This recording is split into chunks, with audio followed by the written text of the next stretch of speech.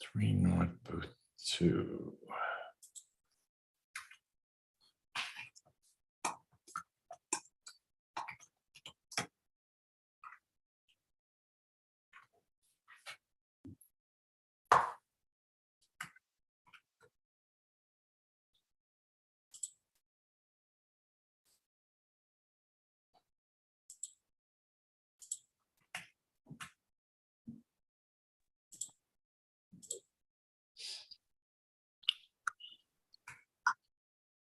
There's Mr.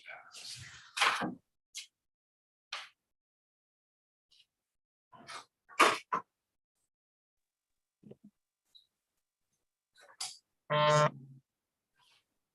I'm going to mute you, Mr. Adams. Okay, we'll let you know when it's time.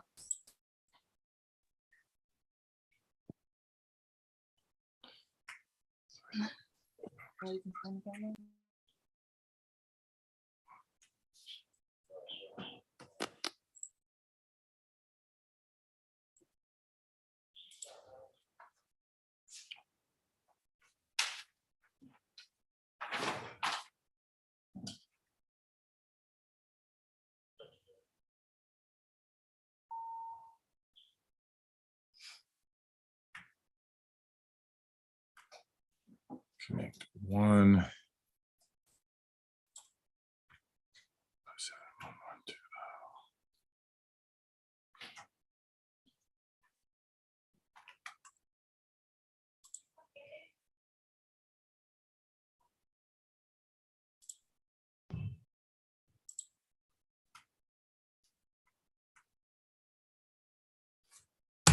All right. Good morning, everyone. We have a mixed calendar this morning for a bunch of folks who are out at Rice Street, and we should have one defendant joining us from the Department of Corrections. I don't know that I see that listed here. Ms. Nelson, have you heard anything from the Department of Corrections?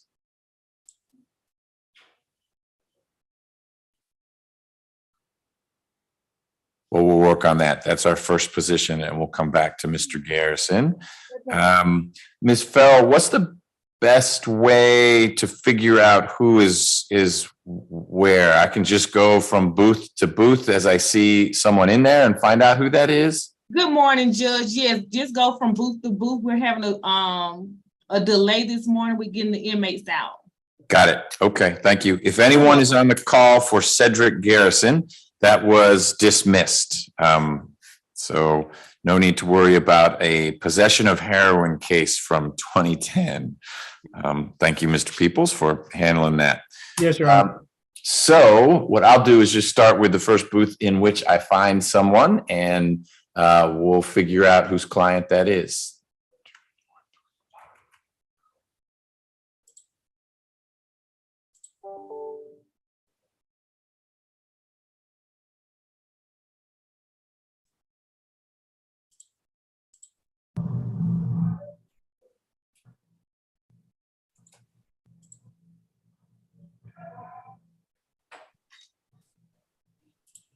Hey, who is in booth 1 on 2 North? Yeah, 1. That works. All right, let's see if we can find you on here. Edwin Edwards, that's position 12. All right, we'll jump straight to that. Mr. Peoples, are you this is a probation revocation matter. Are you handling this for the state? Yes, Your Honor.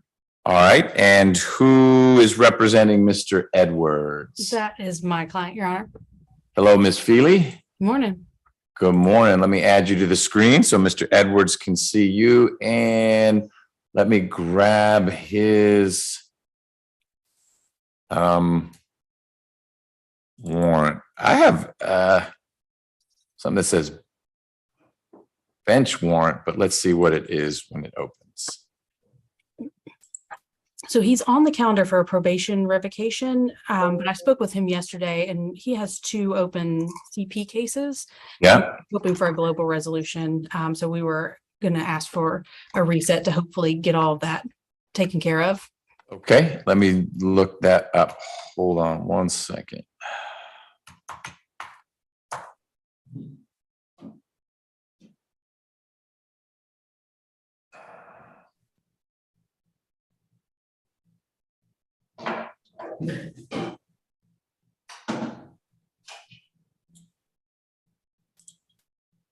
Okay, so I've got an accountability court bench warrant that Judge Richardson signed in July of 21. So it sounds like that's one of Mr. Edwards's situations. And then I do see 2 CP cases. Let's see.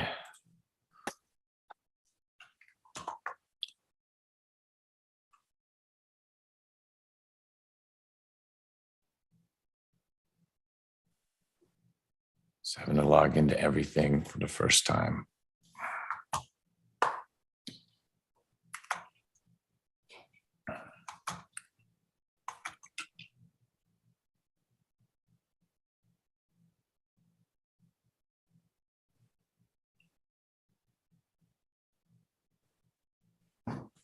So, was Mr. Edwards, Ms. Feely, in BHTC with Judge Richardson? He was, we talked about that. I'm not sure how this case came back to us, but here we are. Okay, I don't mind working with it, but typically it would go to the criminal docket of the judge who was working with the client. But if it makes sense to keep it here, that's okay. Let me check out these CPs. Mr. Edwards, how long have you been at the jail? Like a month. Okay. So we've got an aggravated assault with no bond and, oh, they're sequential.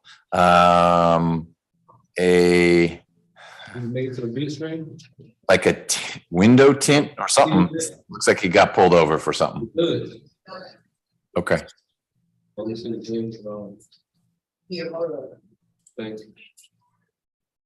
Sorry, I had to mute Mariette Annex. Okay. So what you're asking for, Ms. Feely, is a reset, and you're hoping that the CP cases can be accused, and Mr. Edwards wants to work out whatever the probation issue would be, which I assume is picking up these new charges while on probation for the 2016 case. Right. So when speaking with Mr. Edwards, what's holding him in jail in addition to this is the CP cases. So it makes sense for us to try to work everything out together. Sure, because he has no bond for those. Mr. Peoples, how's that going to work for you?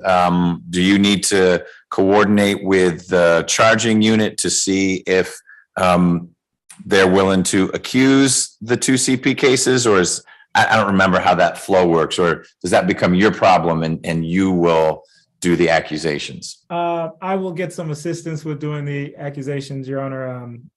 I think that can be done. I would just need to reach out to the victims on these. I'm only seeing one of the CP cases. Would the court indulge the other number? I'm seeing the CP case ending in 178. Yep, the other one ends in 177. Okay. Thank you, Your Honor. So I will I'll coordinate with Attorney Feely and see about getting those accused. Okay. Well, why don't we will, Mr. Edwards, do you understand what it is we're talking about with this global resolution, so that you can take care of not just your probation issue, but these new charges as well? Because I'm making it up. I can say, I'm going to revoke you for 90 days. But you still have these new charges and you have no bond on those. And so 90 days from now, you'd be done with your revocation and you'd still be looking at an aggravated assault case and some kind of motor vehicle violation case. And Ms. Feely is wisely saying, well, why don't we try to work everything out together so that he doesn't have to come back again and again to sort things out. Does that make sense to you? Yes. Okay. Well, then that's what we're going to do. Ms. Feely, we will reset Mr. Edwards's case. I'll have Ms. Nelson coordinate with Mr. Peoples. I don't want to reset it for tomorrow because he won't have time to get done what he needs to get done. I also don't want to reset it for next January because we don't need to wait that long. So we'll figure out what the right next event will be. And Mr. Edwards, you may appear virtually like this. It may be that we can take care of it on one of the days when people get transported over here. But Ms. Feely will keep you posted. And when I see you next, I suspect it will be because you and Ms. Feely have worked out something where you're going to resolve your new charges along with the revocation in your old case. All right? Yes. Any questions? No, sir. All right, Ms. Feely, anything else in Mr. Edwards's case? No, Your Honor. Mr. Peoples? No, Your Honor. Thank you. All right, Mr. Edwards, you are free to leave the booth.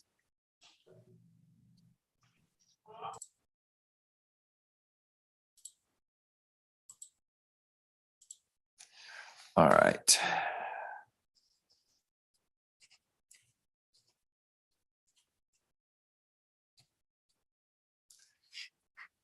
We're going to go to the Marietta Annex next, because I think that will free up a bunch of folks on this call. Let's see if I can make that happen.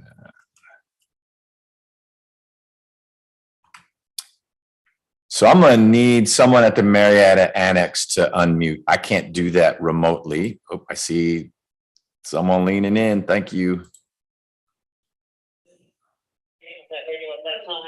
Perfect. Thank you. So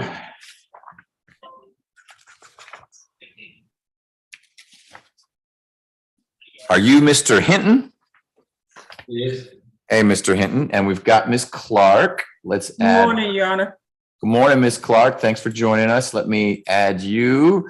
And Mr. Peoples, this is your case. Yes, Your Honor.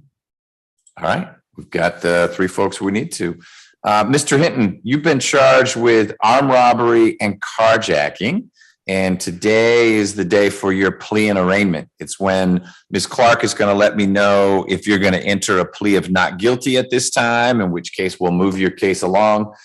Make sure that Ms. Clark gets all the discovery, police reports, body cam, whatever the state has. Then she can meet with you, and then she'll let me know if there are any motions that she wants to pursue. Maybe you gave a statement to the police and she wants to suppress it, whatever might have happened. We'll work through that when I see you next. But today is simply understanding, is this a case that you're pleading not guilty to, so we move forward with discovery, or have you and Ms. Clark and Mr. Peoples already worked it out? Ms. Clark, is Mr. Hinton waiving arraignment and entering a plea of not guilty? Yes, Your Honor. Okay. I'll get a scheduling order in place that will give the state a deadline to get you all the discovery, Ms. Clark, and then we'll give you a later deadline to file any motions. You know the routine, and we will go from there. Is there anything we need to address today on behalf of Mr. Hinton, Ms. Clark? No, Your Honor. I just need to know where he's physically at. Where's the Marietta Annex? In Marietta, Georgia, or around the corner from Rice Street? Around the corner from Rice Street. Thank you. Got it. Mr. Hinton, how old are you? 18. I'll be 19 Friday. Okay. His SB 440 case has been around since 2021, February 2021, and it was indicted, May of this year. So it was a 2-year lag on that. Got it. But that's why I'm sorry, keep going. Yes, that's why he was an SB 440 case. Okay, because I see that we've got Ms. Singleton online as well. So you and she are plugged into Mr. Hinton's case because the date of the alleged incident puts Mr. Hinton into SB 440 land. Correct. We started out back in February of 2021, and he has a new charge since he's been out, another armed robbery, aggravated assault. That would be nice to do all together. Do you have that CP number? Yes, the CP number. Yes, I got the CP number.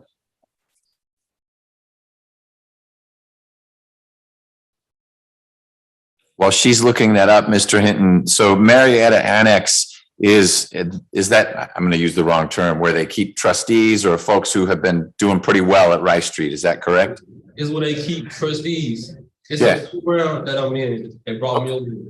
Good. We'll stay in the program.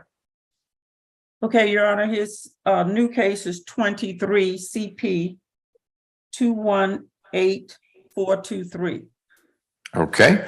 So, Mr. Peoples, that'll come to us regardless. It may need to go through different channels. It's a little different from when we were talking about Mr. Edwards, if it's a carjacking and or armed robbery. But if you don't mind looking into that one, I think I know Ms. Clark is right. It doesn't make a ton of sense for Mr. Hinton to invest a lot in resolving the indicted case when he's got very similarly serious charges that haven't been indicted yet. So hopefully you and Ms. Clark can engage on both of those, and we'll figure out a way to move forward. But I'll get a scheduling order out for this one, so at least it'll be moving along.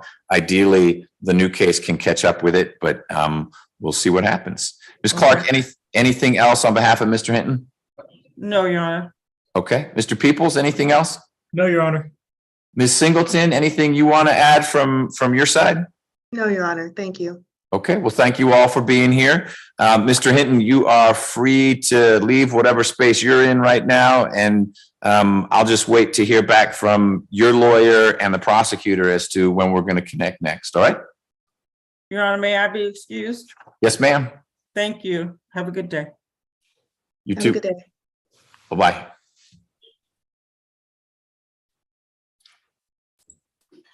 All right.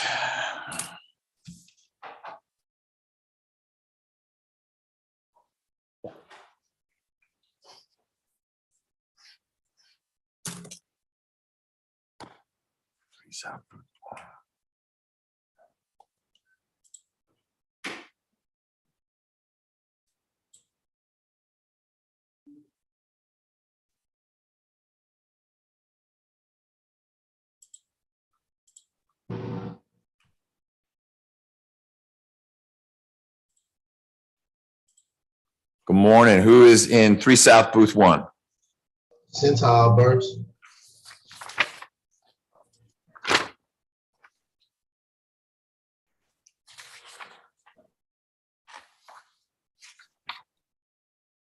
Gotcha. This is position 13. Let me find Burse.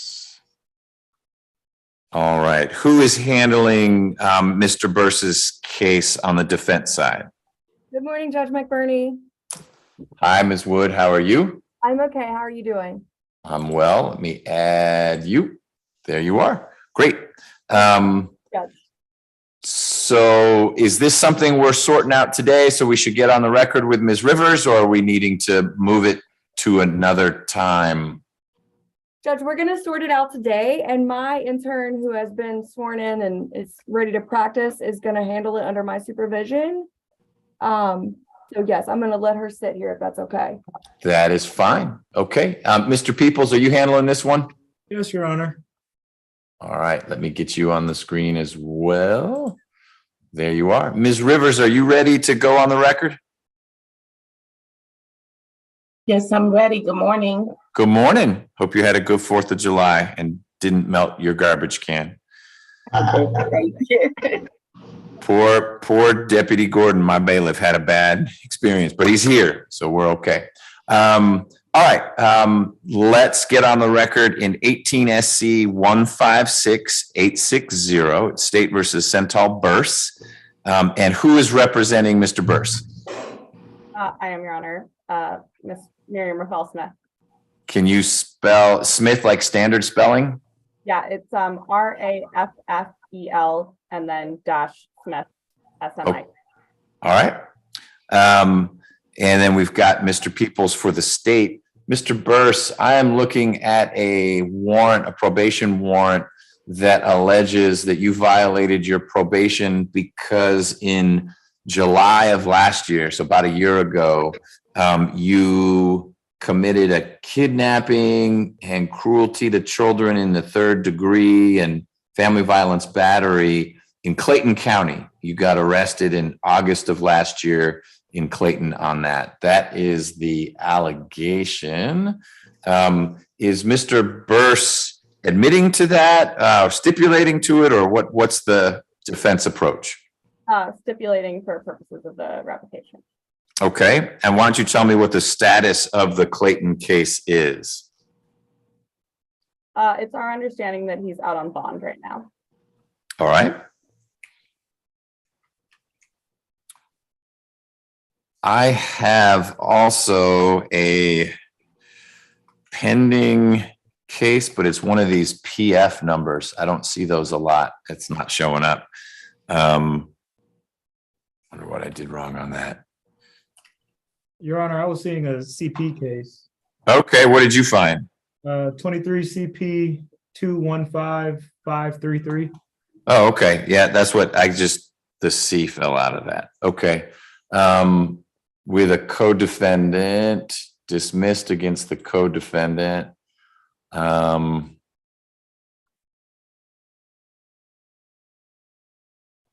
Okay. But Mr. Burse has a bond for that. So that's going where that's going. Okay. All right. So we have a stipulation that Mr. Burse was arrested for those things in Clayton County. Has he been indicted in Clayton County for them? Not to our knowledge. Okay. And what is your recommendation as to what ought to happen in this case because of that arrest? Your Honor, we're asking for 60 days revoked with credit for time served and then reinstated probation. Okay. Ms. Tucson, good morning. Could you let me know how much time remains on Mr. Burse's case? Good morning. I'm looking at both that he has here.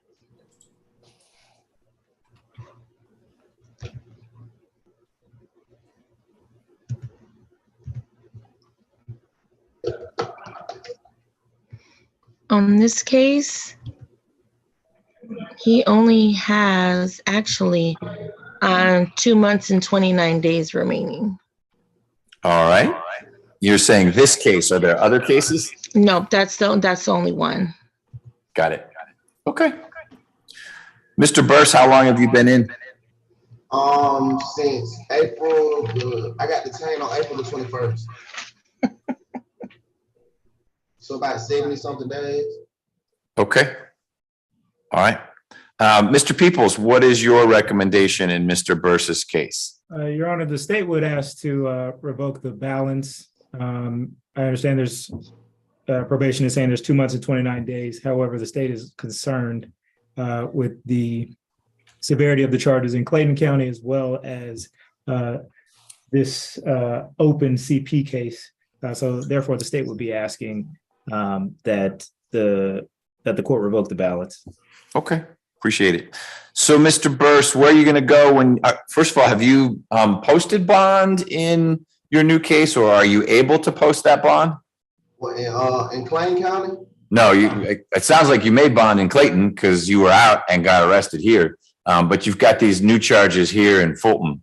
Well, see, the charge in Clayton County was like a domestic charge with my girlfriend, but they dropping those charges. She wrote an affidavit, and they're supposed to be dropping those. As far as my case in Fulton, I bonded out for that as well. So I got a lawyer on that case as we speak.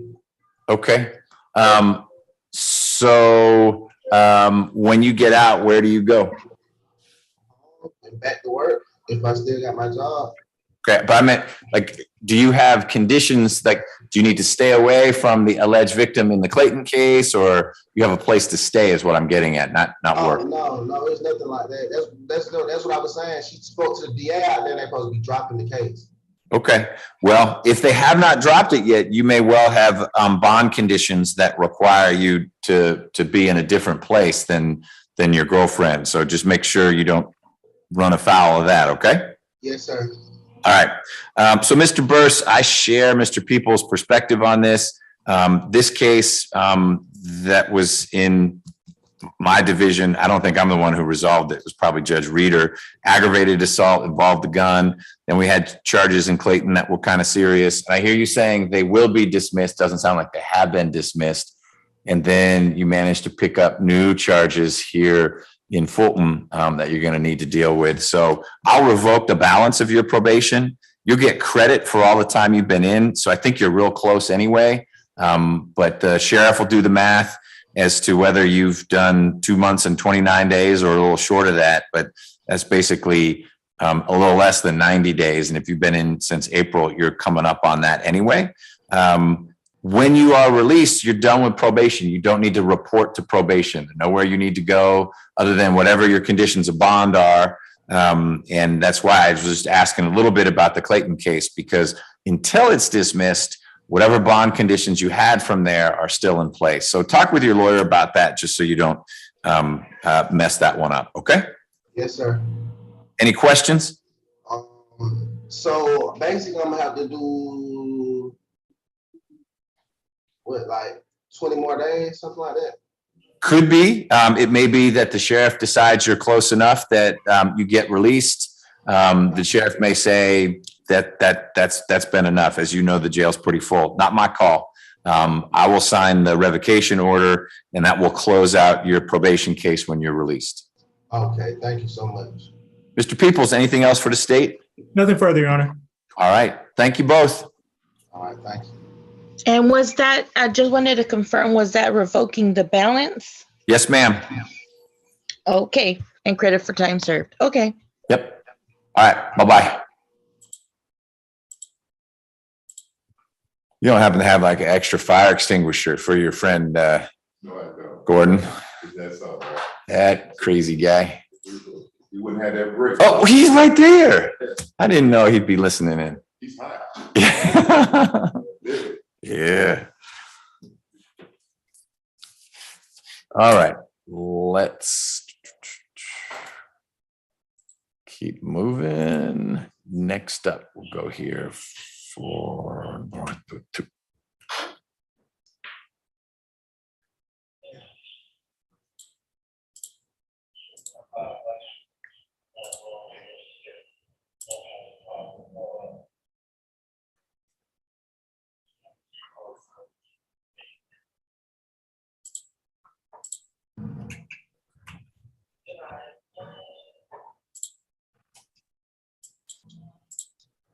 Hey, good morning. Who is in 4 North Booth 2? Marquise O'Neill. Good morning, Mr. O'Neill. You are position 15. Oh, it's Mr. Adams's lucky day. You came up next. So let's get Mr. Adams in the mix here, and let me get your warrant. Your Honor, if I may. Your Honor. Hold on 1 sec. Mr. Peoples, were you trying to say something? Yes, Your Honor. Mr. O'Neill has an open CP case. I had been in contact with Attorney Wood, and I accused his open CP case this morning. I just have to go back upstairs to the clerk's office. They sent me an email saying I needed a green sheet. So if we could hold Mr. O'Neill close to the end, that way I'll have just enough time to run upstairs and drop this off so they can assign it an SC number. Sure. I think we'd be able to resolve him. No, that's definitely in Mr. O'Neill's best interest if that takes care of all the pieces. Ms. Wood, is it your sense that you are going to handle all of Mr. O'Neill's business such that Mr. Adams can go? Or is this going to be a joint production with you and Mr. Adams? I don't want to keep people on, but I don't want to lose people if we need both lawyers to make this work. Yeah, and I talked to Mr. O'Neill this morning at the jail. I defer to Miss Woods, please. Okay. Ms. Wood, you good handling it all? Yes, Judge, I'm prepared to go forward on both things. All right. Most importantly, Mr. O'Neill, you're okay. If I excuse Mr. Adams, you're okay with that? I think you may have retained him way back when on the case, and he got you the resolution he did. We're now dealing with the aftermath because you allegedly did something while you were on probation for that case. You okay with us just keeping Ms. Wood around? Yes, Your Honor. All right, Mr. Adams, thank you for joining us. Okay, I have one more case, so I'll stay on. Thank you. All right. Got it. We've got an indictment number that I'm seeing for Mr. O'Neill. I don't know if that means you've got what you need, Mr. Peoples. It is, if I can get so many screens, 23 SC 188293. Let me see, Your Honor. I'm looking it up right now. They might have done it for me, then that'd be perfect.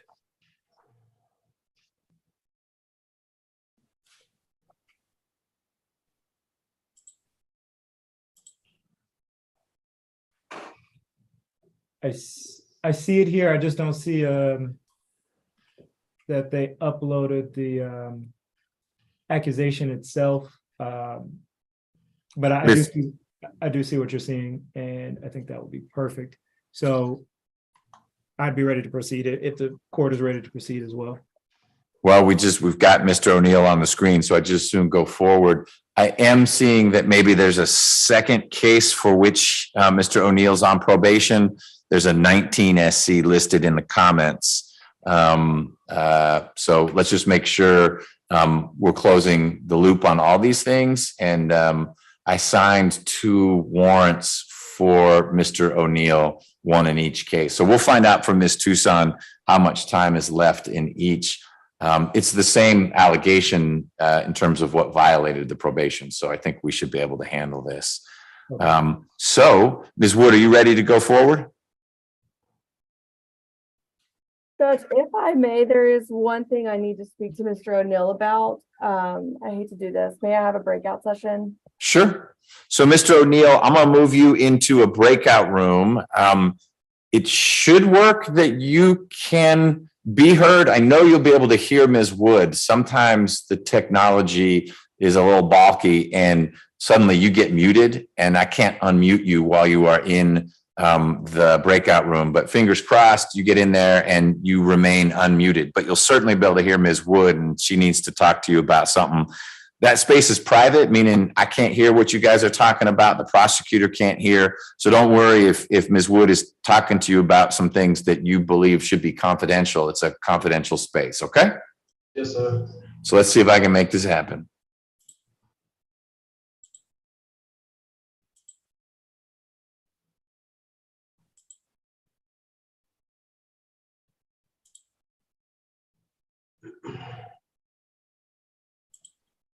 All right, see what happens.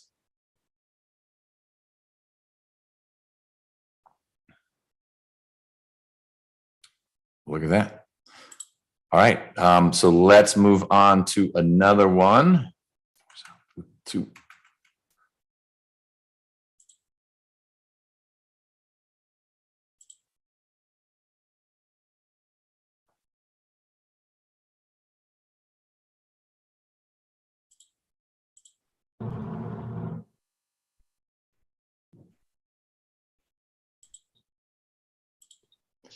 Good morning. Who is in 4 South, booth 2?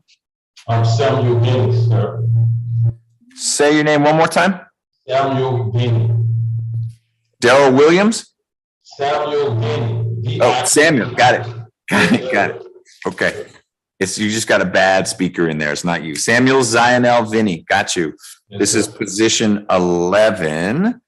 That's an old case. Ms. Feely, is this your case or is it Ms. Woods or neither? I think we thought it was actually Mr. Matthews's case. Okay, well, let me ask Mr. Vinny. Mr. Vinny, I've got listed on the calendar that Carrington Matthews represents you. That could be that he represented you way back in 2013. It could be that he still represents you and you've been paying him. Tell me what you think the deal is. Yes, sir. It is what it is. But I got picked up on my brother case. It was a RICO act, and I guess that supposed to violate my probation or something. That's right. Okay. And I'm getting a note here from my staff that Mr. Matthews's staff called in saying they don't represent you for this revocation. They've not been retained to handle you for this revocation. So you've got an open case in Judge Leffridge that's pretty new. Let's see who's got that.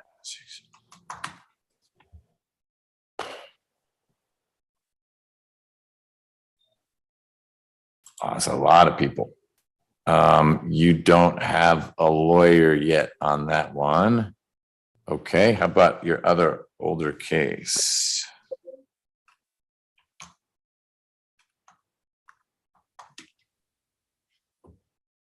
You got Mr. Matthews on that one. Okay. So Ms. Feely, maybe we need to reset this briefly so that your office can talk to Mr. Vinny. But again, Mr. Matthews's office responded that they are not representing Mr. Vinny for purposes of this revocation. Understood. Unfortunately, I think that is what's going to have to happen. Ms. Wood and Nora, I have spoken with Mr. Vinny. We were trying to figure out who in Judge Leffridge represented him on his pending cases, but I think a reset would be appropriate. Okay. And in your defense, Mr. Matthews is listed as counsel of record for the 2017 case that's in judicial hold, maybe because there was a bench warrant or something. The brand new case with a bunch of co-defendants, there's no lawyer yet for Mr. Vinny. But Mr. Vinny, what do you want to say? I was told that I was took off the indictment calendar. I don't even know what I'm locked up for. I haven't been locked up for a new charge, nothing. It's like I'm just sitting here. Okay. Well, let me help you on a couple of things. I can answer some of those questions. So,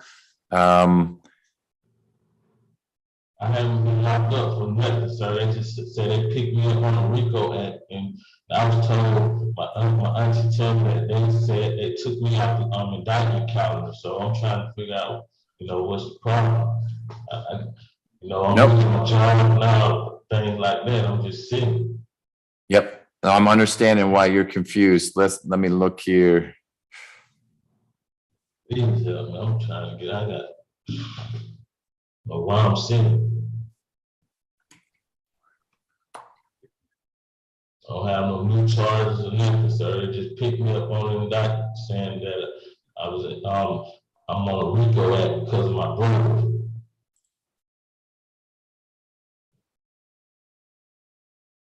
So you've got a case from 2017 that's still open. You were charged with aggravated battery and aggravated assault long time ago. You also have a new case that charges you and a bunch of other people. Let me pull it back up. That's the RICO for my brother's case, but they just picked me up off the street, and I guess that violated my probation or something. But they just picked me up. I don't have a new charge that's something I did. Well, so it was a re-indictment of the old case.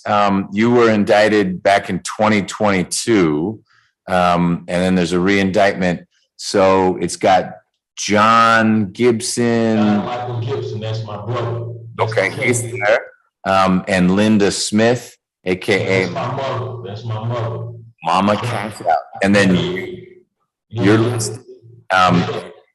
They was locked up. They're locked up on that case. I've been in prison. I had just got out from doing 5 years in prison, and they picked me up on a RICO case on my brother and my mother, who the people that you just called. They said they picked me up on a RICO, and I don't know what's going on. Yep. Well, so you've got that. You need to have an arraignment on that. You are going to be in front of Judge Leffridge. That's the judge who's got that case. Next week, what is today? The 5th. 1 week from today, you're going to be in front of Judge Leffridge on, I'm going to call it the new case just because it's a new indictment, but you know what it is. It's the RICO case with your brother and your mom and a whole bunch of other folks, including you. I took out the indictment. They said, my cousin said, the lawyer said, I've been took off the indictment on that case. Nope, I'm looking at it right now. You are the third defendant. Samuel, they got a different middle name. Vinny. Lionel. Vinny. Okay, that's it. Samuel Lionel Vinny, aka Sam. And I don't want to talk to you about the case because you shouldn't be talking about the case, other than that you're named in it. I've been locked up doing almost 140 days, sir. Nothing. I'm losing everything, man. Okay. I don't even know. I'm being detained for something I ain't do, and I don't have a new charge. I don't understand that. I don't understand. I'm being detained for nothing. I'm gonna go home today. Like this could be dismissed, be resolved. I'm not out there hurting nobody. I just got picked up, and that's it. I don't have a new case. I don't have a new charge.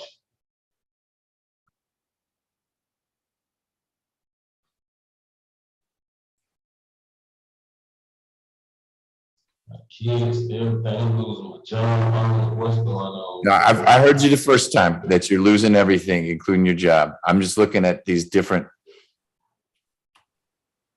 Okay, here's the probation warrant that I signed. That's the only part I can mess with.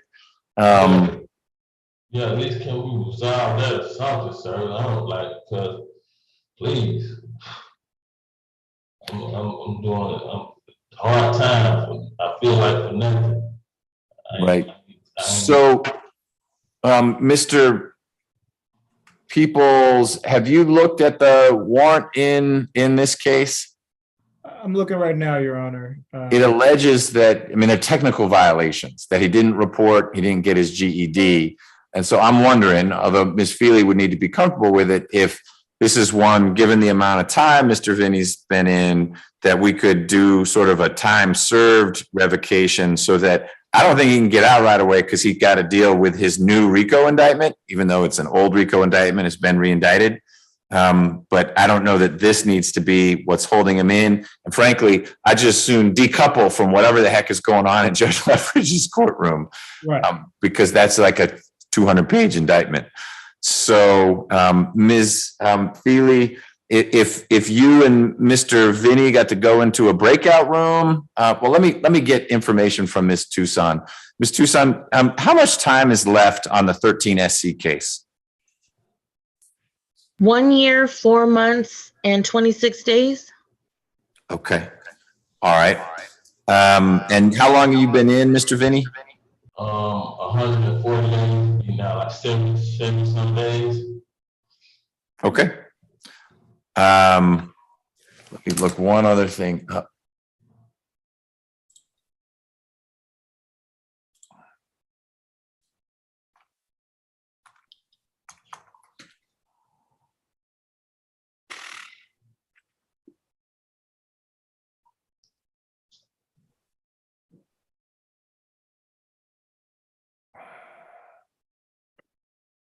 Yeah, April 28th. You've been 69 days. All right.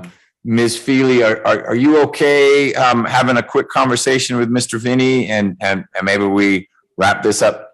Or I'm not putting any pressure on you. If that's not protocol, we can certainly get Mr. Vinny back this week if we need to, or early next week. Absolutely. I think handling it and decoupling from the Lethbridge situation would be beneficial for everyone. Okay, well, I'm gonna try to put you guys into a breakout room. Let's see what happens. Ms. Wood is back. Hey, Ms. Wood, did the audio work in the breakout room? No, Your Honor, we played charades. Like he couldn't hear you? He could hear me, I just couldn't hear him. Got it. That was my fear. Okay. That's going to make it complicated. But maybe I can try to fix that. I'm going to put you guys in a breakout room anyway. We'll see what happens, but I may be able to make it work. Let's see.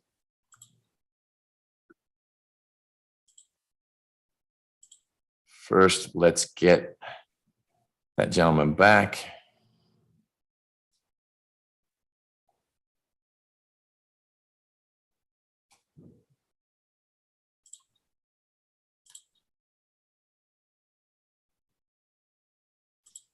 And force out group 2.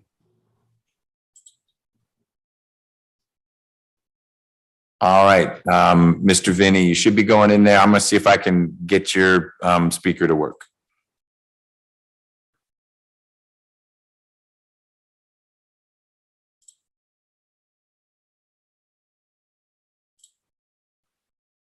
Here we go.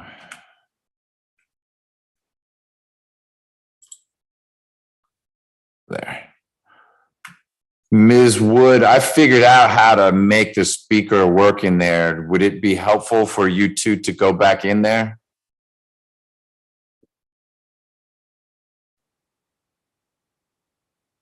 Whoops.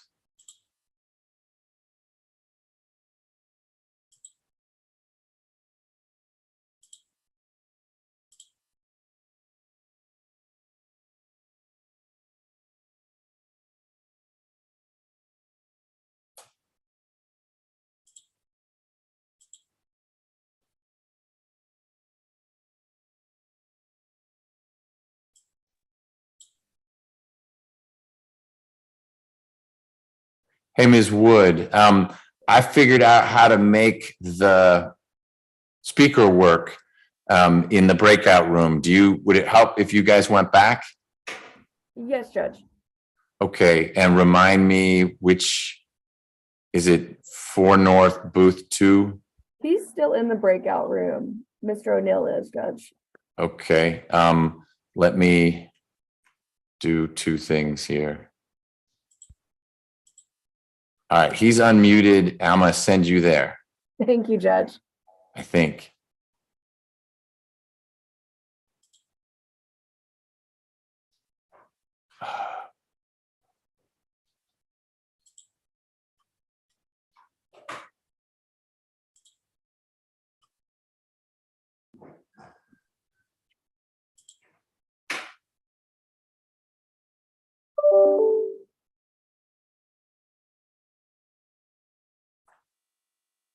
Hey, can you hear me? Yes, sir. Great, I can hear you. I'm gonna get Ms. Wood back in there, okay? No, you stay right there, okay? Don't go anywhere.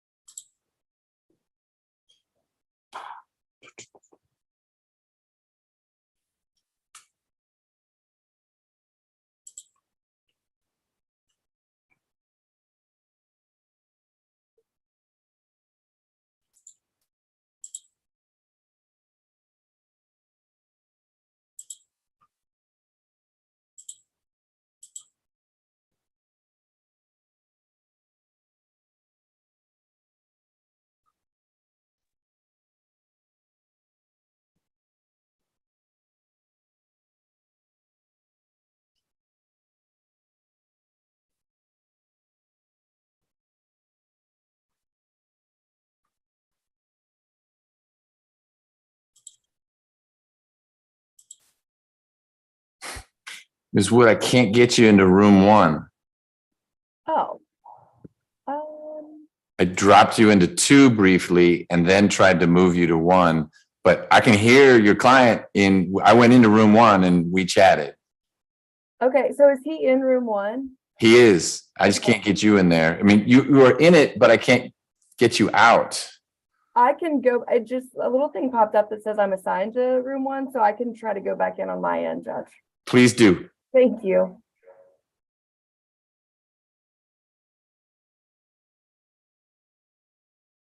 Excellent. All right, let's see if we can find Ms. Flack's client because she is on.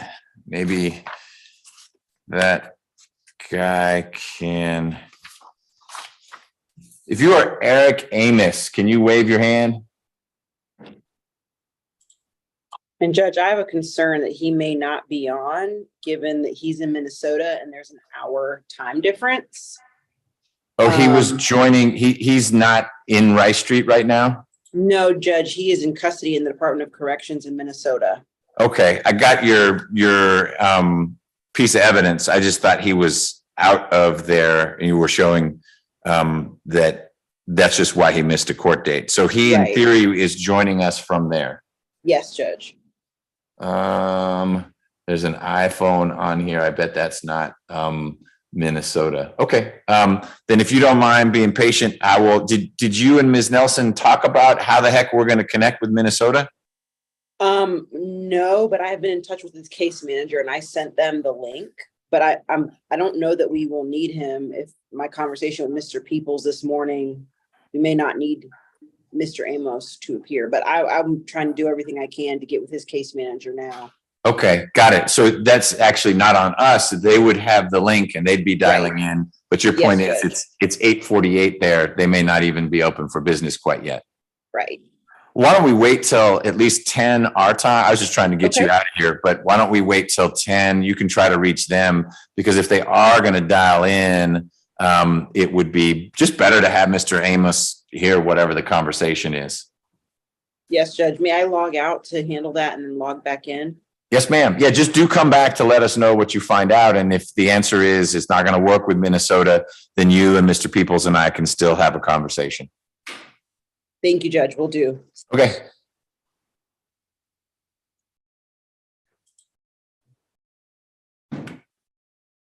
So, Mr. Adams, what's your other case?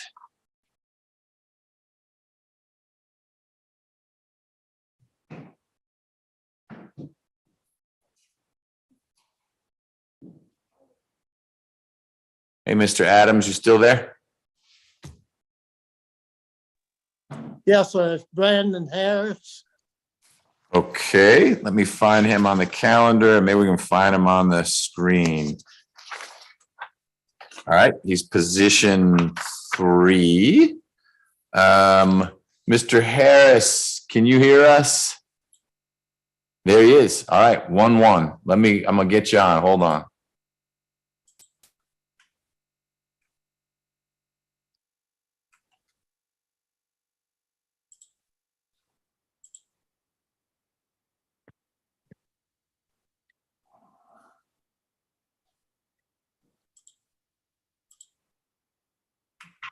Mr. Harris, can you hear me?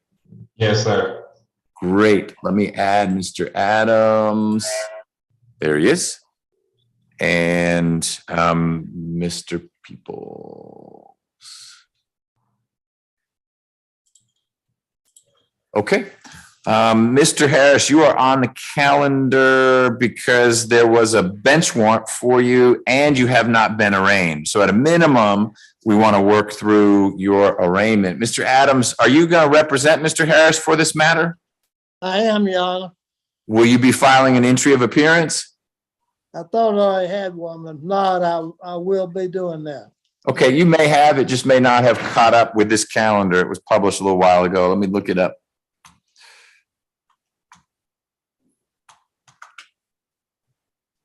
That wasn't right.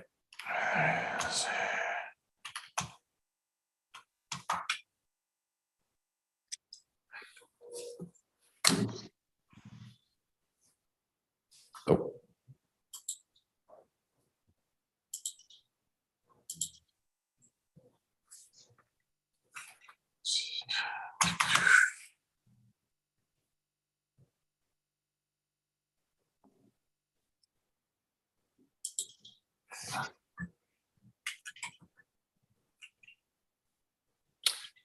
Nope. Right now, Ms. Wood is listed as counsel. She filed an entry in early May. So one, we'll need you to do an entry of appearance. Is Mr. Harris waiving arraignment? If we could speak to the ADA, we might be able to resolve the case if that's possible. Okay. I'm fine having you do that. Do you want to talk to Mr. Peoples is in his office, so he could always mute on here and you two could just talk on the phone. Do you want Mr. Harris present for the conversation such that the three of you go into a breakout room, or how do you want it to work? No, if Mr. People can call me or I call him, if he give me the number, I'll be glad to call him. Your Honor, I wouldn't mind. I never mind at all. However, this case would not be mine. It's going to be ADA Willingham. I am prepared to make any announcements for her today, and any of the resolutions that she sent me. I wouldn't be prepared to handle Mr. Harris's case today. Got it. Okay, that's a fair point. I noticed it's a family violence aggravated assault. So that would be her case. So why don't we, Mr. Adams, today take care of the procedural basics, and then what Mr. Peoples can do is get Ms. Willingham to call you this week so that you and she can talk about a possible resolution. And if you achieve one, I'm happy getting Mr. Harris over here any day. It's not hard to get a defendant over here. So let's start with the basics. You will file an entry of appearance. Are you? That case number is 23 SC 186762. okay. Hold on, Mr. Harris. I'll hear from you, I promise. And is Mr. Harris waiving arraignment? We will, Your Honor. All right, we'll need you to file that as well. but I think that may even be the same document. Mr. Harris, all waiving arraignment means is that you're pleading not guilty. And then Ms. Willingham, a prosecutor who's not here today with us, will be getting all the discovery to Mr. Adams. More importantly, she'll be calling Mr. Adams soon so that the two of them can talk about possibly resolving your case. But you had a question. What's your question, Mr. Harris? I can answer the question for him. Yeah, as you pointed out, he does have a failure to appear. I've checked the records. His notice was sent back because of insufficient address. We'd ask that the warrant be withdrawn and being reinstated to his bond. My understanding, the bonding company is willing to stay on. So what's the correct address? Mr. Harris? Since I was arrested, I have recently moved. That's why the iPhone is on there. So the correct address will be updated. I moved on June 26th. That was my correct address. It was an apartment, so I believe it was put in the wrong mailbox or something like that, but it was the address that the case happened at, was the correct address. And what was that address? 5100 Welcome Mall Road, apartment J6. I believe the apartment number was left off somehow, but I'm on house arrest right now on 2, so they had my address also. That's why I didn't know the address was insufficient. So I've got an address in the system that's on Panthersville Road. Yes, that was the iPhone address, the Lethia. When I got arrested, I was moving at the time, so I gave them her address because they told me I wasn't going to go to court until after she moves, and I'll be moving with her. So this Panthersville Road address is or is not your address? Not right now. It will be updated. I recently moved. I didn't say that I was moving there, but she moved since I was in here. Oh, this is old. So this incident is way back in December of 2020. Yes, and it happened at my apartment, but since I was arrested recently, I was moving with her. Yep. And then when she found a new house while I was in here, she moved to a new address, which I have right here to update. Okay. So you weren't indicted for 2.5 years, basically. You posted your bond and were going about your business. I was on Anchor Monitor. I've been on Anchor Monitor for 2 years. Okay. All right. Mr. Peoples, I'm inclined to lift the bench warrant if we do have a good address. Is that something that you and Ms. Willingham discussed? It's not something that we discussed, Your Honor. However, I would defer to the court on that. Okay. Let me look at your bond order. So this was from 2 years ago. You had to wear an ankle monitor. You had to stay away from Ms. Raphael. Are you staying away from Ms. Raphael, or is that who you say you're living with? I'm living with Delethea White. I haven't seen Ms. Raphael since the case happened. Good choice. Okay. Yeah. And the address you had to live at was, there's no apartment listed there. 5100 Welcome Mall Road in Atlanta. Yeah. And I thought the apartment number was on there because that's where the incident happened. That was my apartment. No. It's the mistake was here by the court. So then is this address that I shared with you, the Panthersville Road, apartment K, is that where you're going to be staying, or you're going to be staying somewhere else? I will be staying at 839 Mimosa Drive, Forest Park, Georgia, 30297. Okay. So Mr. Adams, you need to do 3 things. 1, you got to file an entry of appearance. Okay. 2, the waiver of arraignment. Okay. And 3, a change of address for Mr. Harris. And you can get that address again from Mr. Harris or the lady he mentioned, but the system doesn't have the correct address. We're going to mail things to the address in the system. If it is not updated, that's on you, Mr. Harris, because you're hearing me tell you right now, it says Panthersville Road, apartment K.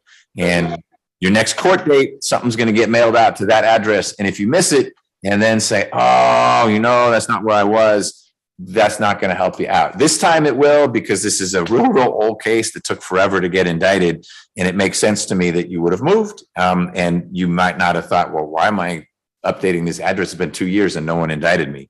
Now you've been indicted, and you need to make sure you keep that address current. So you or someone with you needs to get that address to Mr. Adams so he can get the change of address filed, okay? Yes, sir. Someone would have it sent to them. I would have Alethea send it to them as soon as I get back to the dorm. And she also has set up mail forwarding, so we would get anything that was sent there. Okay. Mr. Peoples, anything else on behalf of the state? No, Your Honor. So, Mr. Adams, I will set aside the bench warrant as soon as I see the waiver of arraignment, entry of appearance, and change of address filed. When those are in the docket, I will set aside the bench warrant. Okay, y'all. Thank you. All right, Mr. Harris, any other questions? Would that be today, or would I have to still wait a while? I would do it quick as soon as possible, Mr. Yep, and Mr. Adams can let my staff know that he's done it, and we'll see that it's in the queue, and then I'll set aside that bench warrant. So is it today? But it should be by tomorrow. If it's Friday and you're still there, call Mr. Adams and say, what are you doing? Okay. All right. All right, you are free to leave the booth. Thank you, Mr. Adams. You can go. Yeah. One more question. That means my bond will be reinstated with the current conditions, correct? It will, and if you don't resolve the case real soon, you should ask Mr. Adams to reach out, because we need to get that ankle monitor off you. If you had one on for 2 years and there've been no issues with Ms. Raphael, then we need to put the ankle monitor on someone else. Okay, thank you. All right. Thank you, y'all. You bet. I can. Yeah, you're free to go, Mr. Harris. All right, thank you.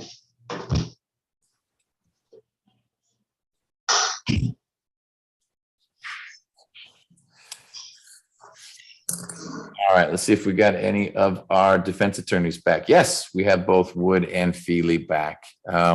So let me go into those breakout rooms. Ms. Feely, main session.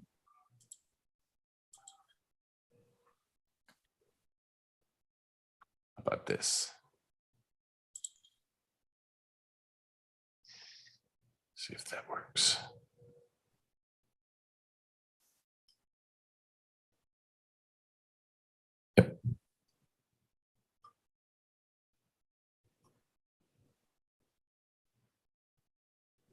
Okay. Ms. Feely, remind me with whom you were speaking so we can get him back on the screen. Position 11, Mr. Vinny. Mr. Vinny, right.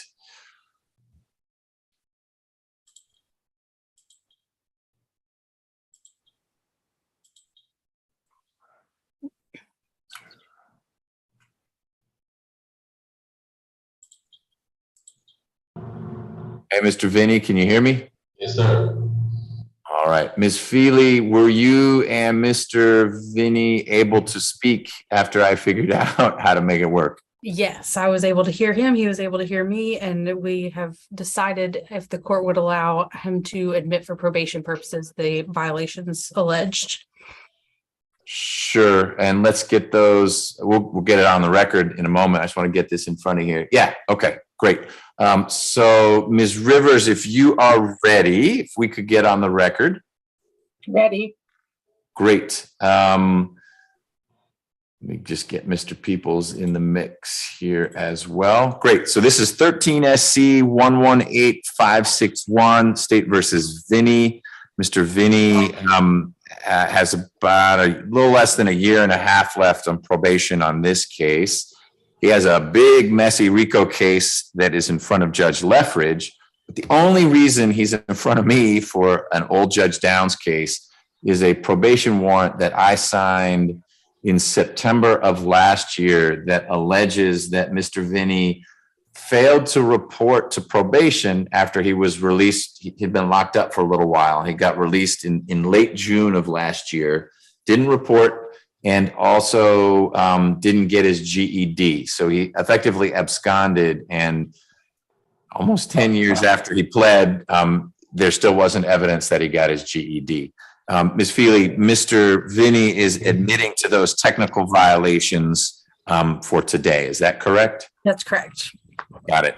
Mr. Vinny, do you have your GED, or is that just something you've decided you're not going to do? No, I don't have my GED, sir. Okay. So it's been about 10 years since you got sentenced in this case with Judge Downs. Is that something you're going to do, or just not? I'm definitely working on it, sir. Yes, sir. Okay. I'm gonna do Yeah. What is your recommendation, Ms. Feely? We're asking the court to revoke 60 days and just close this case out to leave him to the tender mercies of Judge Leffridge. Mr. Vinny's 37. He has 2 children, ages 6 and 8. He was working, as the court heard, he's risking losing his job, but he does work as a home cleaner for a company. He went to the 10th grade, and he has a cousin with whom he can live when he is released. So we're just hoping to wrap this up to allow him to deal with, get this hurdle so that he can deal with his other matters. Okay.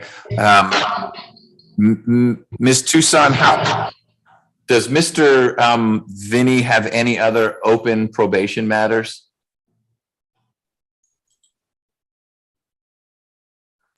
Let me double check. I don't believe so. That was the only one I pulled.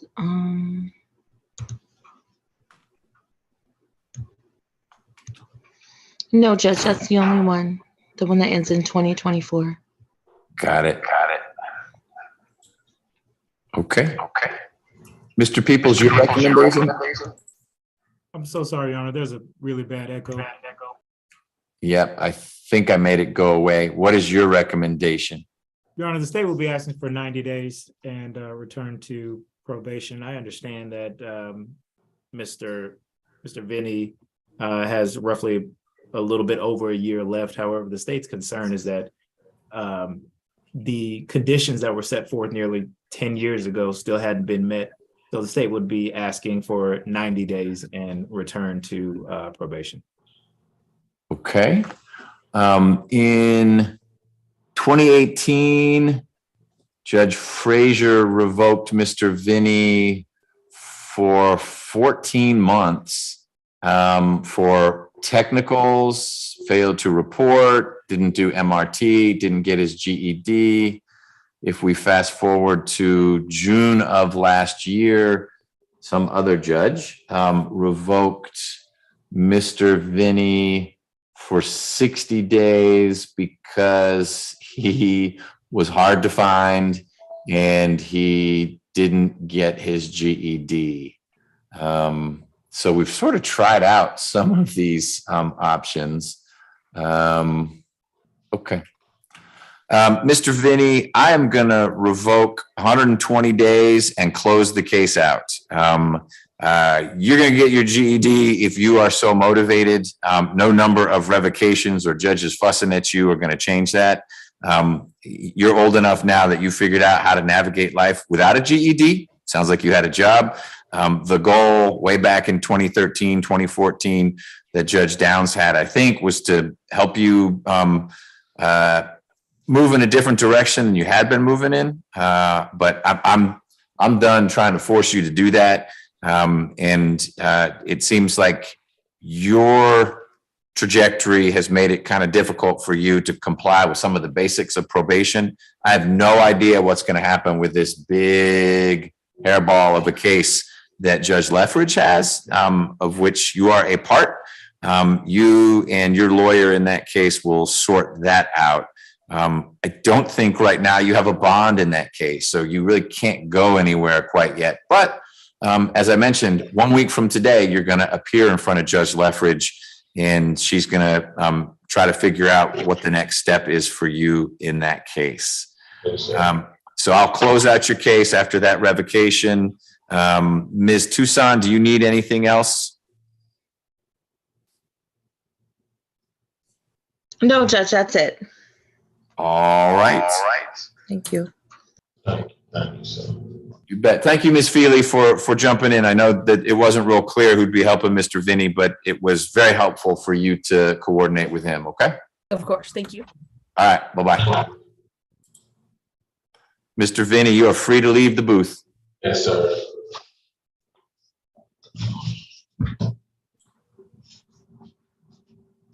All right.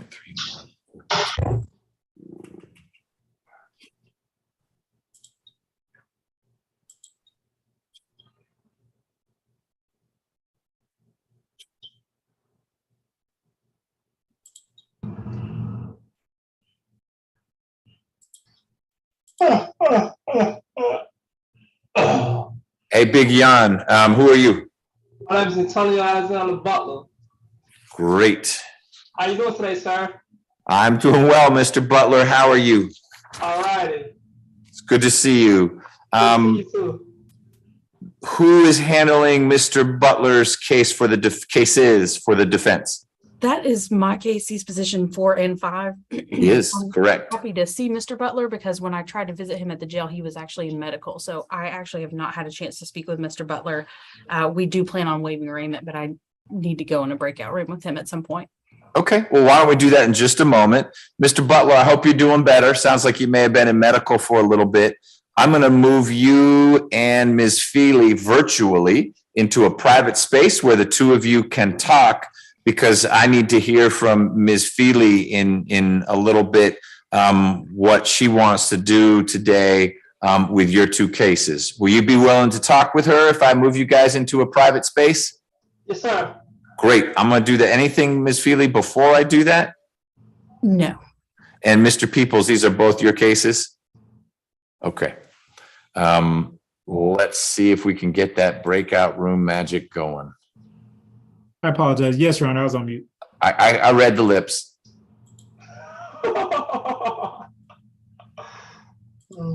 All right, let's try here. Ms. Feely and North Booth 2. Oh, come on.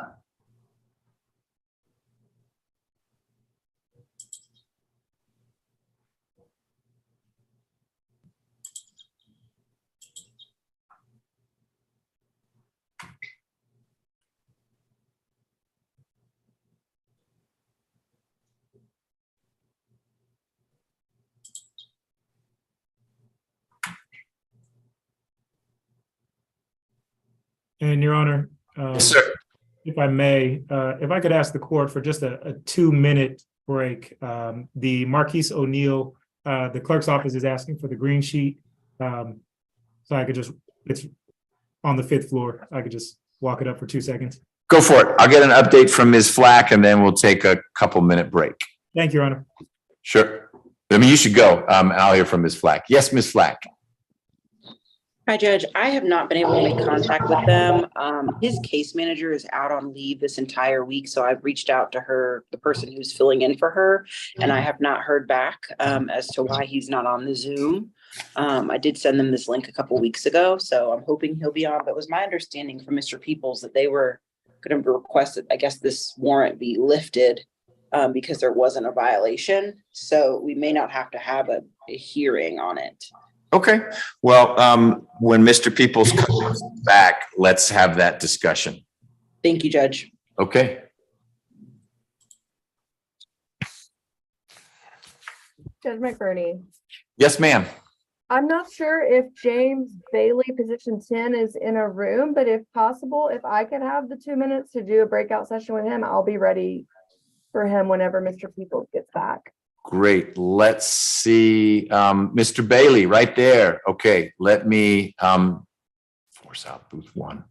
Okay. Mr. Bailey, I'm going to move you into a breakout room with Ms. Wood. Okay. I can do that. Force out.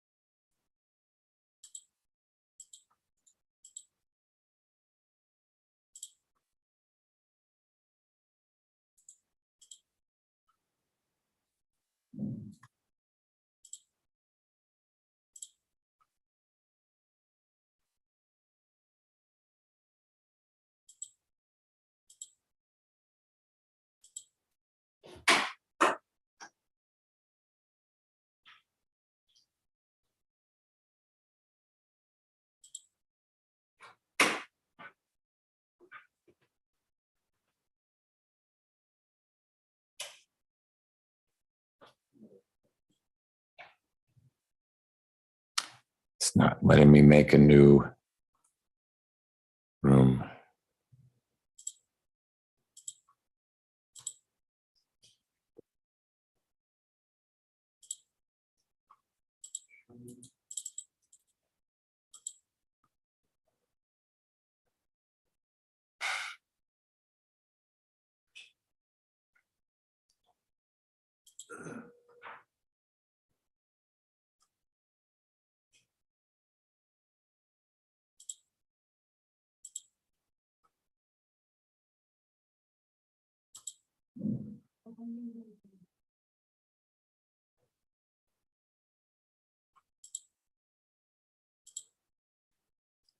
I'm having a technical issue on my side trying to create a new room, so we're gonna have to hold off on that. Mr. Peoples, let's, since you're back, talk real briefly with Ms. Flack. Yes, Your Honor.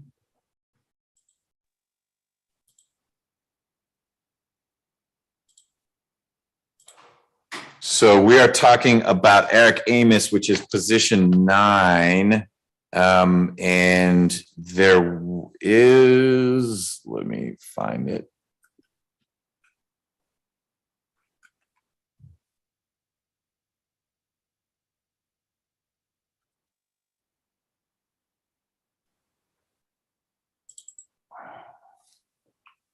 A motion to lift his warrant. I don't actually have his warrant, but I've got Ms. Flack's motion, and I've got a printout from the Minnesota Department of Corrections showing that Mr. Amos got locked up in Minnesota in May of 2020. He's currently at Minnesota Correctional Facility Moose Lake, and he's anticipated release date is around Thanksgiving of this year. That's what I have. Ms. Flack, tell me what you understand Mr. Amos's situation to be. Yes, Judge, I represented Mr. Amos back in 2019. We pled guilty. He served a year. The sentence was commuted to time served, and he pled guilty in front of Judge Reeder. He never was released. It was a behavioral health treatment court probated sentence. He never was released, though, because he was actually extradited straight from Fulton County Jail to Minnesota. And I did confirm with the Fulton County Sheriff's Office that there was an extradition hearing, and Minnesota did pick him up. So he was released from Rice Street on September 29th and then extradited to Minnesota, where he was in the county jail until May of 2020, where he then was sentenced to Department of Corrections. And so I filed this motion to lift the warrant because he'd never violated probation. He wasn't ever able to report because he's never been released. So it's not a situation where he walked out of the door at Rice Street and failed to report. Now he is pending release in prison, early release, but they will not do that because he has an open warrant. So in my communications with the case manager there, once this warrant is lifted, he can then be released, and then he can comply with all terms of this sentence as originally ordered in 2019. So that's why we're requesting this motion. Okay, that makes sense. I don't see a warrant anywhere. My ability to probe the depths of Odyssey is pretty limited, but I don't see a warrant. There's the final disposition in September of 2019, and then the next thing in the docket is your motion. What is the warrant? Just a failure to participate in BHTC or a failure to plug in with probation? Is that it? Yes, Judge. Okay. That's my understanding of what it is. And it is showing. They're seeing it. And my communication with the sheriff's office here, there is an active warrant for him. Okay. Well, and that's the more important part. Yeah, there's something that's red in the warrant area. Wonder if that will go to the warrant. Unserved probation felony warrant. Okay. So it's out there. It sounds like to me, Mr. Peoples, this is one that ought to be lifted since Mr. Amos never really got out. Do you have any questions, concerns, any documentation that you need to verify? No, Your Honor. I spoke with Attorney Flack this morning also, and the information that she provided to myself as well as to the court, I believe is accurate. And the state would have no objection to lifting this warrant. Okay, that's what I'll do. Ms. Flack, I don't know how much more time Mr. Amos has on probation. It may be that his sentence here expires before he wraps up his business in Minnesota. But at a minimum, I'll make sure that the probation warrant is canceled, lifted, whatever the right verb is, so that Mr. Amos can move in the direction he's trying to in Minnesota. Thank you, Your Honor. You bet. Thanks for dialing in. You'll take care of letting him know through his caseworker, Ms. Lund. Yes, I sure will, Judge. Okay, great. Thank you. Thank you.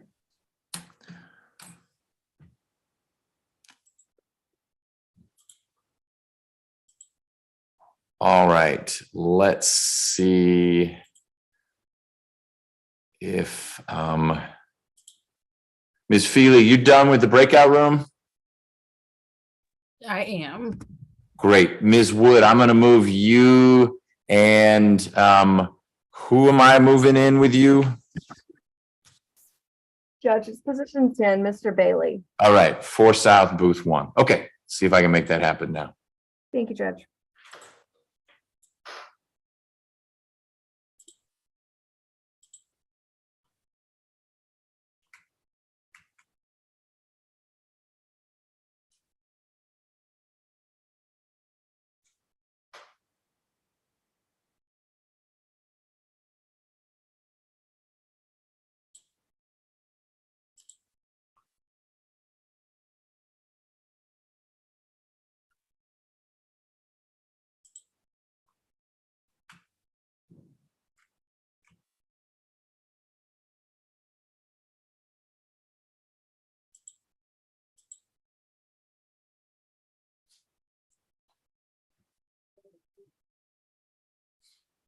Three North, booth 2.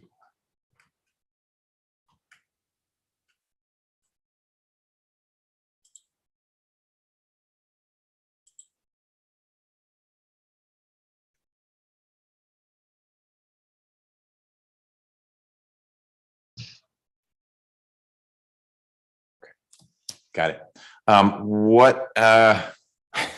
See what we can do next. Ms. Feely, do you have any clients we can work with right now? So I was in a breakout room with positions 4 and 5, Antonio Butler. Okay, I think he just walked out of 3 North booth 2. I saw the door close. Maybe he'll come back. Anyone else you have on this calendar, or it's all Ms. Wood? Because we've got a gentleman in 4 North booth 1 that we could work with. I just don't know who you've got left. So I have position 2, Daryl Williams. Have we done him? We have not. Mr. Williams, are you? Let me see if there are other screens. Mr. Williams. Mr. Williams? Nope. Okay. Anyone else? I have position 7, Mr. Walls. All right. Mr. Walls. Either any of you, Mr. Walls? No, we got 3 booths with people in them. So. All right, so Mr. Walls is 2 positions. Mr. Williams, we need to figure out. Let me unmute this one for North booth 1.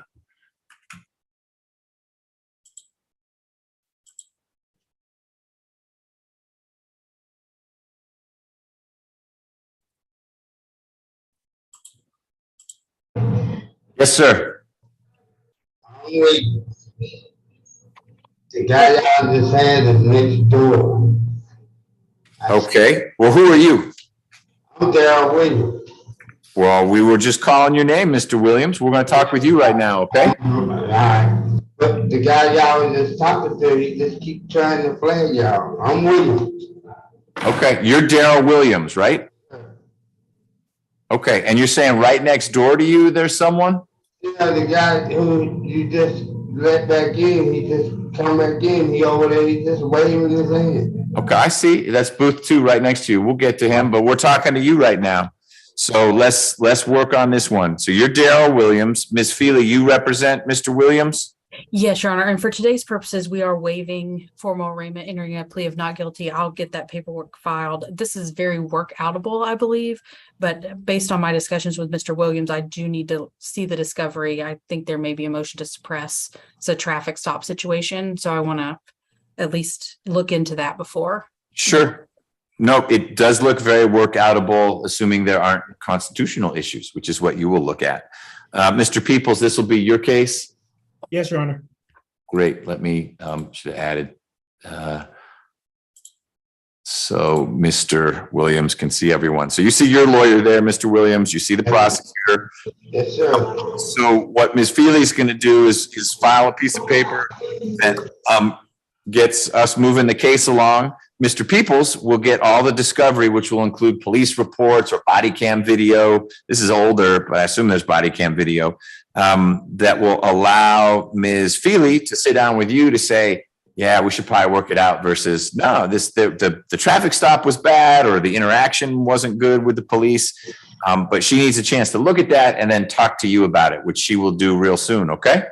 You have any questions, Mr. Williams? Basically, what all I'm charged with is I'm gonna be able to get out of here. I don't like being in here. Okay, I think Ms. Feely gets that. Your charges in the grand scheme of thing are not that serious. It may depend more on whether you've had a lot of charges like this before, but Ms. Feely will talk with you about that, and I will see you soon so we can work through it. Okay. All right. All right, Mr. Peoples. Anything else from the state? No, Your Honor. All right. So waiver and scheduling order is what we will do next. Thank you, Ms. Feely, and Mr. Williams. Thank you for your patience. You are free to leave the booth. Okay. Bye-bye.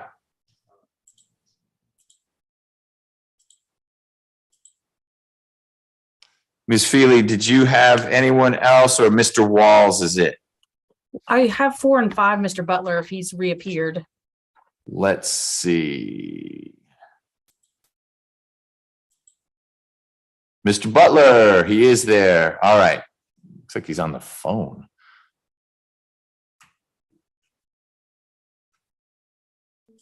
Hey, Mr. Butler, can you hear us?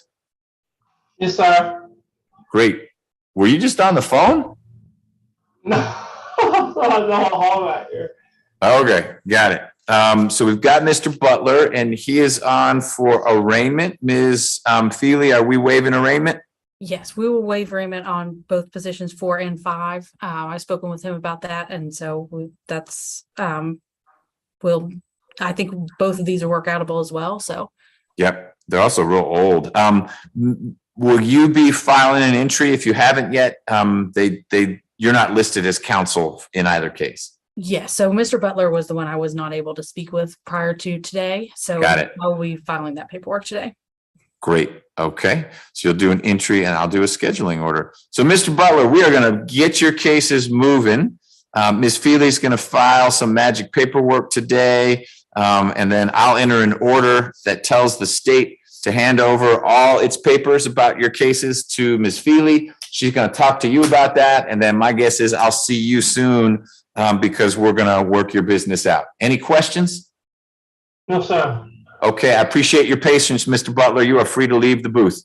Thank you. You bet. Thanks, Ms. Feely. Yep. And is that it for you other than Mr. Walls? Unfortunately, that Mr. Walls is my last one. Okay. Now, there was some booth I was supposed to add. Let me see.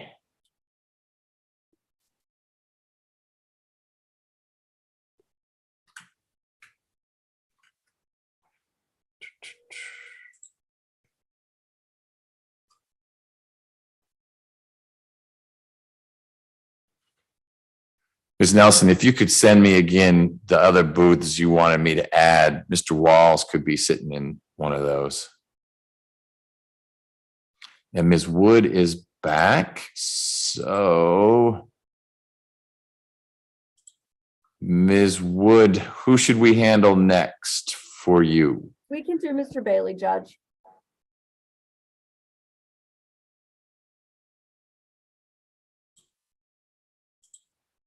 All right, Mr. Bailey, wave your hands so I know which booth you are in.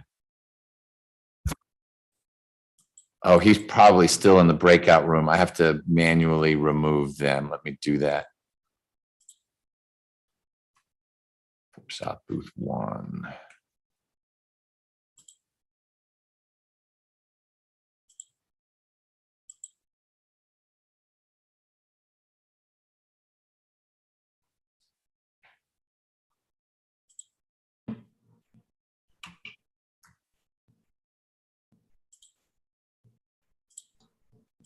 Mr. Bailey, you there?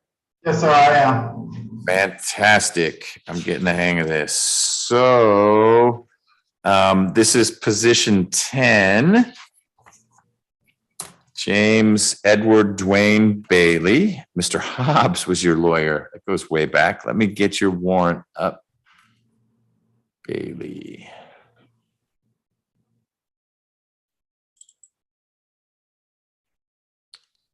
Okay. Are we moving forward with this, Ms. Wood? So we should get on the record? Yes, Judge. Okay. Ms. Rivers, you ready? Yes, I'm ready.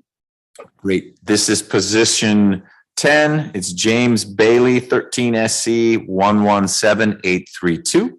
Ms. Wood is representing Mr. Bailey and Mr. Peoples. Are you handling the revocation? Yes, Your Honor. Okay, great.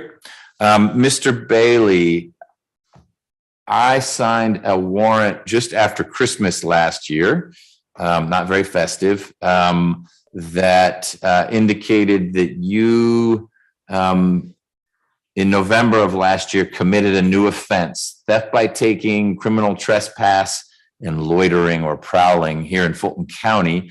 That would be a violation of your probation. Ms. Wood, what is the status? I know there's a CP case out there. I'm guessing that's this. Is that still unindicted? Yes, Judge, it is, and he's out on bond for that. This probation violation is the only thing holding him in currently. Got it. Okay. Ms. Tucson, how much time does Mr. Bailey have remaining on the 13 SC case?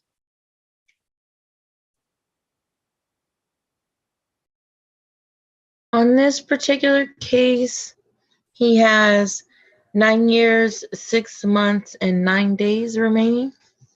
Does he have other cases that are open? Yes, but it's out of Gilmer County. Okay. So in terms of what we are working with, it's this case. Just one for Fulton. Okay. All right. Ms. Wood, what is the defense recommendation? Judge, we are asking the court to consider revoking 75 days of his probation and reinstating. He's been in actually 78 days for this violation. He's 38. He's a lifelong Atlanta resident. He has 5 children. He has some college education. He owns his own business. Judge, he has an auto transportation company.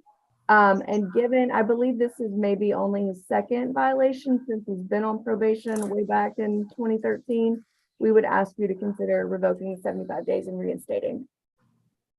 All right. Mr. Bailey, what is the business that you own and run? I have a transportation service, Judge. Is it like you transport people to medical appointments, or that's a fancy way of saying you're an Uber driver, or what does it do? I transport small freight and cargo. Okay. Logistic, I guess logistic would be the best word. Got it. So it's not people so much as it is, I've got this package or this bulk, something that you need to get somewhere. Yes, sir. Okay.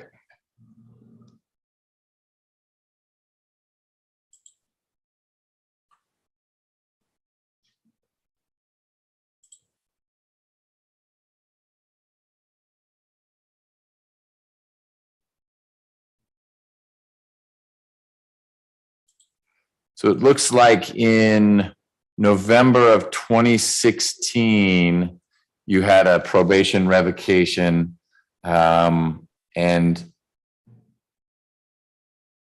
you got 4 years revoked because you picked up new charges. What was that? new case about? I let someone drive my car and they committed a breaking and entering. I took it to trial without trial based on mere presence.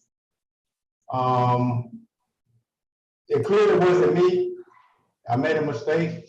Okay. Let someone use my car, and I thought I had a fair chance at taking a trial because it wasn't me. But like I said, based off of mere presence, I was convicted. Okay, so that was the 2016 case, and that conviction resulted in your probation in this case being revoked. Correct. Okay, got it. See if there's anything else.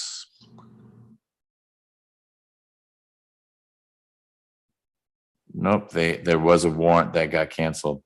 How long have you been running this business? Since I want to say August of last year. Okay. Mr. Peoples, what's the state's perspective?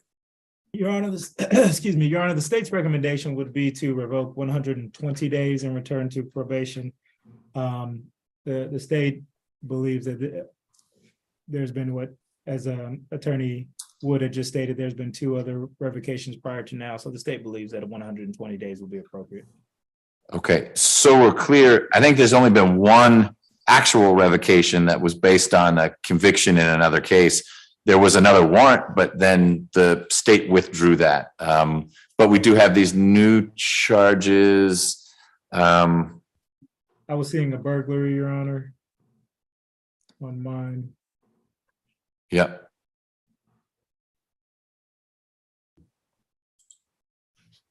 But the state would maintain the 120 days. Yep. No, I hear you.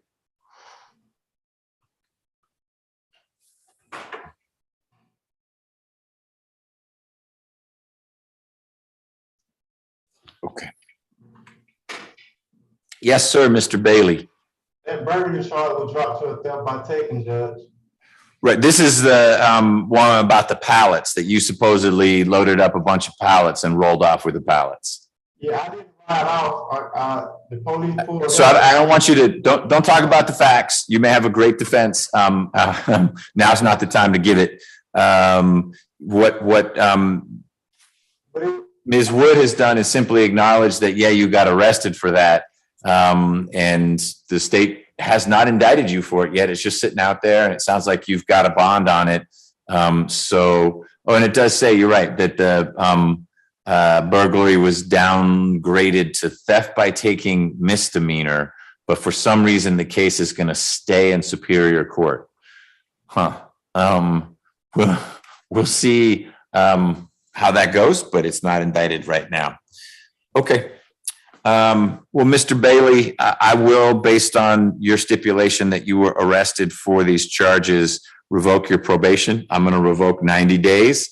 You'll get credit for the time that you've been in, and I will reinstate the balance. There may have been some pretty strict conditions given what your charges were in this case. And I think you're required to register. You're going to continue to comply with all those? Yes, sir. Okay, and that affects where you can live, the kind of work you can do. Clearly, the work you described is okay. Just make sure you continue to comply with those conditions, all right? All right, good. All right, Ms. Wood, anything else on behalf of Mr. Bailey? Your Honor, I sent his contact information to Officer Tucson.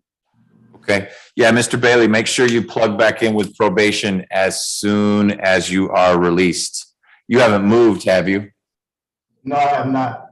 Okay, well then they're gonna have your address. You need to make sure that you just reconnect with them when you get out, okay? So I still have, 12 more days to serve? Whatever the math is, yes, sir. Now you're gonna get credit, like I said, for all the time that you have served. And it may be that the sheriff's team decides that's more than enough, and you get out early. Is there any way that you can, my grandmother passed while I was in here, and her funeral is Saturday, which is my birthday. So I was hoping that I could, be out at least to make that. Well, I want you to make your birthday, but I bet if you get out a little bit after that, folks are still going to want to celebrate the good news that you got out. You just, I said my grandmother's funeral is Saturday. oh, that's different from a birthday. I thought you said birthday. Both of them, both are the same. My birthday is Saturday, my grandmother's funeral is Saturday. Well, that's a complicated situation. I'm sorry about the passing of your grandmother. Why don't you see if your family can get something to Ms. Wood about that? And we will, I will take a look at that, okay? I need some way to get in contact with Ms. Woods. I don't have any. Do you have a pen, or I can call the number you just gave me in the breakout session if someone has that phone? Yes, they do. Okay, I'll call them after I get done with court today, okay? All right, thanks. You're All welcome. right. Thank you all. You are free to leave the booth, Mr. Bailey. Thank you, Judge. You bet.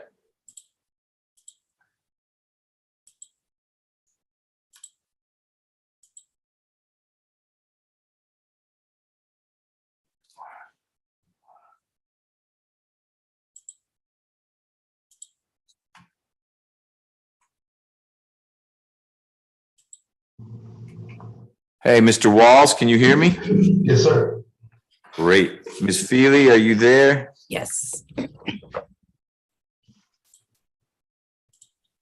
Okay, this is position 7 and 8. Both are Mr. Walls's cases. They are on for plea and arraignment. And apparently there are a lot of charges on count 8. They're just not all listed here. Ms. Feely, is Mr. Walls waiving arraignment? We are waiving arraignment on both cases. He has another case, 22 CP 212386, that's also holding him in. So we are again hoping for a global resolution, but I'll file the waivers today. Great. Okay. Mr. Walls, all that happens by way of a waiver is simply that Ms. Feely is indicating you're entering a plea of not guilty at this time. That form will cause me to enter an order that tells the state to get all the discovery in your two cases to Ms. Feely so she can sit down with you to better understand what are the state's cases really all about. She may file some motions on your behalf, and I will see you next, either because there are motions that need to be argued or because you and Ms. Feely have figured out a overall resolution to the two indicted cases plus the one that's not yet indicted. Okay. Mr. Peoples, anything on behalf of the state? No, Your Honor, just could I get that other CP number again? You're on mute, Ms. Feely. Happens every time. 22 CP 212386. Thank you. All right. Mr. Walls, do you have any questions or are you good to go? No, sir. All right. Thanks for your patience. All right, thank you. All right, Ms. Feely, was that it for you? That's it for me. I'll see you this afternoon. Sounds good. Same Zoom. So we should be close to finishing. Let's do this.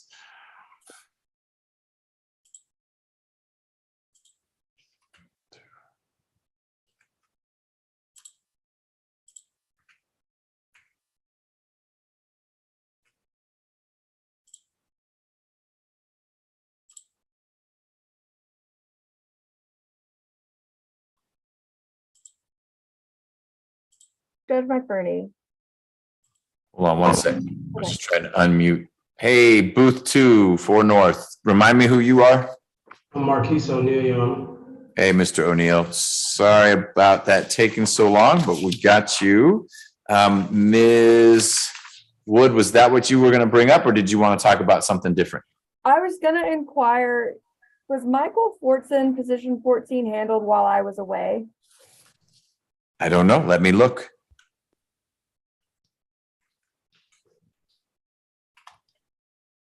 He's someone we haven't seen yet today. Okay.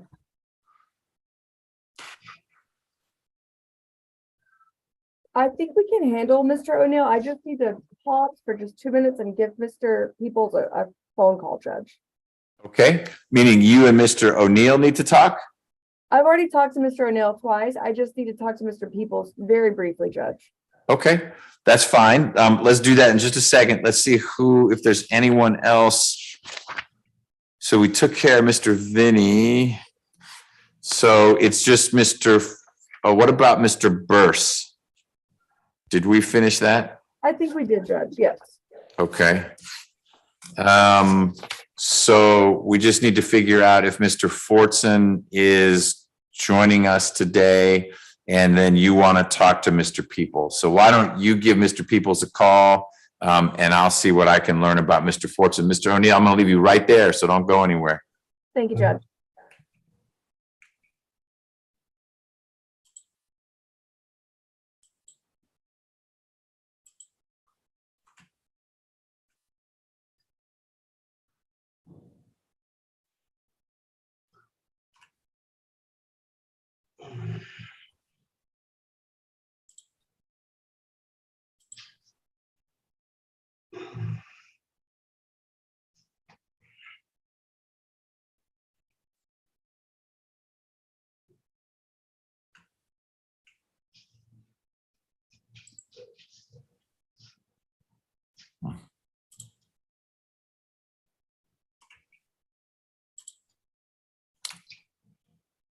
Is there anyone in 2 South Booth 1? Okay.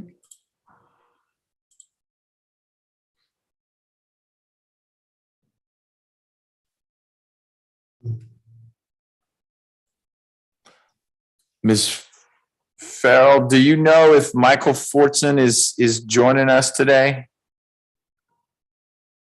Mr. Fortson was in 5 North, booth 1, but I guess he walked out. I'll try to get him back in the booth, but he was in 5 North, booth 1. Well, hold on. Maybe let me make sure I've connected that. 5 North, booth 1. Yeah, it's empty now. I don't see him in there. Okay.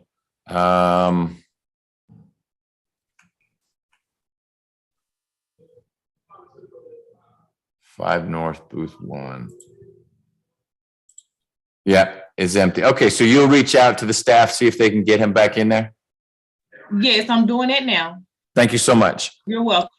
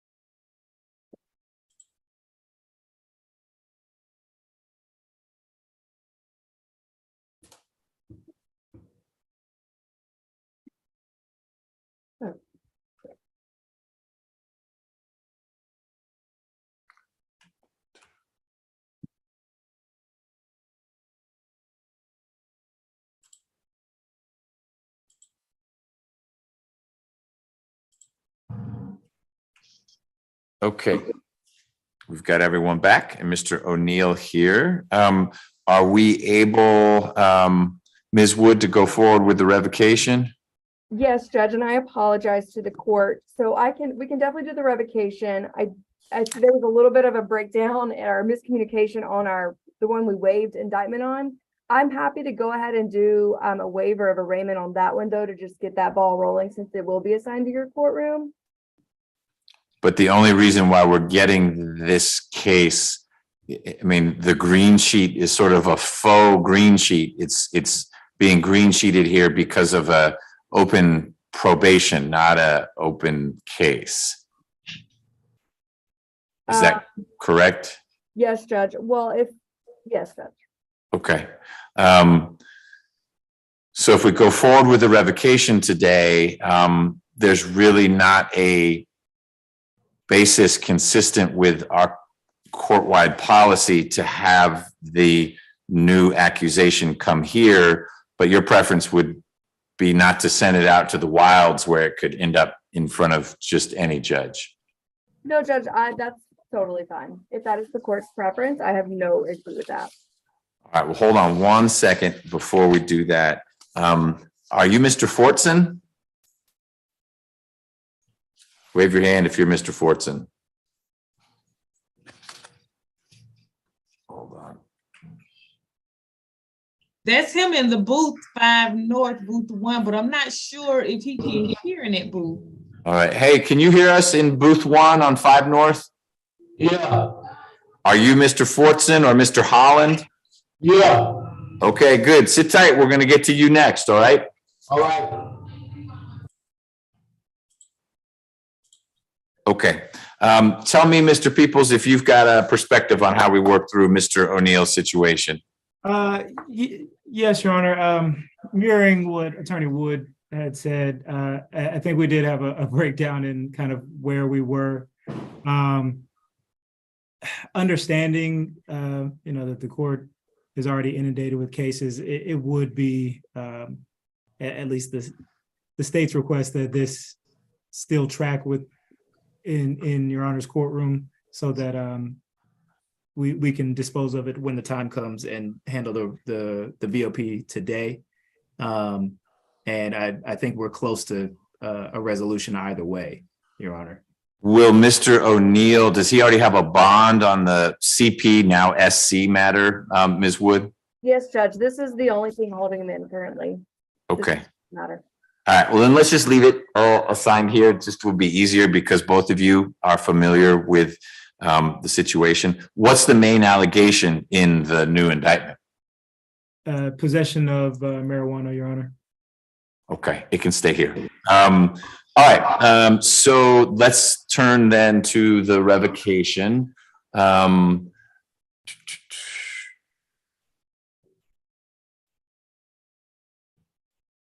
O'Neill warrants.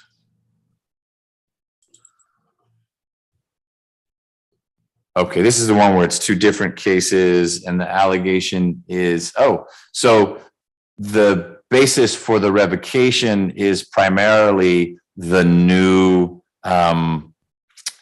charges. And then he hasn't demonstrated that he's either working or in school. That's my read of the petition. Yes, Judge. Okay. All right. Well, let's go on the record then.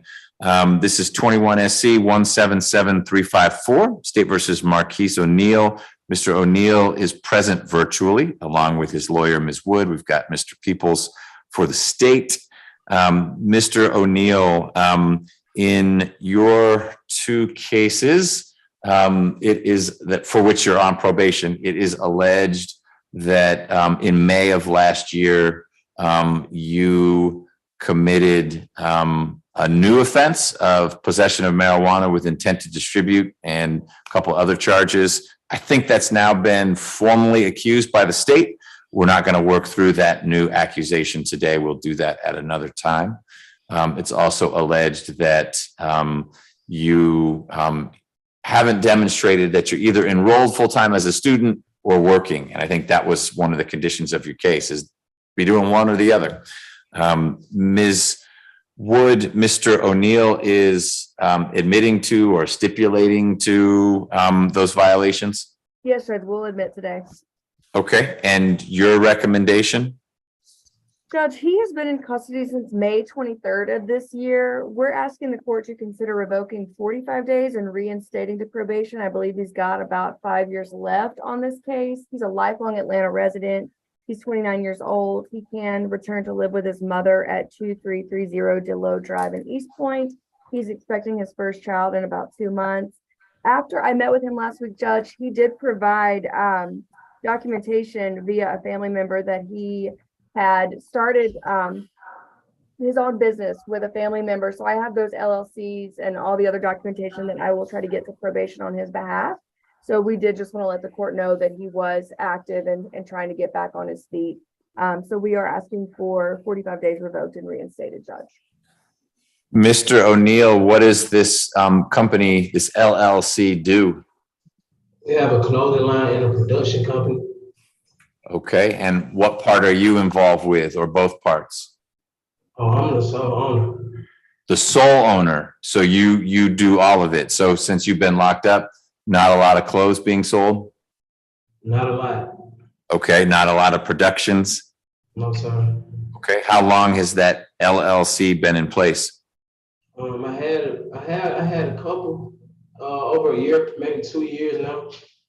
Okay, well, you say a couple, meaning you have several companies? Yes, I have about 4 LLCs that I have. Okay, all right. Got it. Ms. Tucson, there's really 2 cases we're working with today. There's the 21 SC and there's also 19 SC 165326, excuse me. How much time remains in those 2?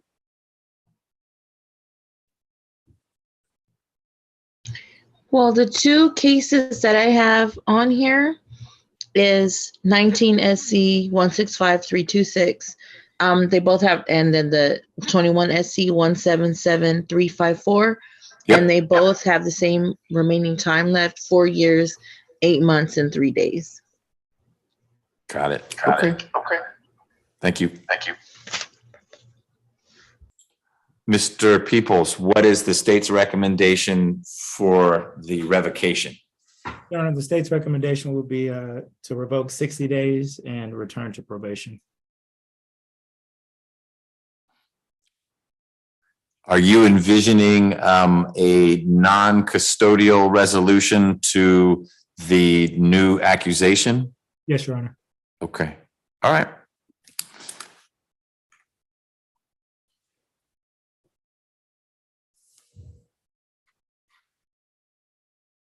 Ms. Tucson, have there been any other probation issues with Mr. O'Neill as you look through your system? As in warrants or write-ups from probation? I am looking, just one moment.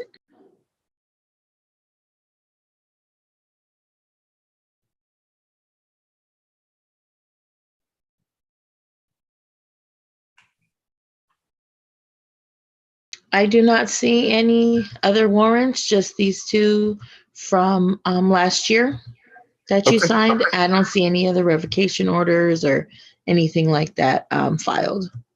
Got it.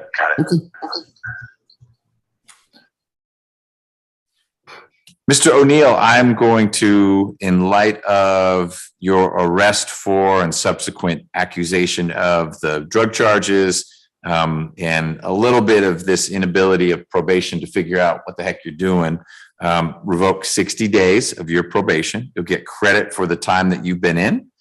When you get out, your probation will be reinstated.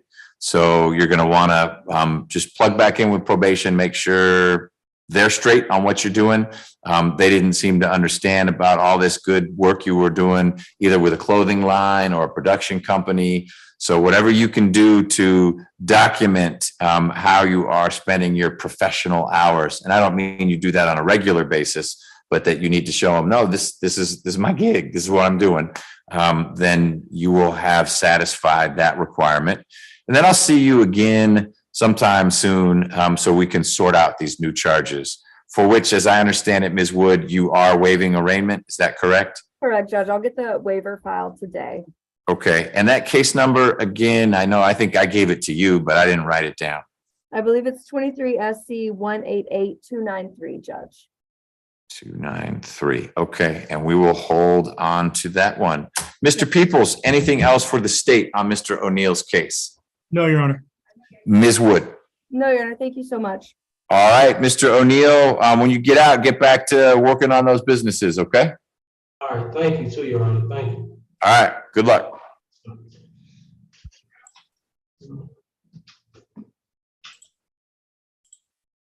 That leaves us with Mr. Fortson. Let me get him back on the screen here.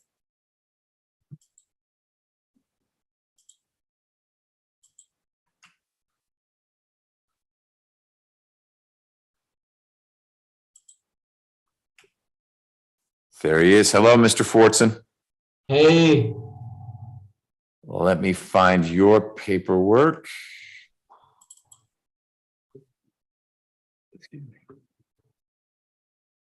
All right, these are very technical. Ms. Wood, are we able to move forward with Mr. Fortson's case today?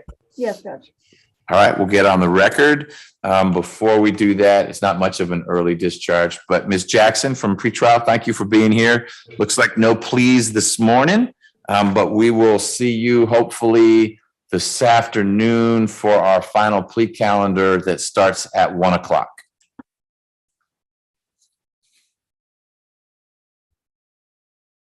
All right, turning to Mr. Fortson, we'll get on the record.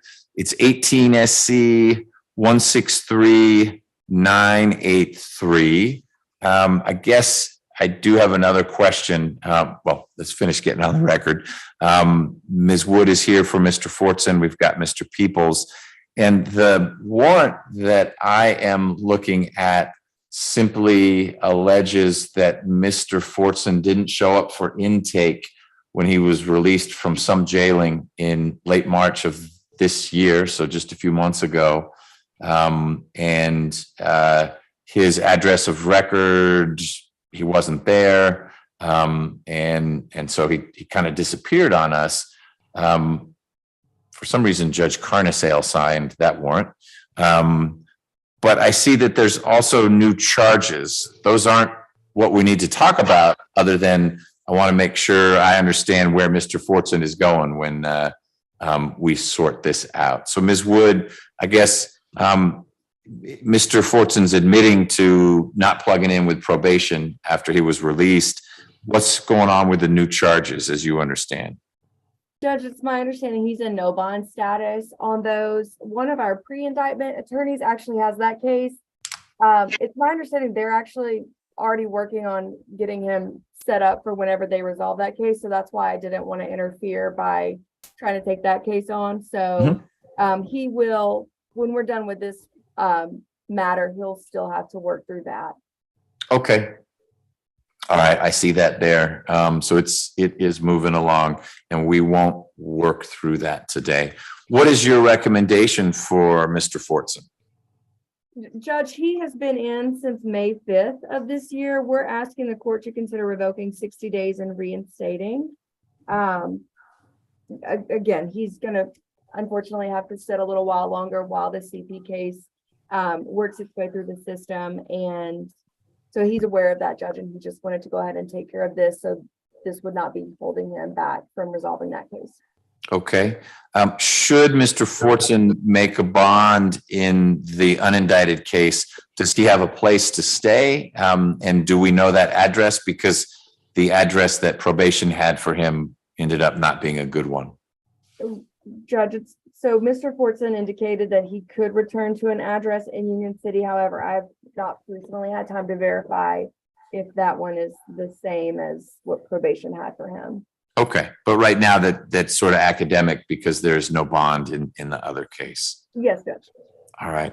Mr. Fortson, when you were on probation, at least at some point during that, you had an address on Stonewall Drive in Union City. Is that where you would go back to, or do you have a different place in Union City? Go back to Union City? Is that, if you were released, is that where you would go, is back to Union City? Yes, sir. Okay. Do you know the address in Union City? 5954 Stonewall Drive. Is there an apartment there or is that a house? That's apartment. What apartment number? 3. Okay. All right. And who lives there, Mr. Fortson? This my mama. Your mom. She passed away and left me on to my sister. Does your sister live there too, or? Yeah, my sister. Okay, got it. Thank you. Mr. Peoples, what's the state's recommendation? Your Honor, the state's recommendation will be 90 days, revoke 90 days and return to probation. All right. Ms. Tucson, had Mr. Fortson had any other revocation situations with this case, the 2018 case?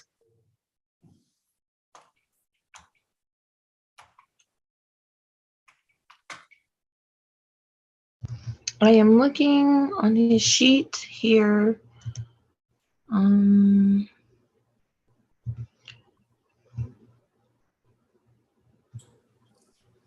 There was a warrant recalled in 2021. So it doesn't, I don't know, I don't see any revocation orders. And there was a previous warrant out of Clayton. Okay. How much time remains? 8 months and 5 days on the 18 SC.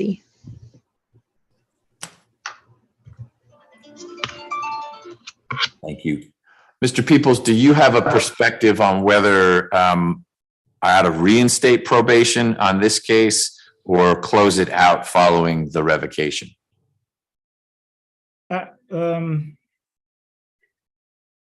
For example, if I followed your recommendation and revoked 90 days, that's really 3 months, there'd be about 5 months left on probation.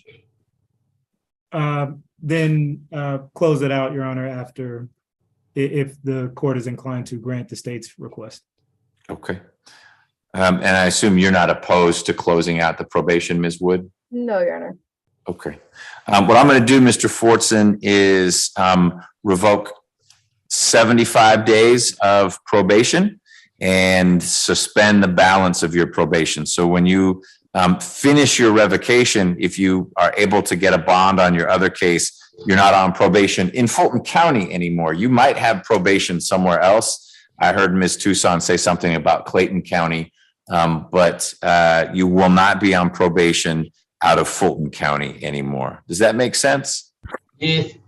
Do you have any questions? What my case relate on? Say that again. What about other charges? What? I never knew. Well, so you've got this new case that's not indicted yet, and you will be going to court sometime for that. But that's a case where you don't have a bond, but someone who works with Ms. Wood will be talking with you about what to do with those. I'm talking about your old one, the sentence I gave you when Mr. Franklin was your lawyer and you did some time in prison, then you've been on probation, and we're going to just close that one out, okay? Okay. All right. So that's what we'll do. We'll revoke 75 days, credit for time served. Mr. Fortson, you are free to leave the booth. Thank you. Okay. Thank you, Judge. Thank you, Your Honor. Thank you both. I think that covers the calendar for this morning. Appreciate everyone's patience as we bounced around a bit, but I think we found everyone except for the gentleman in Minnesota, but we've taken care of that and I have some paperwork to sign. So appreciate it. I will see you all either in person or virtually at 1 this afternoon. We do have inmates coming over. So if they're your clients, hopefully you'll be here in court, but whatever works best for you all. Thanks. Thank you, Your Honor. All right. Thank you, Ms. Farrell, for getting everyone. You're welcome, Judge.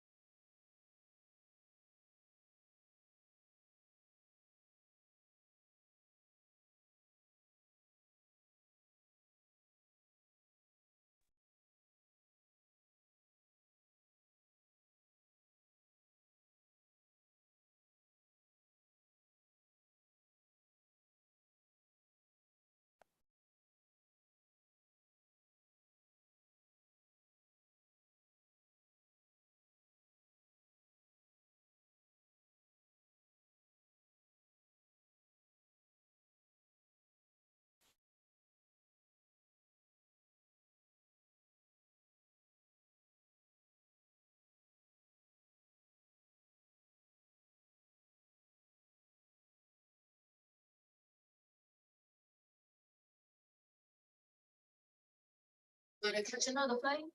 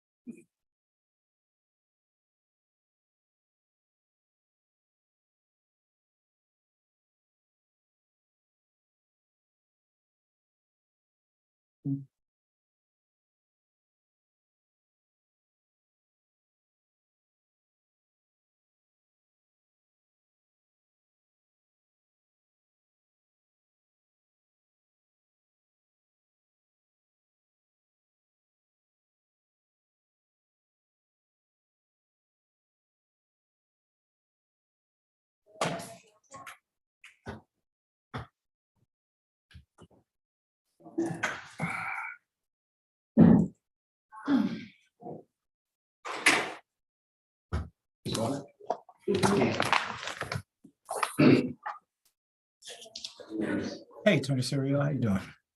Hey, Mr. Peoples, are you gonna be coming down here or are you gonna be in your space? Your Honor, I'm actually going to come down there. Well, we'll see you in about 11 seconds then. Yes, Your Honor, I'm getting ready to close it down. Okay.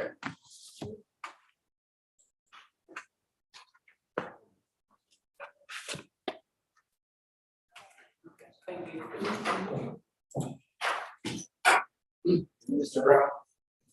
Mr. Brown. Good.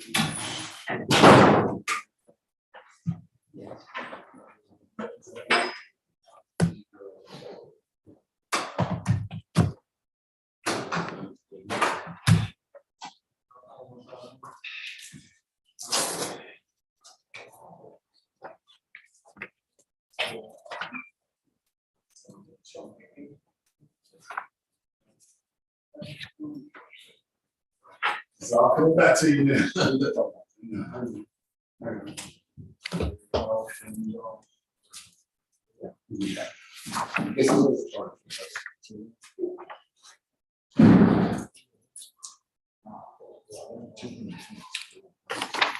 That's exactly right.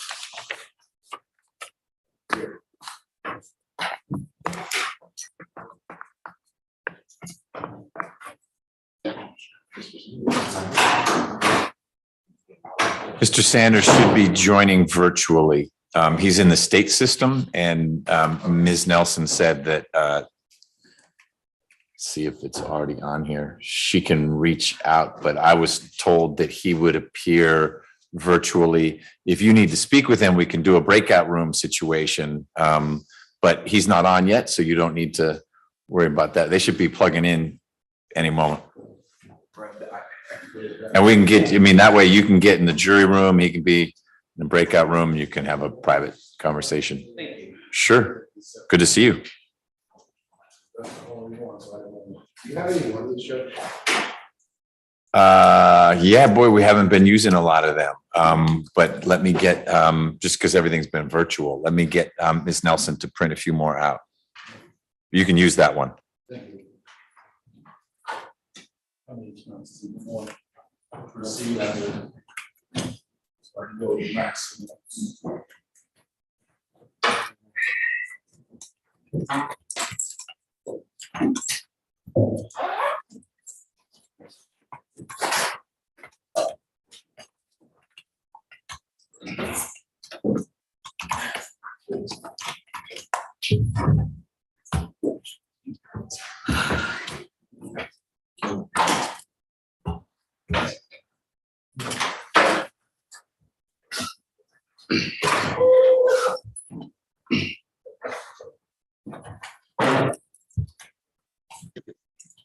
Mr. Brown, and there's Mr. Peoples. Great. All right.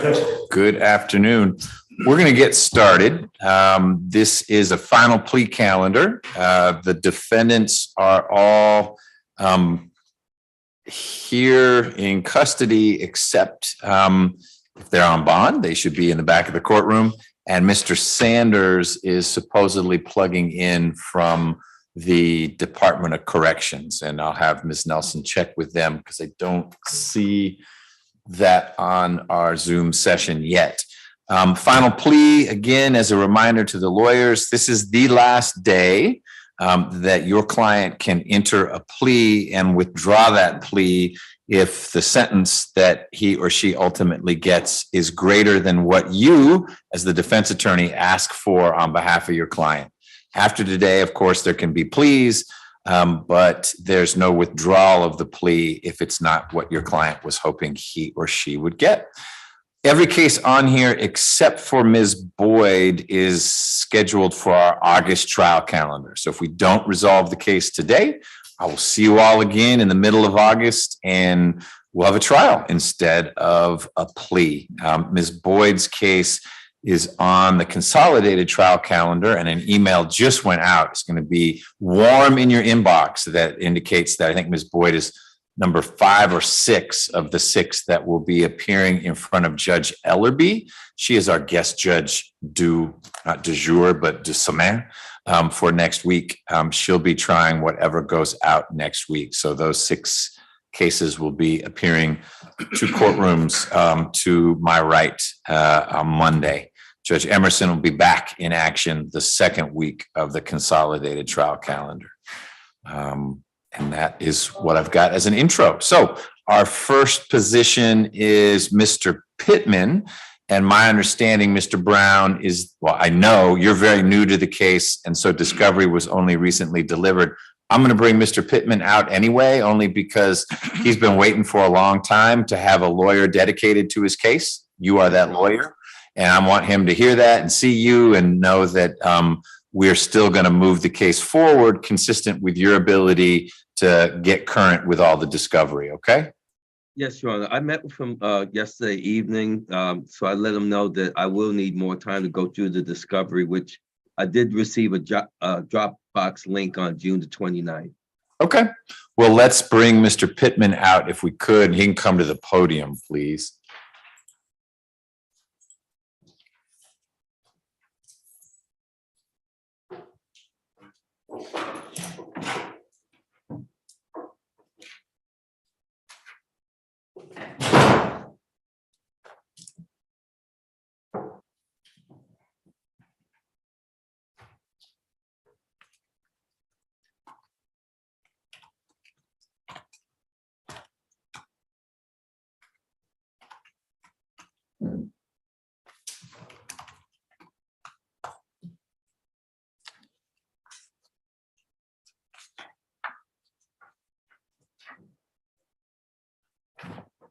And Mr. Hiles, I guess the common denominator here is Mr. Sanders. Yes. I'm working with Mr. Pittman because he's a co-defendant of Mr. Sanders. I'm working with Mr. Chapman because he's a co-defendant of Mr. Sanders in a different case. Mr. Sanders has 3 cases. I expect to resolve Mr. Chapman today. I overheard, only because you guys weren't speaking in church voices, and that's all right. But Sanders is the glue that sort of connects, not that Chapman and Pittman have anything to do with each other than that Mr. Sanders is co-defendants in their 2 cases. Okay. So I didn't realize that Mr. Hoover was now on the second case of Mr. Sanders, and I got him. The second meaning the one with Chapman, or meaning the theft by receiving? The one with Chapman. Okay. The one with Chapman. Right. So I know discovery is new to me. I got your email. So we'll work. You sent it to Ms. Nelson. That discovery only recently went out. Okay. I was, yes. Okay. All right. Let's deal with Mr. Pittman here. Hello, Mr. Pittman. Hey, how you doing, Lucian? I'm all right. How are you? Good. Mr. Pittman, if you look on the screen in front of you, that's Mr. Brown, your lawyer.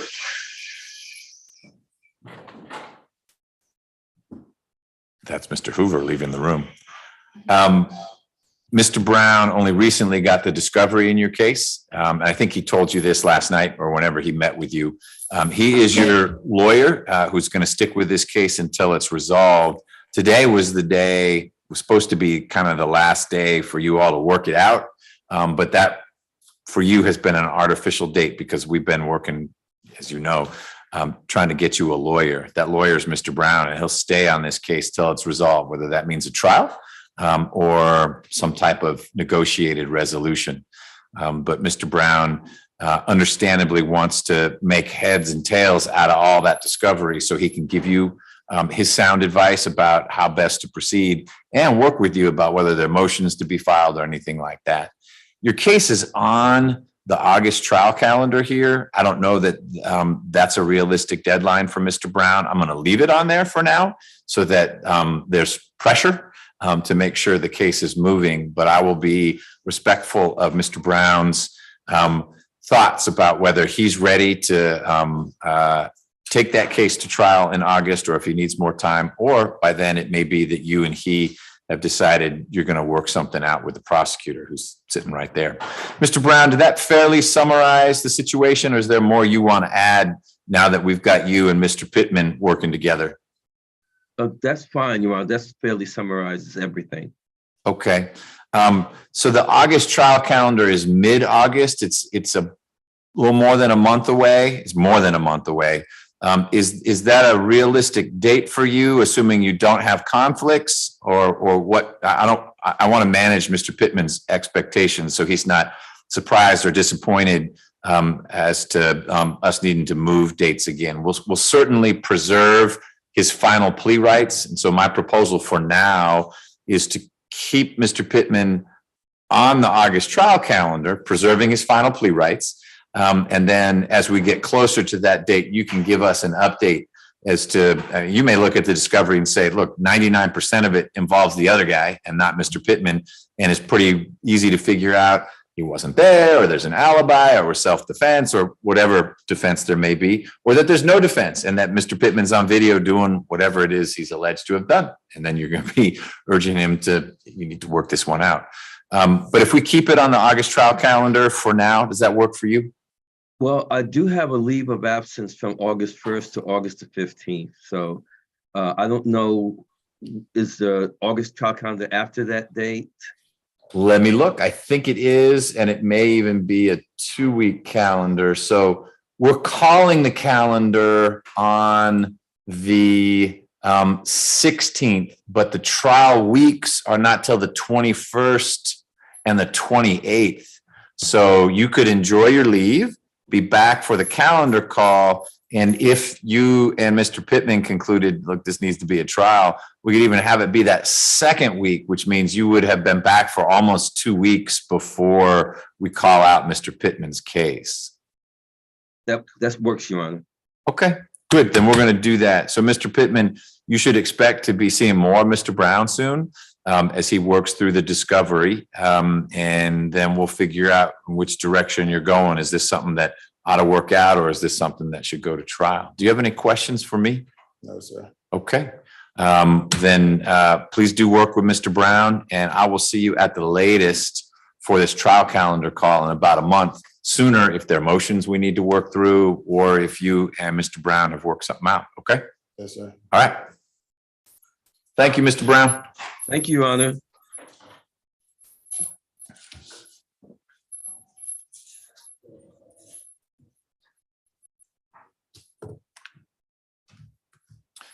Mr. Hoover, let me see. I just got an update about Mr. Sanders.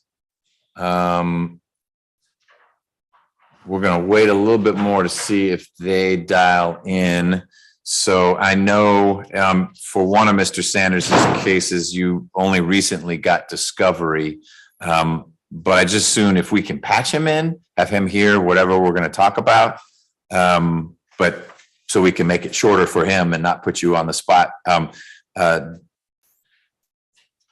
He's got 3 cases. Which is well, let me ask Mr. Hiles first. Which of Mr. Sanders' 3 cases would you want to go out on first?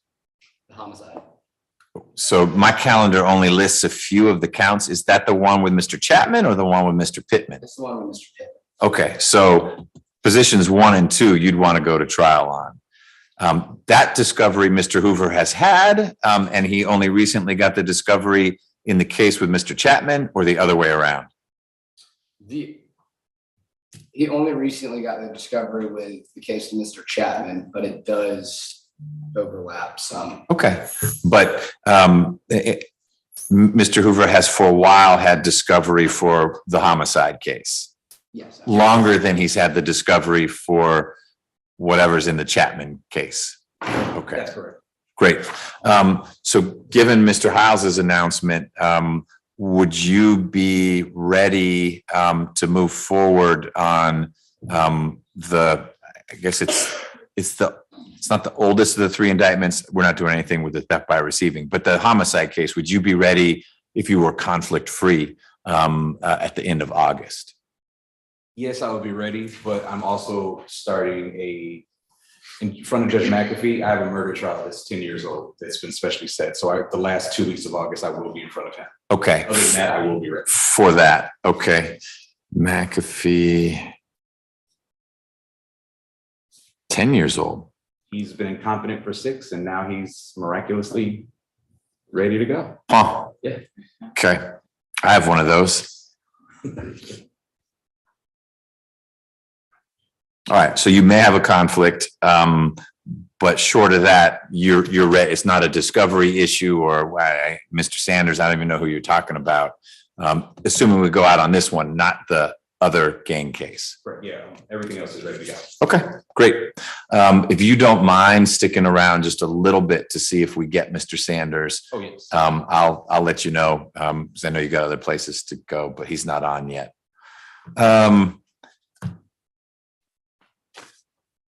If we sort out Mr. Chapman's case, then the Sanders piece of that case is 404B 418. How does it come into play?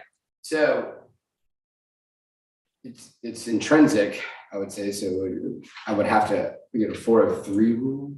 Okay, but it's something that you'd expect to be introducing at the trial of Pittman and Sanders or whoever goes forward. Not 100% of it, but substantial. Okay. Do you envision filing something that would help Mr. Hoover and maybe Mr. Brown know which part of that other case comes in? I'll get that done by Friday. Okay. I mean, I wasn't saying when you had to do it, but there's some way you'd be able to draw lines around it to say, here is what from the other gang allegations I intend to introduce. Is it incident specific or it's people specific? Like we want to introduce there was an entering auto that I claim is intrinsic to the homicide case, and there was a burglary that was intrinsic or incident specific. Okay, that makes it easier to sort out. Okay.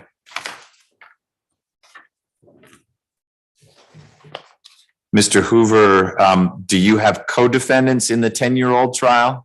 No, it's just one person. Okay. But there are, Witnesses who are hard to find? no, there's 36 witnesses and the DA is saying it's gonna take 2 weeks. Okay. He's gonna, okay. It started out as a capital murder trial. We Oh. got that dropped. He was incompetent, now he's competent and. Okay. Specifically said it. Got it.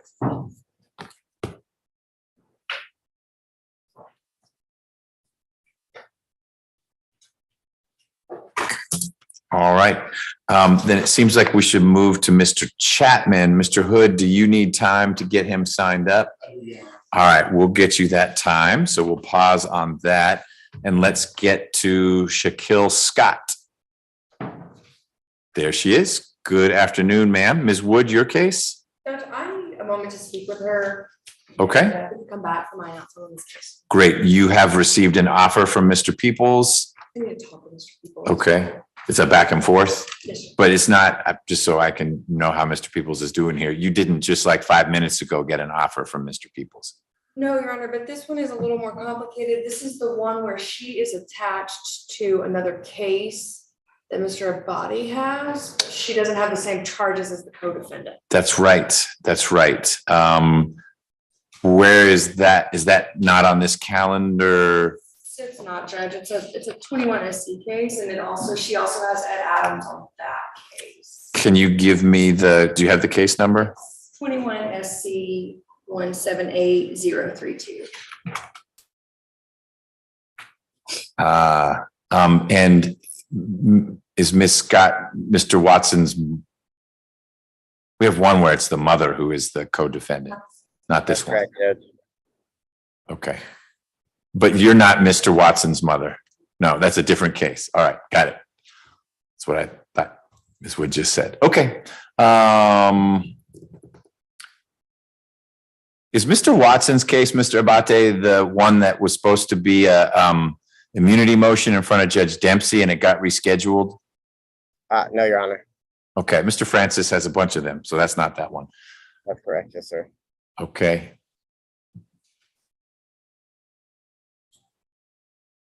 Okay, so Mr. Watson has a final plea coming up in the middle of August. I assume Ms. Scott has that same final plea date? Judge, it looks like. Let's look. Yes. What if we move this to that? Yes. I just think that will be simpler. Absolutely. Okay. Ms. Scott, I'm sorry that you got these two different pieces. One is a kind of serious charge that's connected to a real serious charge, this case with Mr. Watson. this case we're here today on, the allegation is a stolen car or something. That's a whole lot less serious, but it is kind of complicated for you to work one out without knowing what the heck's going to happen with the other. And you have two different lawyers, I think still. Do you have Mr. Adams still on that other one? Okay. So I think what we'll do is reset your theft by receiving case, the one you're working on with Ms. Wood, to August 15th. You'll get notice. You're going to get notice anyway on the other one, but then Ms. Wood and Mr. Adams can work with Mr. Peoples and Mr. Abate, who is the homicide prosecutor, to see if you can work all of it out. And if not, then we'll know it would not be likely that this stolen property case would be what goes to trial. It would be the case with Mr. Watson. So we'll see how that plays out. Does that, you understand that?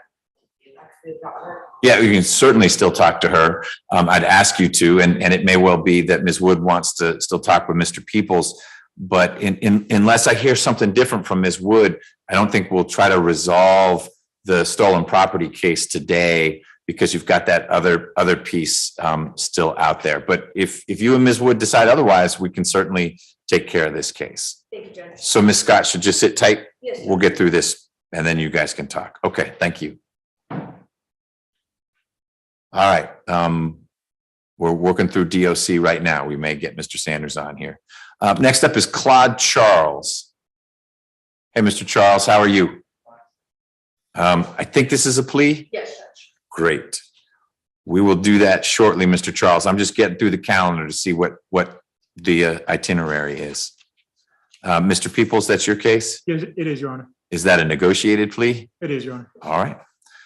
Then we've got Ms. Boyd, and that's Ms. Cabrera's case with Mr. Hiles. All right, Judge, is it possible for me to speak to her while you're doing the calendar? Do you have enough deputies for me to talk to her while you guys are conducting the calendar? So yes is the answer. I'll certainly let you speak with her. That's important. Whether we have to pause while you do it, Mr. Hood needs to meet with his client as well. So we're going to make time for that. I don't know that we can do other things. It'd be great if we get a third deputy, because I could take Mr. Charles's plea while you're having your conversation. Yeah, I don't know yet, but I'm going to just get through the calendar once. So your at least initial request is, please, can I talk to Ms. Boyd some more? Okay, great. Carl Pulley. Judge, I spoke with him this morning. He actually lives out of state, and I sent him a Zoom link, but I'm not sure if I sent him the right one. So Okay. reach back. Why don't you work on that? Because he'll need to show up one way or the other. How about Curtis Higginsbottom? Ms. Feely, your case. Yes, he's in custody. I got an offer since the last time I've spoken with him at the jail, but based on our discussions, I don't believe that this will be a plea today. Okay. But I'll certainly relay the offer to him. Okay, so you need a chance to talk to him, and we'll probably just have the final plea colloquy. Okay. Carl Bennett. I have an updated offer that I need to relay to Mr. Bennett. I think this may work out today. Okay. And Deputy Gordon, you're going to let me know if I call a name and that person's not here. I'm assuming other than Mr. Sanders, everyone in custody is here. Yes. Okay, great. Kirk Evans. Kirk Evans is also mine, and I don't have an offer on him, but it may be because I'm barking up the wrong tree with the DA's office. So this is probably on me, but I would like to hopefully connect with the right person and get an offer today. Okay, we'll share. I mean, I won't share the blame, but I mean, someone should have been reaching out to you. Up what tree should Ms. Feely be barking? Your Honor, I believe we may have spoken about, I thought this was one of the ones we. I'll go back to my email. Okay. It's your case. It would be, Your Honor. Okay. And I believe it's one of the ones that we should have discussed already, but just check and let me know. All right, let's sort that out today. How about Jalen McKnight? He's mine, Judge. We can bring him out. This will not be a plea today. Okay, we'll do that in a sec. Marquez Williams. He's in custody. I don't have an offer on Mr. Williams, but I can imagine, given the charges, what it would be. So this is not going to be a plea. Okay, I'm detecting an overseas Zoom feed. Let's see here. Mr. Abate, how are you? Good, how are you, Judge? I'm all right. Is the offer for Mr. Williams life? That's correct, Judge. Okay, we'll get him out here real quickly just to go through those motions. And then we have Antonio Johnson. This is actually a recent conflict. There was an attorney, Ms. Rhonda Hill, that had emailed me. And I'm here. Yeah, she's right here. Yes. Okay. The attorney now. Is she with your office? Not with your office. Okay, great. Well, that makes more sense because somehow what got to Ms. Nelson was that Ms. Hill was a colleague of yours and we couldn't understand what the switcheroo would be because Ms. Hill's saying, I need more time, which would make sense if she's brand new to the case. But if it's moving laterally through your office, okay. Well, we're going to bring Mr. Johnson. Why don't we do this? We're going to bring Mr. Johnson out in a moment. Then Ms. Hill, you'll be taken care of. Mr. Abate, is your only matter on here the Marquez Williams?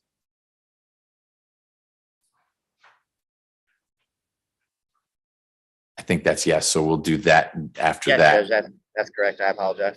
That's okay. So we're going to do him second, and then we'll do a couple of other quick final pleas. Then we'll pause so lawyers can meet with clients. Ms. Hill, are you retained or are you a C3 lawyer? Yes, Your Honor. First of all, it's nice to meet you, Judge McBurney. And I am with the Georgia Public Defender Special Investigation Unit. So yes. Second of all, Mr. Johnson has informed me that he hired private counsel. Well, I guess we should bring Mr. Johnson out here and have him clear all this up. I don't want you to spin your wheels unnecessarily. How long have you been with GPDC's Special Investigations Unit? 6th to 16th of June. Okay, recently, what'd you do before that? I was in Clayton County. Mhm. All right, well, welcome aboard. Do you have many Fulton cases? Yes. Good. Yeah. Glad to hear that. I'll be seeing you quite a bit. All right. Well, Deputy Gordon, when your team is ready, I got to break up the meeting in there. If we could bring out Mr. Johnson, Antonio Johnson.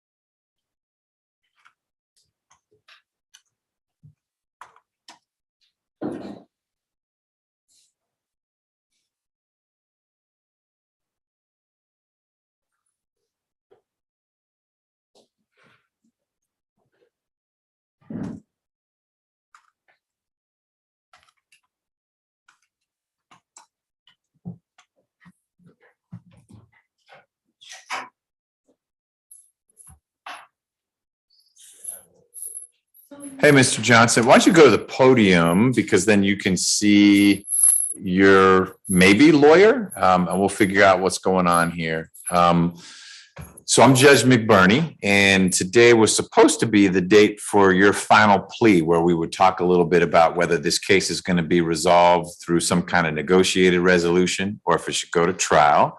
I learned pretty recently from Ms. Wood, who's seated over there, who had been your lawyer, that there was a conflict in her office and that they needed to get what we call a conflict defender, another lawyer to represent you. That would be Ms. Hill, who you can see on the screen right there.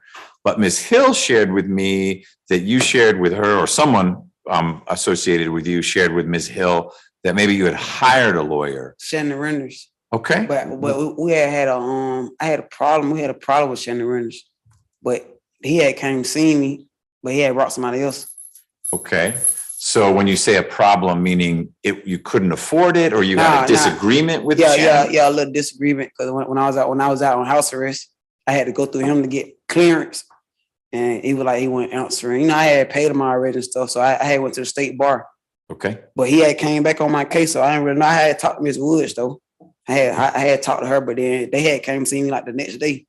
Okay. So I was really confused too. I didn't really know either. Okay. So let me look to see if Mr. Render was ever on. Well, it's an older case. You know, you got arrested way back in August 2021. You got your bond and you were out. I got rearrested. You did get rearrested. So looks like Ms. Wood entered in April of this year and had been your lawyer for a while, then she learned about the conflict. Let me see. You're saying that Mr. Render would have been back in August of 21 when this case was first happening that he represented you? No, he came in, he represented me, and then when I got out, he would never answer the phone for me to get clearance so I could move around and find a job and like move around. So you got a bond, it looks like in early last year, like January 2022? February. Okay. February. And you're saying Mr. Render helped you get that bond? Like he was your lawyer for getting that, or? I could say that, but when I could say that.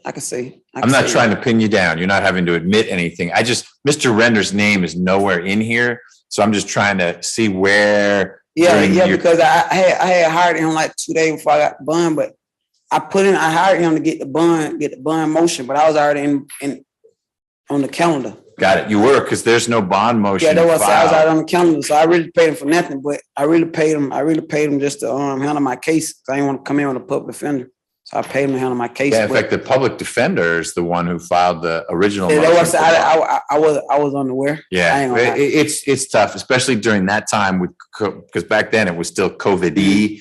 And you weren't getting much face-to-face contact with people. Well, here's where we are. I don't want your case to be languishing. It's older, you're in jail. And so we need to figure out trial, plea, what. So I just need to figure out, are you able to afford a lawyer, or have you been locked up long enough? You don't have the money to pay for a Render or a Jones or a Smith. And so we should go with the appointed lawyer, which would have been Ms. Wood, but her office has a conflict. Not a conflict like this, but they must have represented someone who's somehow connected with your case, either the alleged victim or a witness or whatever it is. So they can't keep representing you. That's where Ms. Hill comes in, because Ms. Hill, very skilled lawyer, has just been down in Clayton County, but is now more in Fulton. She doesn't have that conflict that Ms. Wood has, because she doesn't work with the Fulton public defender. She works statewide public defender. So I just need to know if you are planning on hiring someone. Are you going to go in circles with Render, or if we should keep Ms. Hill, who filed an entry now, as your lawyer? No, when I had talked to when he came out and seen me, they had offered me something, and I want to take the offer, but that's why I said, like, if she could do it now, we can go ahead and get it out the way now. How long ago did Mr. Render come see you? A week ago? A month ago? Probably a month ago before I got out if I got in the hole. And then she came to see me while I was in the hole. Ms. Hill did? Yes. Okay. And when you're in the hole, can the lawyer not see you? I don't know how that works. Yeah, they can. Okay, so you've met Ms. Hill? Yes, I just met her like last week, I think. Okay, well, she's pretty new to the case. And so really what we were talking about before we brought you out here was, boy, Ms. Hill, you're going to need a little bit of time to figure out about Mr. Johnson's case. She wants to be able to give you the best advice she can. And how long will she take? Well, I don't know. We're going to talk about that right now. That's why I wanted you out here. Okay. But before we ask her any questions like that, I need to know you don't think you've got the money to pay Render. I ain't even that. I want to get the case resolved. I really thought I had my mind was like, I was going to get the case resolved today. So I really don't want to come back and try to reschedule no court date or nothing like that. All right. Well, the good news for you is that you don't have to worry about the rescheduling. I can have you come over whenever. So I don't have to look at your schedule to see when it will work. But I'm going to let Ms. Hill speak for herself. She's the defense attorney. But generally, defense attorneys don't want to just jump in and say, because you say you want to plead, we should take care of it right now. There may be aspects of your case that will cause Ms. Hill, Ms. Wood, Mr. Render to say, deep breath. That offer is going to be there, but let's just make sure there's not something that the defense attorney could share with the state. And they say, oh, well, we need to dismiss this. Forget about this offer. We need to either reduce it, make it a misdemeanor. And maybe that was the offer, was a misdemeanor. But if it's not, it's a felony conviction. I don't know if you already have felony convictions. Make your life more complicated if you get a felony conviction. So there are good reasons why Ms. Hill, Ms. Wood, Mr. Render might say, I hear you, and you want to plead, you want to take care of it, but give me a day, a week. We're going to hear what Ms. Hill has to say, so that she can be comfortable that she's given you the best advice. And it's not just the jailhouse lawyer, that would be you, having decided what ought to happen. Okay? Yes, sir. All right. So Ms. Hill, I think you're staying on board. And I'd like to know what you see as today was supposed to be final plea. Obviously, I'll keep Mr. Johnson's final plea rights out there so that he can withdraw his plea if the sentence I give him is different from what you asked for on his behalf. But you heard him. He's anxious to move forward. What is a realistic time frame for you to get with him and be in that position, assuming we get would it be from Ms. Willingham? Whose case is this, Mr. Peoples? Your Honor, this would be Attorney Willingham's case. The notes that she provided me indicate that, excuse me, essentially, yes, that the last information that she received that the defendant had hired Shannon Render, but she didn't see any entry. Okay. And but setting aside Render, is there an offer? Well, let me ask Ms. Hill. Did you ever get an offer, Ms. Hill? Have you seen in the file somewhere an offer? Yes, Judge McBurney, I did receive an offer. However, I did not communicate it at all to Mr. Johnson once he told me he had private counsel. Got it. Okay. So you all can have that conversation and then be in the position to have what I was talking about, that meaningful discussion where Ms. Hill can say, that sounds like a great offer. I think you should do it. Or, you know what, you're overreacting because you want to get out. Let's take a deep breath. And that's a private thing for the two of you to have. I'll get you back here as soon as Ms. Hill says we're ready to go. So I don't know if that's Friday, if that's next week, but getting one person over here is not hard to do. I can always get a spot on one of those vans that bring people over here. So I don't want you to think, if we don't resolve it today, it'll be November. It's not going to be November. It will be as soon as you and Ms. Hill have that conversation. And if you guys agree, yep, we want to do this thing, we'll do it. Who can talk today? I will be along to see you this week, Mr. Johnson. All right. Well, so there's only 2 other days this week because today's Wednesday. So she'll see you tomorrow or Friday. You guys will have that conversation. Now that Ms. Hill knows she's your lawyer, she'll have that conversation. And then all she needs to do is call Ms. Nelson. That's my litigation manager, and say, hey, we've sorted this one out, and then we'll get you back here. So it can be next week. You don't need to, I know you've been waiting. You've been in for 5-6 months now. And you are anxious to move forward. I'm assuming the offer is something that lets you move forward. If the offer Ms. Hill has is 100 years, then I don't know why you're so anxious to take that, but I'm assuming that's not what it is. Let me ask one more question, and then I think we can wrap it up. Ms. Willingham is just not available today. It's not that she's left the office or been transferred. That's correct, Your Honor. She's just not here today. Okay, I'm all right with that part then. So, Ms. Hill, do you need anything else, or you're in a position to do exactly what you said, which is connect with Mr. Johnson tomorrow or Friday? I am, Your Honor. I'm in a position to do that. Okay, great. Are you still in the hole? And I just got out last night. Well, good. Don't mess up. Stay out of the hole. Thank you. All right. Okay. Mr. Peoples, anything else on behalf of the state? No, Your Honor. All right. We're all set. Thank you. All right, thank you, Judge. And may I be excused? That concludes my business today. Yes, ma'am. Thank you.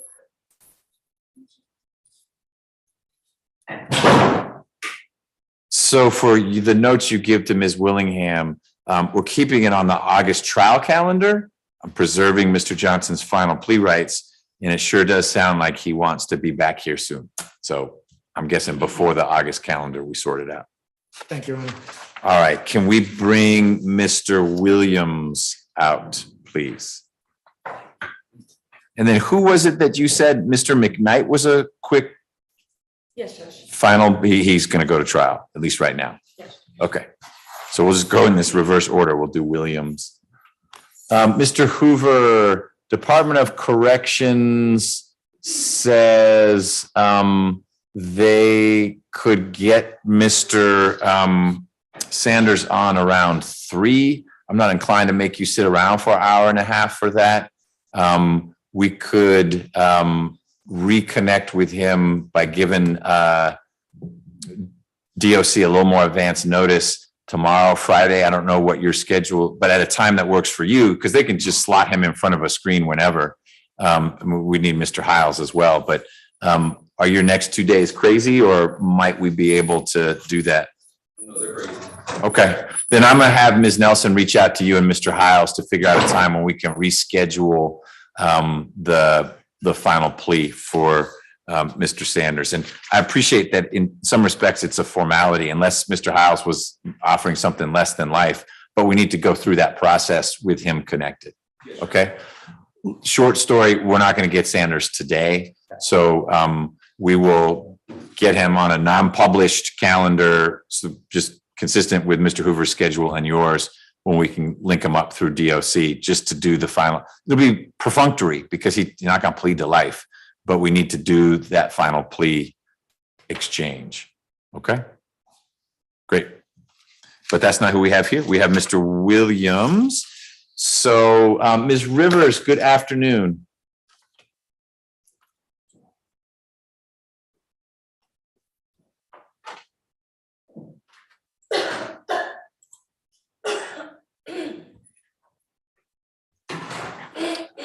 Doesn't look like the DA's office. Ms. Rivers? Yes, Judge, I'm here.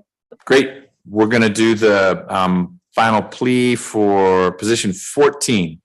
It is case 23 SC 186449, State versus Marquez Williams. Mr. Williams is here in court. Good afternoon, sir. Good afternoon. With his lawyer, Ms. Feely, and Mr. Abate, the prosecutor, is appearing virtually.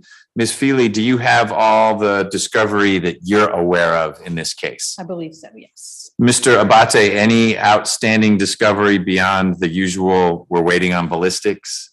That's correct, Judge. Okay, any other GBI related things or just ballistics? Just ballistics in this case, Your Honor. Okay, is your understanding of the case that ballistics are central to what the jury will be wrestling with, or it would confirm what's thrown in a bunch of different other ways?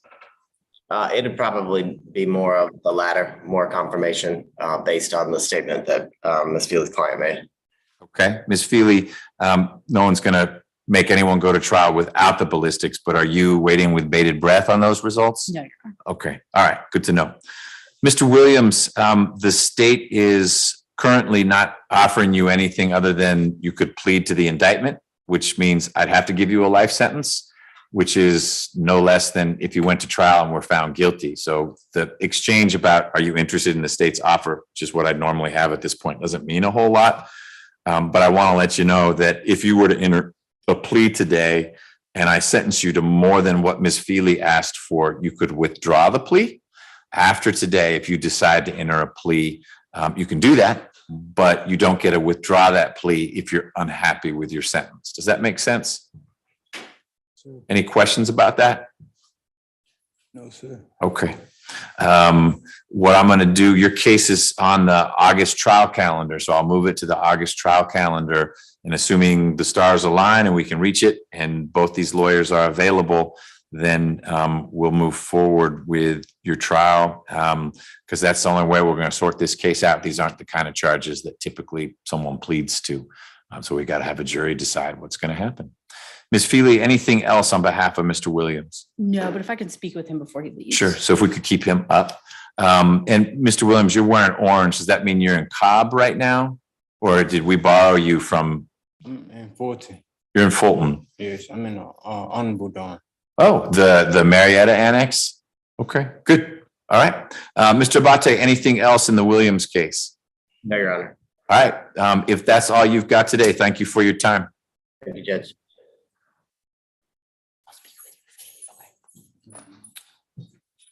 If we could have Mr. McKnight next, please.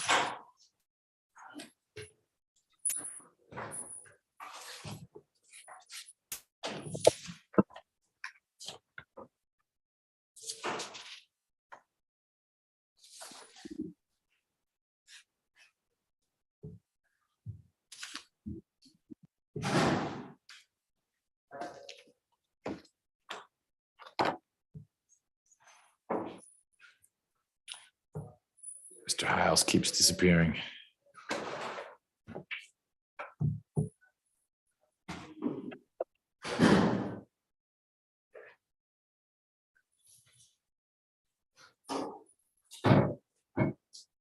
Hey, Mr. McKnight, if you come to the podium, please.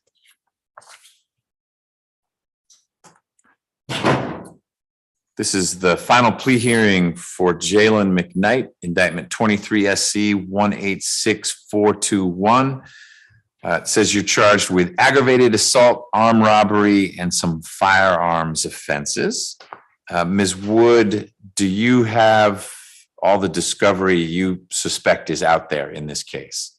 Judge, yes, I received discovery on June 22nd, so I am still making my way through it. And I would ask that the final plea rights remain intact, but we're good with moving forward to a trial calendar. Okay, that seems a little late given not your request, but the arrival of discovery, given how long Mr. McKnight's been in. Was it a late indictment? In other words, he sat for a long time without an indictment? Judge, there was another case, there was a CP case. I can't remember the order of events. I know. And then he had one of our pre-indictment attorneys. So it could have been that it went to the pre-indictment attorney. The link was forwarded to me on June 22nd. So. Okay, all right. I see. So it could have said Eric Cho as the lawyer and it went there. Got it. Because discovery was due on May 2. Yes, Judge. All right. I don't mind honoring your request. I'd like to keep Mr. McKnight on the August trial calendar. And so all we'll do is move him to that calendar, same date he had in the scheduling order, but preserve the final plea rights. Yes, Judge. Thank you. Have you had a chance to even just glance through discovery? I've started making my way through it and I have shared all of that with him and we'll just keep working. I have spoken to Mr. Peoples about the case. So hopefully we'll have a resolution that's not on trial, but. Okay. In your initial pass through discovery, does it look like there'll be substantive motions that we need to, that's my bigger concern. If it's a trial, it's a trial. If it's not, that's more concrete closure for everyone. But if we need to fit in a motion to suppress ID or something like that, just want to make sure we find that window. But right now you don't see that. Not from what I've seen, Judge. Okay. Mr. Peoples, anything from the state? No, Your Honor. Any reason why, other than you learned from a witness, there's a availability issue, you couldn't be ready for the August calendar? No, Your Honor, not to my knowledge at this time. I was in trial last week, but I looked briefly at it. So to my knowledge at this time, no, Your Honor. Okay, how did that trial end up? Great for me, Your Honor. Oh, great for you. Okay. It's probably a good experience there. Mr. McKnight, do you have any questions?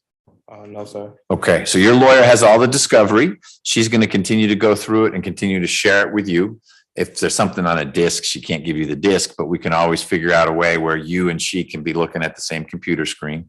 I will see you again at the latest on, I think it's August 16th.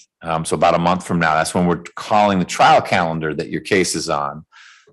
Maybe you all work something out. There's serious charges.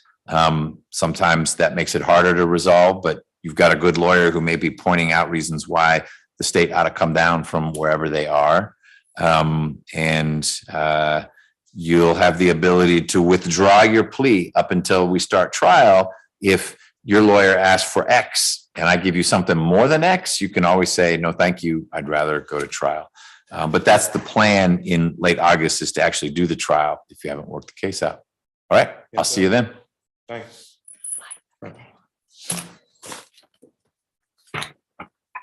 All right, I think everyone else, people wanted to talk to people, or it was a plea.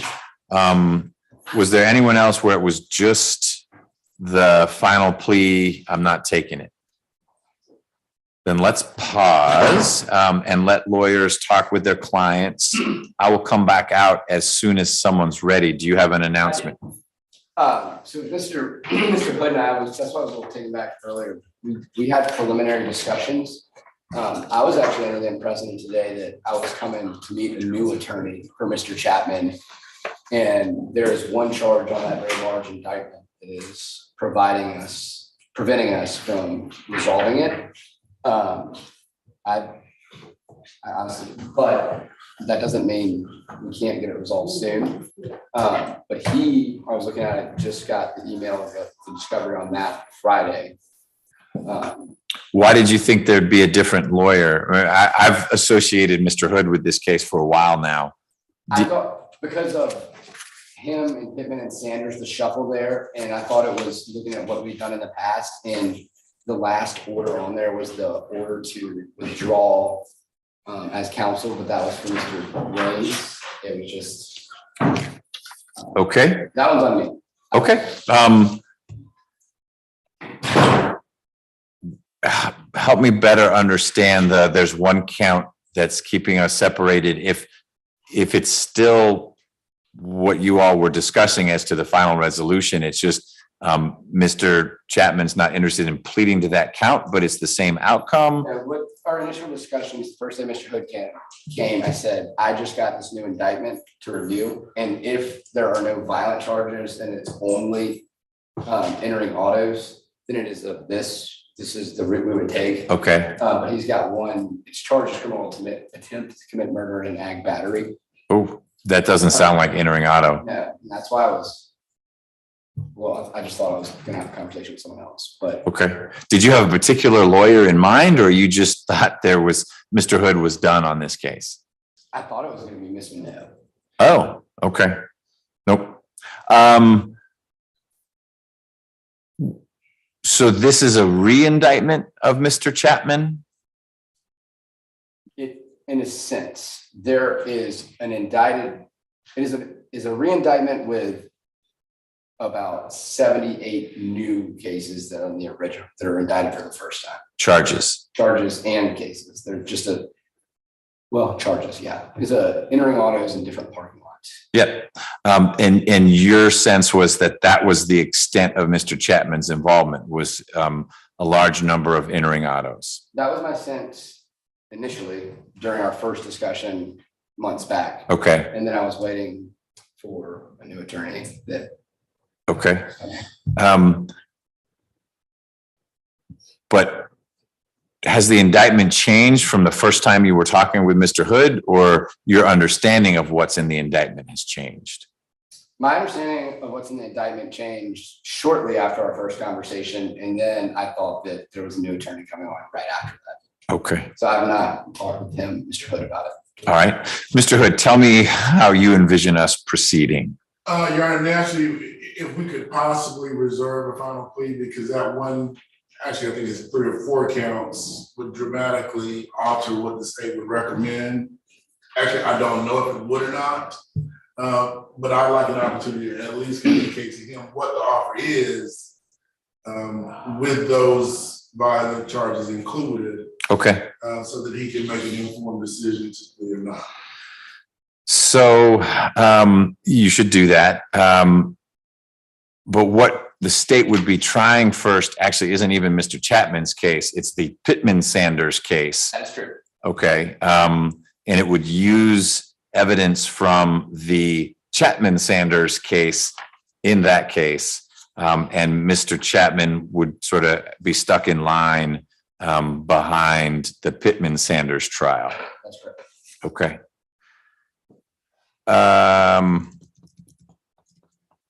So yes, at a minimum, Mr. Hood, I will preserve Mr. Chapman's final plea rights. I'll bring him out here in a minute so he can hear all this from me. I will.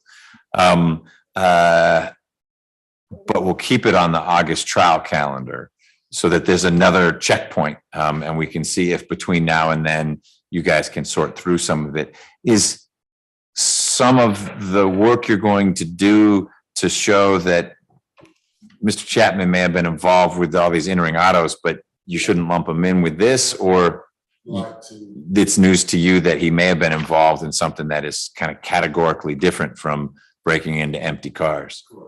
Okay. All right. Then let's bring, do you want to talk to him before I talk to him? Okay, why don't you do that? It may be, I don't need to chat with him, but I'll let you know. At a minimum, what we'll do is preserve final plea rights and keep it on the August trial calendar. Okay.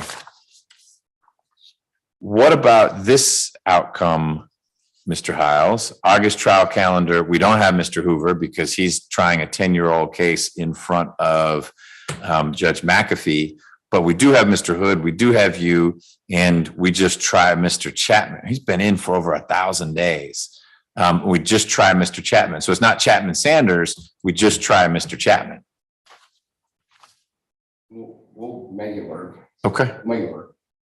I think we can get it resolved. I just need to. People need time. I'm good with that. You just got another month because that trial calendar is not till August 16th. Between these two cases, the two Sanders cases, it would be nice to move one of them out of the way so that we know the state's focus is. I appreciate you said we're going to do the homicide first, but this other one doesn't sound like it's just entering auto. Yeah, there were several violent charges on that with Mr. Sanders. It just seems like people overlook the fact that Mr. Chapman got tucked into at least one set of those.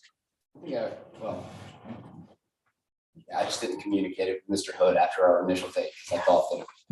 But if he had an offer of 7-2 Next Level Boys Academy, I assume you didn't make that up. Oh, no, that wasn't made up. I said, I got notice of this indictment. I got notice of this indictment the day from my office when they finally got it together.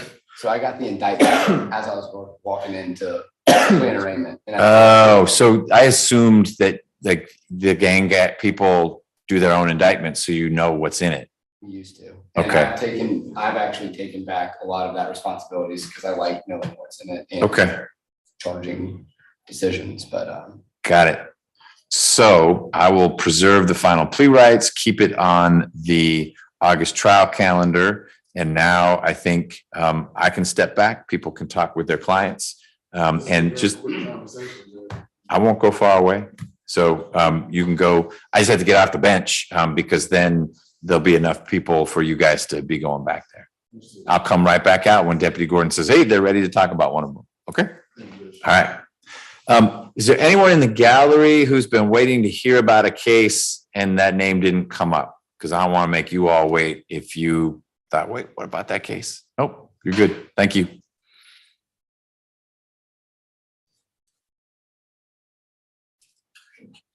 All right, so Deputy Gordon, you'll let me know when I should come back out. Thanks.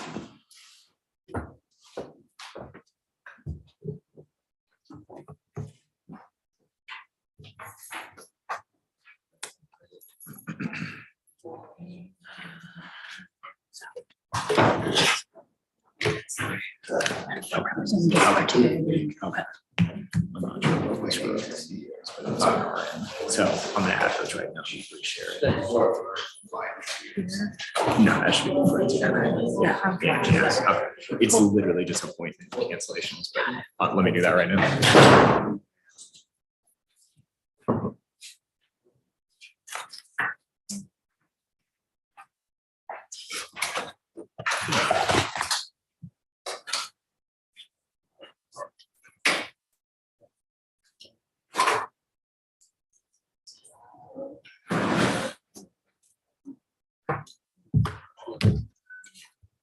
Cruz, would you happen to have your iPhone charger?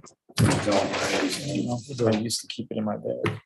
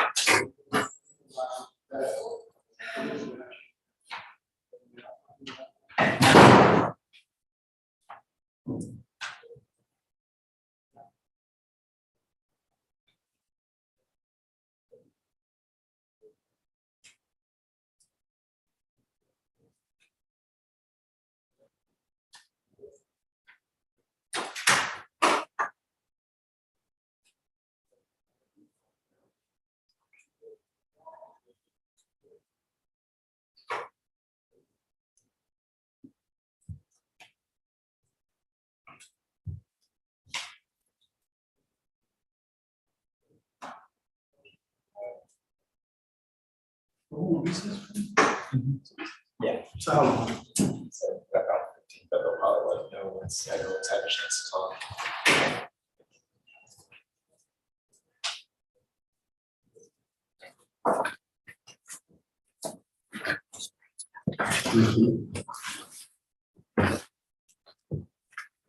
So I don't know, we gotta wait, is the defendant's decision. Okay, let me just show out here with them. Thank you so much. No, so she want to go back to the mental hospital. So I'm just trying to Oh, get yeah. this coming. Yes, I can. How about you? Man, I can't complain. Did you have fun last week? I did, I learned a lot. A lot. So. Who were you sitting? Chineke. It's really good because it was, She's good. yeah, just trying to see what kind of is different about the gang stuff and how you put it in, that kind of stuff is really interesting. I loved it. So I loved it. I was kind of scared to take anything. Like I took a couple witnesses, but I was like, nothing too wild. I don't want to mess you up. Yeah. She was like, you're fine, but it was really interesting. The jury came back at like 9:20 something PM. Because Judge Krause was like sending a note, hey, I'm gonna let you guys go home. We're like, no, we'll stay. But it's because they didn't want to come back on Monday.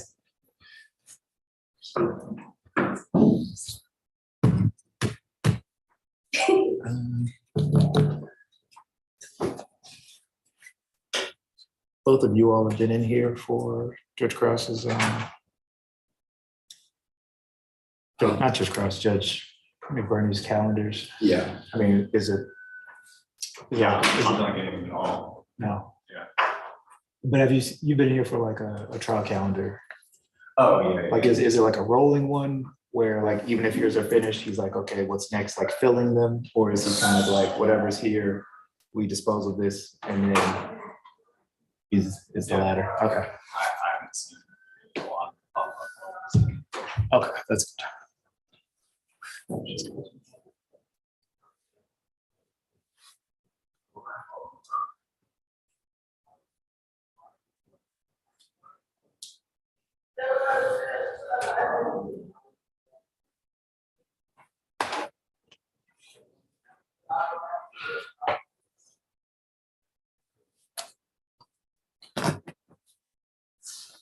Sorry, Reeves.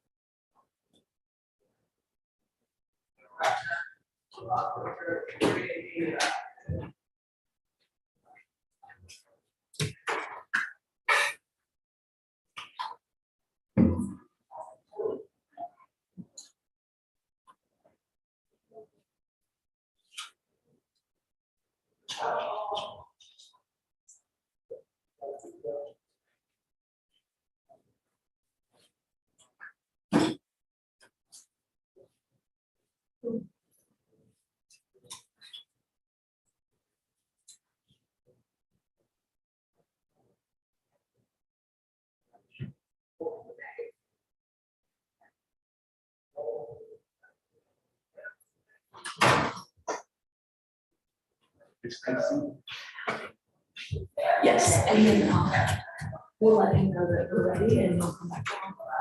Thank You signed up for it. Wonderful. That's good.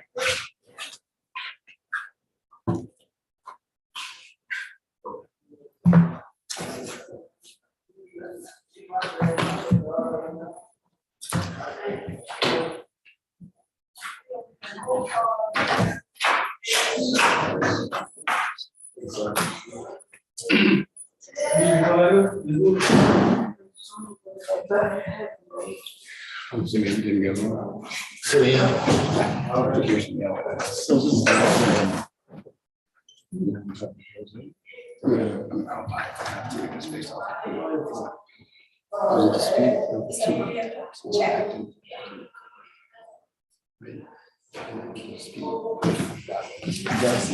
That's the.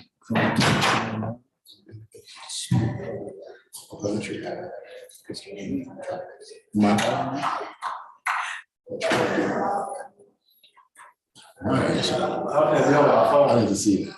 Of course. I need to see that. So how does that impact your recommendation?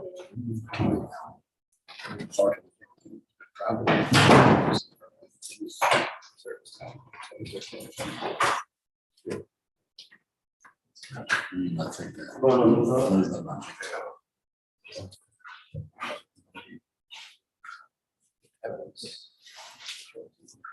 You got to know. You should. You should have got. Let me see.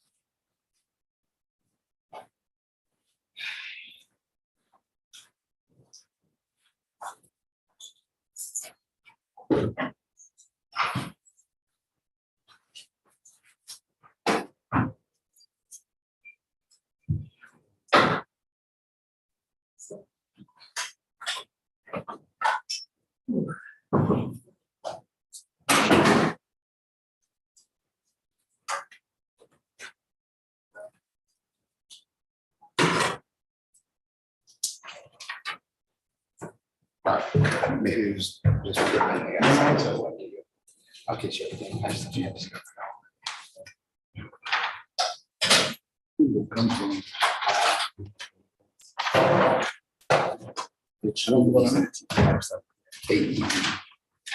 H.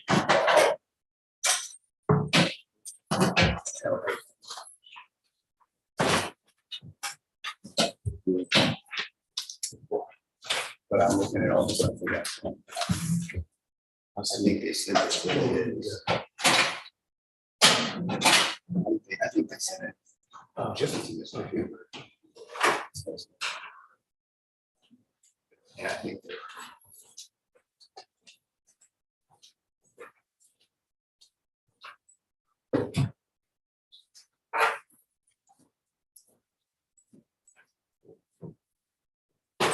And that has not come to us.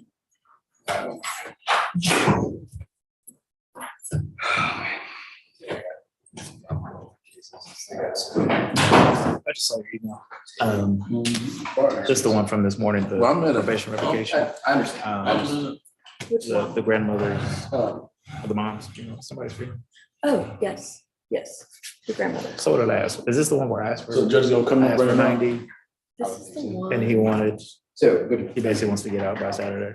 warrants. And then we were gonna terminate the balance. Is that the one? Am I mixing? I think I'm mixing them up. I don't think we were terminating the balance on that one. I think that's the one where you had like 9 years left in probation. Maybe that's it. I can double check my notes though. Let me know, because I wrote it down, but Okay. the calendar's on mine. Yeah, I'll check. And then, but I'm fine with that. Okay, thank you. Mhm.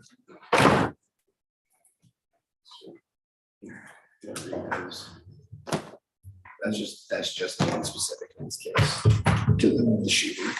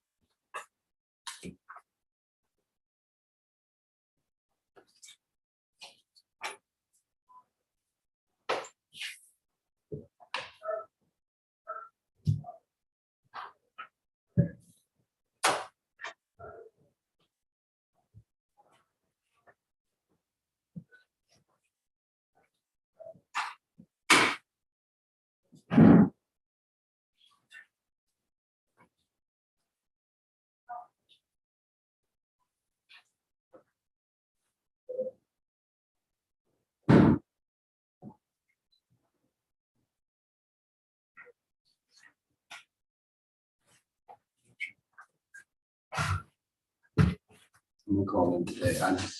So the other one still call off seeing it. I was just expecting. So. No, we're good. See what I'm saying?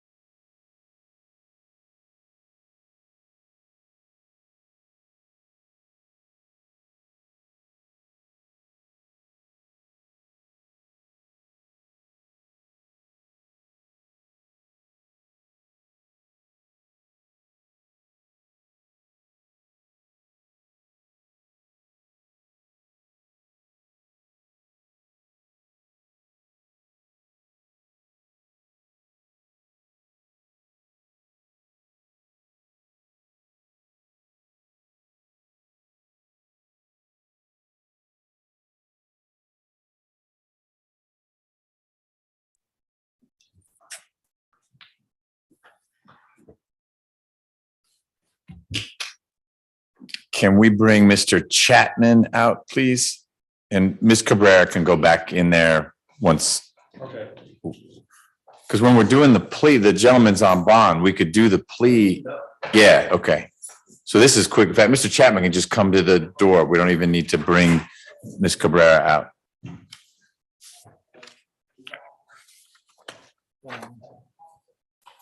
Did I miss President Tim?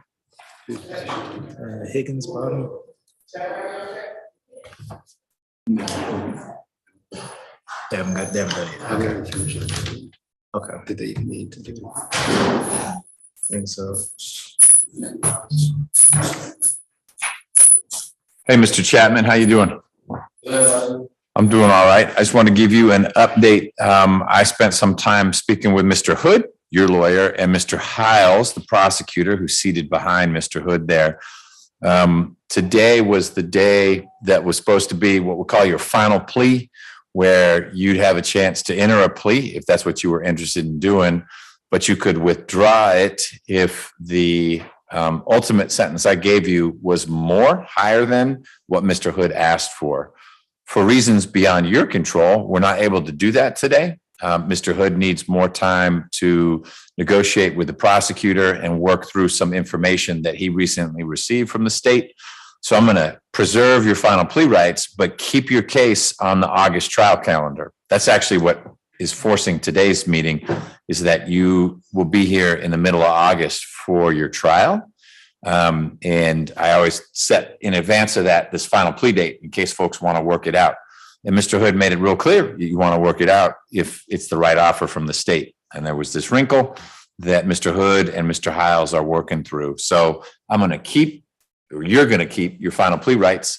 I will see you at the latest on August 16th. That's when we call the trial calendar. If before then, Mr. Hood and you reach some understanding with the state, then we'll get you in here for the plea. But we're not able to do that today because of some of this new information. That shouldn't be all that different from what Mr. Hood told you, but you need to hear it from me, not just from him, because I'm the one who sets the dates. Any questions about that? I need to hear from you and my people here too. Okay, people, you heard it. That's what's going on. My goal is to get Mr. Chapman closure as soon as possible. It may not seem like that to you. Who's here for Mr. Chapman? Because he's been in jail for so long. But we will find out on August 16th. We're going to do a trial, or has this worked out? And before then, if Mr. Hood and Mr. Hiles are able to reach something close to a middle ground, I'll get Mr. Chapman back here by then. But it's been too long, and we need to move this forward. Okay, Mr. Chapman, anything else? Okay, thank you. Judge, that's all I have. May I be excused, Your Honor? Yes, sir. Mr. Hiles, you'll continue to work with Mr. Hood on this? Absolutely. Okay, thank you. I think you need to stay because we still need to sort out what's happening with Ms. Boyd. They're still talking. She's filling out paperwork. Oh, it's working out in that way. We'll see. Okay. Well, in the meantime, why don't we take the plea in Mr. Charles's case? Come on up, Mr. Charles. Ms. Yes. If it's all right, while you take this plea, if I step outside with the family. Yeah, no, you can. I just needed you in here. I was going to be talking with Mr. Hood and Mr. Chapman. Needed you in here for that. Otherwise, as long as we know where you are, we'll get you back in here. Ms. Feely, you were going to talk to maybe it was Carl Bennett. So I spoke with number 10 Higgins Bottom, and that will be, he's rejecting that offer. And then number 11, Mr. Bennett, I have a updated offer that I think he will be interested in. So I expect that to be a plea. Okay. And number 12, Mr. Evans, I did speak with, and we have someone from PAD on the call as well. But at this point, I think Mr. Peoples, there he is. Mr. Peoples and I have discussed perhaps a reduction of the charges, but we need more time to get that sorted out within his office, I think. Sure. Okay. Well, let's do this. We're going to do Mr. Charles's plea. Immediately after that, we'll bring out Mr. Higgins Bottom so he can say yes or no. That way, Mr. Shapiro will be freed up. And then We'll press on with Bennett if we can do that. We'll see what Evans wants to do. When Ms. Cabrera emerges, we won't interrupt things, but once she's done, then we'll do the Boyd plea. If it's going to be a plea, locking that in would be a pretty high priority of mine. So, but we've got Mr. Charles right here. So let me make sure that Ms. Rivers is ready to go. Ms. Rivers, you good? Yes, I am, Judge. Oh, and we're going to start that in just a second. Mr. Pulley is on. Yes, Judge. And I don't want him to stay on forever either. What are we doing with Mr. Pulley? It will not be a plea today, Judge. I do have discovery and I just need to continue speaking with him, but I'm fine with it going to a trial calendar. Okay, so let's do the plea and then we'll do Pulley and Higgins bottoms, no thank yous, and go from there. All right, this is position 7, State versus Claude Charles, 22 SC 183441. Mr. Charles, you're charged in the indictment in the case with burglary in the 2nd degree. My understanding is that you are prepared to enter a plea in the case. It may be to reduce charges, but Mr. Peoples will be telling me about that in just a moment. Are you ready to go forward? Yes, Your Honor. Okay. You understand that in a moment, Mr. Peoples will put you under oath. Once you're under oath, you'll need to answer all of his questions and mine truthfully and completely. Yes, Your Honor. Will you please, if you have any questions while we're having our conversation, let me know that you've got a question either for Ms. Wood or for me so that I can answer that question. Yes, Your Honor. Great. When you're ready, Mr. Peoples. Thank you, Your Honor. We raise your right hand. You solemnly swear the testimony you'll give in the proceedings before today are the truth, the whole truth, and nothing but the truth. Yes, sir. Thank you. You can lower your hand. Will you state your true, correct, and legal name? Claude Randolph Charles. Spell it for the record. First name CLAUDE. Middle name is RANDOLF. Last name is Charles, CHARLES. Thank you. Are you at this time taking or under the influence of any drugs, medication, or alcohol? No, sir. Is there a medication that you normally take that you have not been given today? No, sir. How old are you? 34. And what is the highest level of education that you've completed? Associates. So then are you able to read, write, and fully understand the English language? Yes, sir. You understand that you're charged with the following offense of burglary in the 2nd degree, which carries a sentence range of 1 to 5 years? Yes, sir. You understand that you have the right to plead either guilty or not guilty to this charge? Yes, sir. You understand that if you plead not guilty or remain silent and enter no plea at all, that you may receive a jury trial? Yes, sir. Have you had enough time to speak with your attorney about all the facts and circumstances known to you regarding the charge in this indictment, including any potential defenses? Yes, sir. Do you need any more time to discuss this case with your attorney? No, sir. Are you satisfied with their services? Yes, sir. Counsel, do you waive formal reading of the indictment? So waived. Do you waive any and all defects in the indictment, including any with respect to your client's name? So waived. Mr. Charles, do you understand that this is a negotiated plea of guilty, which means that the joint recommendation of the state and the defense to the court, Your Honor, would be a reduction to misdemeanor criminal trespass under OCGA 16-7-21 with a special condition with 12 months of probation and a stay away from the location, which will be provided in the factual basis. Jefferson Park Recreation Center? That's correct, Your Honor. All right. You understand? Yes, sir. You understand, however, that the court does not have to accept this recommendation. The court can sentence you to the maximum. And you understand that? Yes, sir. I understand. You understand that if the court decides to order a sentence that differs from the negotiated plea, that you have a right to withdraw your plea of guilty? Yes. Yes, sir. You understand that if you are placed on probation of any kind, that you cannot violate any criminal laws of any governmental unit or any special conditions of probation without being subject to revocation for the balance of the sentence? Yes, sir. Are you a citizen of the United States? Yes, sir. You understand that you waive any and all defenses, including any mental health defenses, by entering a plea of guilty? Yes, sir. There are certain rights that you give up by entering a plea of guilty, which include the right to a trial by jury, the right to remain silent and not incriminate yourself, the right to confront the witnesses against you, the right to the assistance of counsel hired by you or to court-appointed counsel if you cannot afford an attorney at a trial of your case, the right to the presumption of innocence, the right to testify on your own behalf and to present other evidence, the right to subpoena witnesses and compel the production of evidence, the right to have the charges against you proven beyond a reasonable doubt, and the right to appeal if convicted of these charges after a trial. Do you understand all these rights? Yes, sir, I understand. Has anyone used any force, threats, or promises which has caused you to enter this guilty plea against your will? No, sir. Is it your decision to waive these rights and enter a guilty plea because you are in fact guilty? Yes, sir. How do you plead to misdemeanor criminal trespass? Guilty. Is this guilty plea freely and voluntarily given with full knowledge of the charge against you? Yes, sir. You understand that you have only a limited right to appeal this guilty plea? Yes, sir. 30 days. Sorry? 30 days, sir. Yes, sir. You understand that unless counsel is substituted or permitted to withdraw, the defense counsel will represent you until either the end of the current term of court or 30 days from today's date, whichever is later. Yes, sir. You also understand that you have only 12 months from today for a misdemeanor and 4 years for felonies to file a habeas corpus petition challenging the voluntariness of this guilty plea. Yes, sir. You understand that you have until the last day of the current term of court to file a motion to withdraw your guilty plea. Yes, sir. You also understand that any of the filings that we've just discussed must be filed by your counsel unless you're representing yourself. Yes, sir.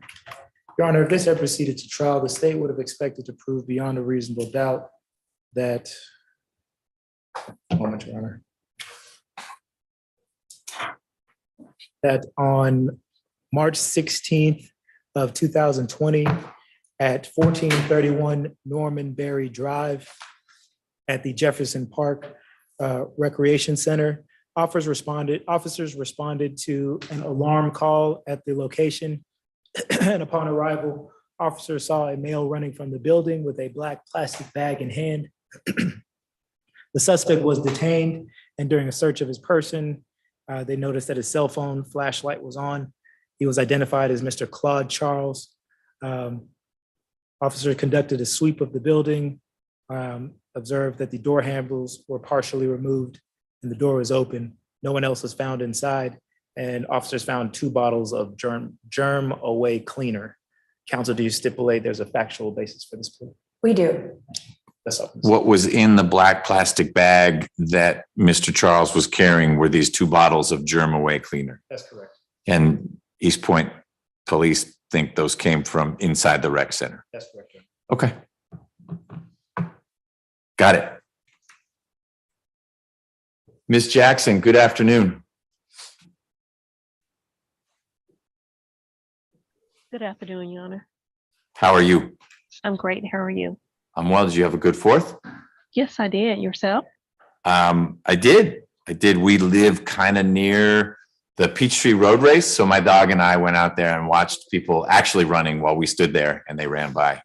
All right. Yep. I felt like I participated without having to run. So it was good.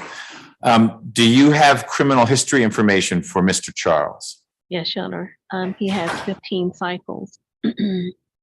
There's 5 out of Georgia, 1 out of Nevada, and there are 9 out of Florida. The last arrest was December 29th, 2022 in Fulton County for a failure to appear. He does have 1 prior felony that was listed in the GCIC. It was in 2017 for entering an automobile. And he received 4 years of probation for that. That was November 7th, 2017.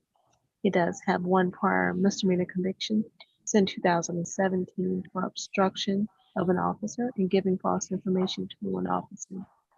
He does appear to have a history of failure to appear.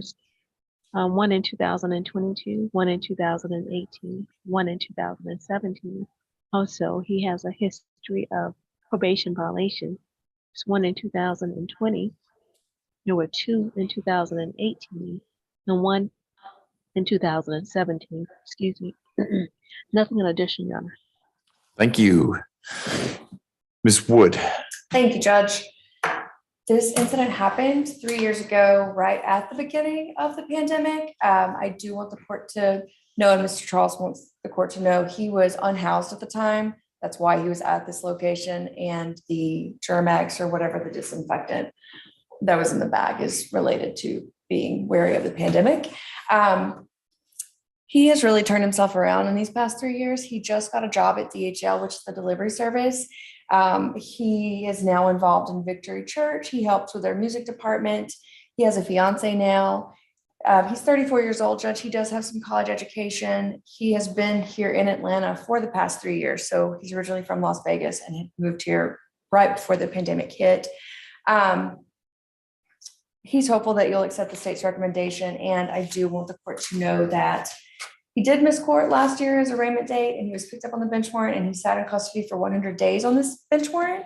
So we would ask for credit for those dates. It's December 29th, 2022 until April 7th, 2023.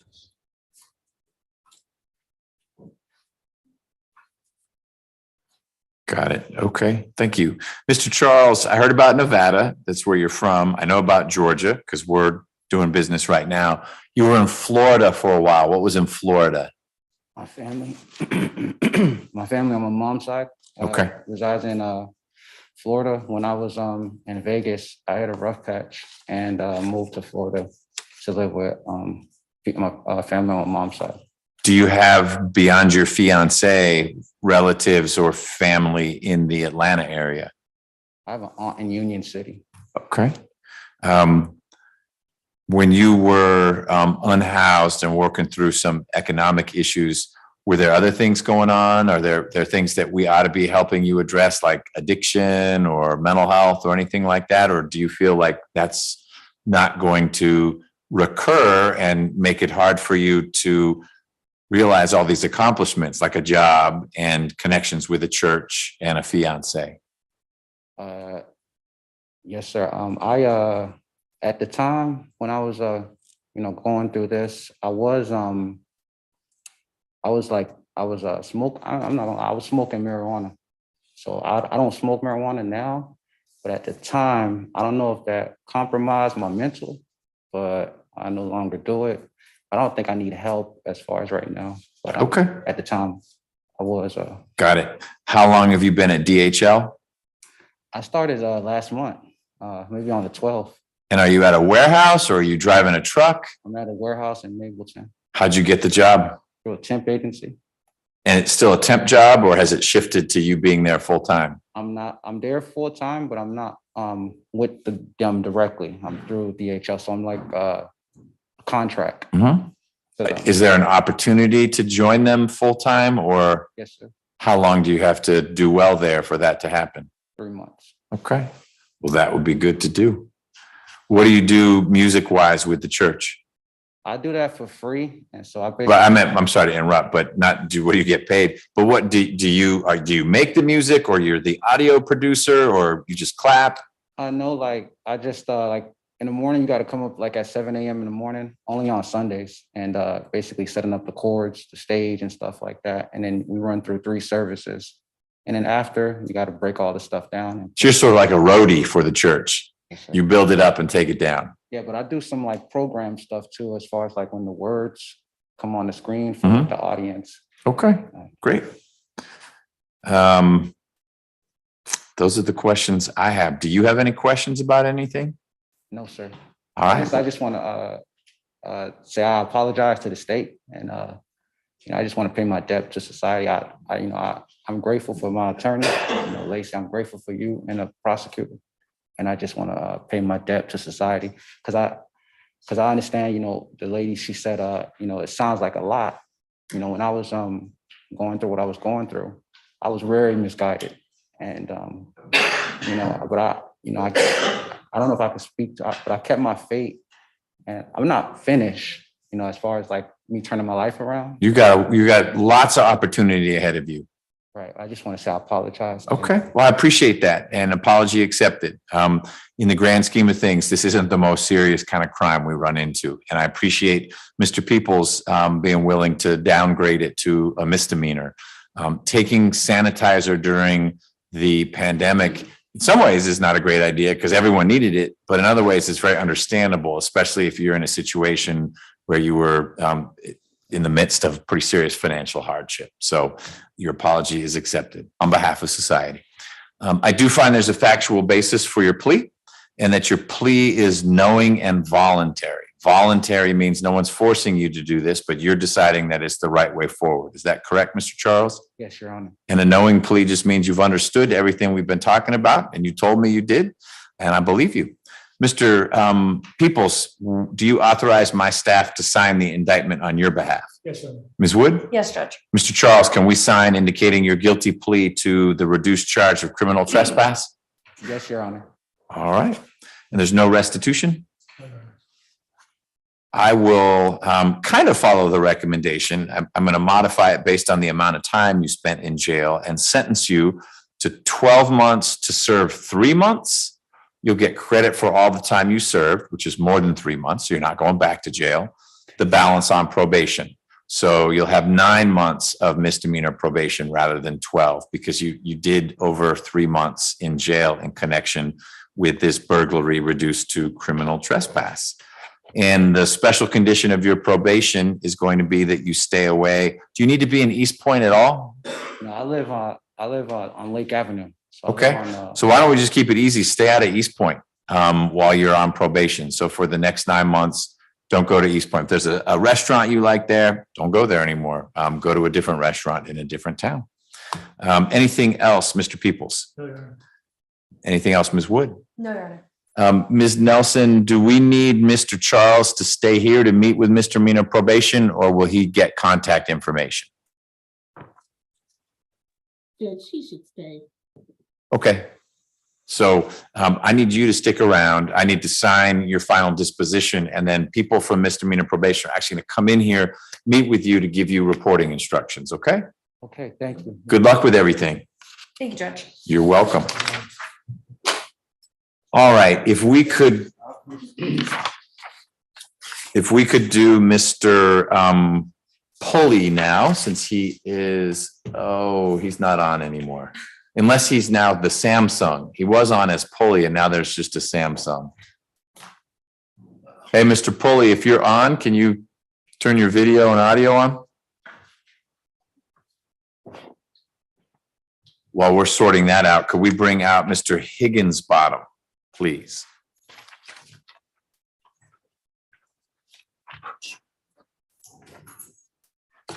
Mr. Floyd emailed me, he's trying to reestablish his connection. Okay, great. I wonder who's on the Samsung.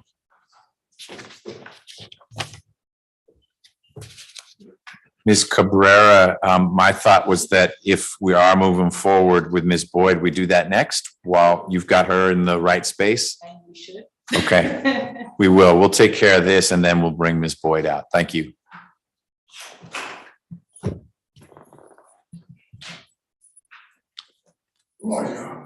Hey, it's actually, you've been here for a minute. It's afternoon now. Good afternoon. If you'll come over to the podium and stand there with Ms. Feely, please.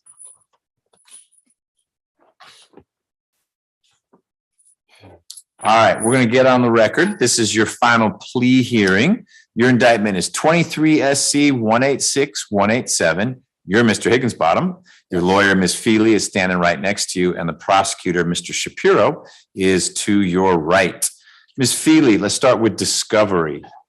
Do you have all the discovery you're expecting in this case? I believe so. Mr. Shapiro was mentioning some medical records I think he's sent over since we've been sitting here. So that would be, I think, complete discovery at that point. Okay, anything about the medical records that makes you think, uh-oh, I'm going to need I know you haven't seen them, but expectation wise that you need to hire an expert to provide a different interpretation? I don't think so. Okay, so assuming you got everything you're entitled to through that final transmission, no reason we couldn't keep Mr. Higginsbottom squarely on that August trial calendar. Yes, and Mr. Higginsbottom actually asked me if we could do it sooner, not the 10th, but I don't know that there's another consolidated calendar that he could be added to either. We'll talk about that in a minute. Let's figure out first why we're going there. What is the state's offer, Mr. Shapiro? If Mr. Higginsbottom wanted to enter a plea today, what would the state's offer be? Judge, the state extended an offer to Mr. Higginsbottom's life to serve 15 years in custody. That would be a deviation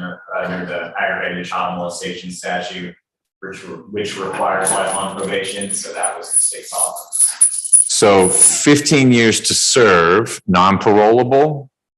That's correct, Judge. Followed by the remainder of life on probation, registered as a sex offender. That's correct. Okay, Mr. Higginsbottom, I want to make, I spelled that out because I want to make sure I understand it, because then I can make sure you understand it. If you were interested in pleading today, and you may not be, but I need to make sure you understand that if you were to plead to the indictment, the state would recommend a sentence of 15 years to serve. You'd get credit for the time you've been in, but you'd still have 14-ish years ahead of you. And then the rest of your life after you got out, you'd be on probation and you'd have to register as a sex offender. Do you understand what the state would recommend if you entered a plea? Yes. Okay, I'm not a great reader of body language, but I'm reading your body language, if you're shaking your head, et cetera, that you're not interested in pursuing that offer at this time. No, sir. Got it. The only thing that changes then is that should you, between now and your trial, say, oh, wait a minute, I do want to plead. Two things. One, you don't get to say, hey, Mr. Shapiro, that thing you offered before, I want it again. You may get a better deal. The state may get less good, the case may get less good for the state as we approach a trial date. But it may be because the state has to engage the alleged victims in this case, that when you say, wait, I don't want to go to trial, I want to work this out, that Mr. Shapiro says, okay, now it's 20 years. And that's what they're going to recommend. Ms. Feely is free to recommend something different, but after today, your sentence is whatever you get. If you go to trial and you're found guilty and I give you X, and it would be a minimum of 25 years to serve. If you're found guilty of aggravated child molestation, be a minimum of 25. Between now and then, again, the state may recommend something a little bit less, but what changes after today is whatever sentence that I deem is most reasonable after I learn a whole lot more about you and the allegations in this case, that's the sentence you get. You don't get a back out of it. You understand? Yes, sir. Great. We're on the same page. Now, you want trial ASAP. You'd like to be tried tomorrow. That can't happen. Yes. So here is where you are on my calendars. You are on the August 16th trial calendar, so about a month out. And you would be brought here on the 16th for the call of the calendar, and then it's 2 weeks of trial, the week of the 21st and the 28th. The question is, when is the consolidated criminal trial calendar? And I don't have that in front of me right now. I will consider putting Mr. Higginsbottom on it, but two things. One, even though you've been in jail for a long time, yes, there are people who've been in jail longer, and I tend to send those to that consolidated calendar. Number two, because you're on my trial calendar, I'm less likely to send it one that I don't control, because I don't know where you'd fall on that list. If you'd be pretty far down or high up on my calendars, I have a bunch of cases, but I get to work with the lawyers to say, let's try to do this one or that one. So I'm not saying no to the August consolidated trial calendar, and it may be I put you on both because that will maximize your chances of getting to trial. But I'm hearing you, oh, look at this. Thanks. They overlap entirely. So Judge Emerson will be handling the 2 weeks of the consolidated calendar, the 2 weeks I'm in trial as well. So I could put you on that, but it wouldn't get you trial sooner. It just would get you on two different trial calendars. Okay. Mr. Shapiro, anything else on behalf of the state in Mr. Higginsbottom? Nope. Okay. And in terms of getting your witnesses here, no out of state, I need a special setting, anything like that. Not in the states where it's on, Judge. Okay. Ms. Feely, you don't see any obstacles. I know you haven't looked at the medical records, but you don't see any obstacles to being able to announce ready for whether it's my calendar or the Emerson calendar. We'll be ready to try this case in August. Great. Mr. Higginsbottom, I'll see you then. Yes, sir. Yes, thanks for your patience. Right here. Whoop.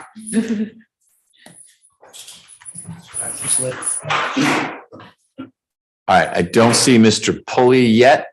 We will turn to him, but what we are going to do is have Ms. Boyd come out for what I think is a plea. And would it be better if she sat at the table as opposed to be up at the podium? The podium is fine. Okay. Yeah, they don't have to. we didn't sign a copy of the indictment or the original indictment yet. That'll happen digitally with her and your approval. Okay.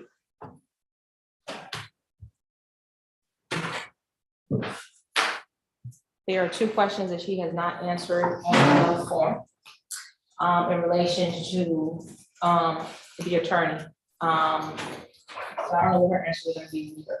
Okay. But yeah, so she did have questions about whether she could get another attorney to try. So those are things that Sure. We will certainly discuss that. Let me just write a couple things down here.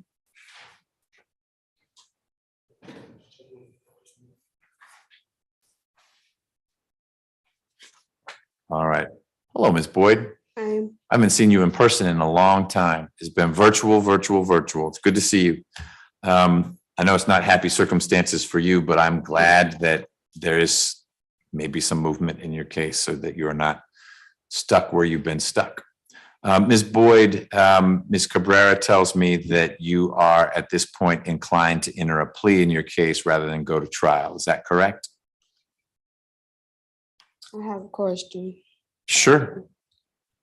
Because I wanted another attorney, but if I was to request another one, I would still have to go to trial Monday instead of, getting another attorney and having her or him go over my case. Right. So I understand your question.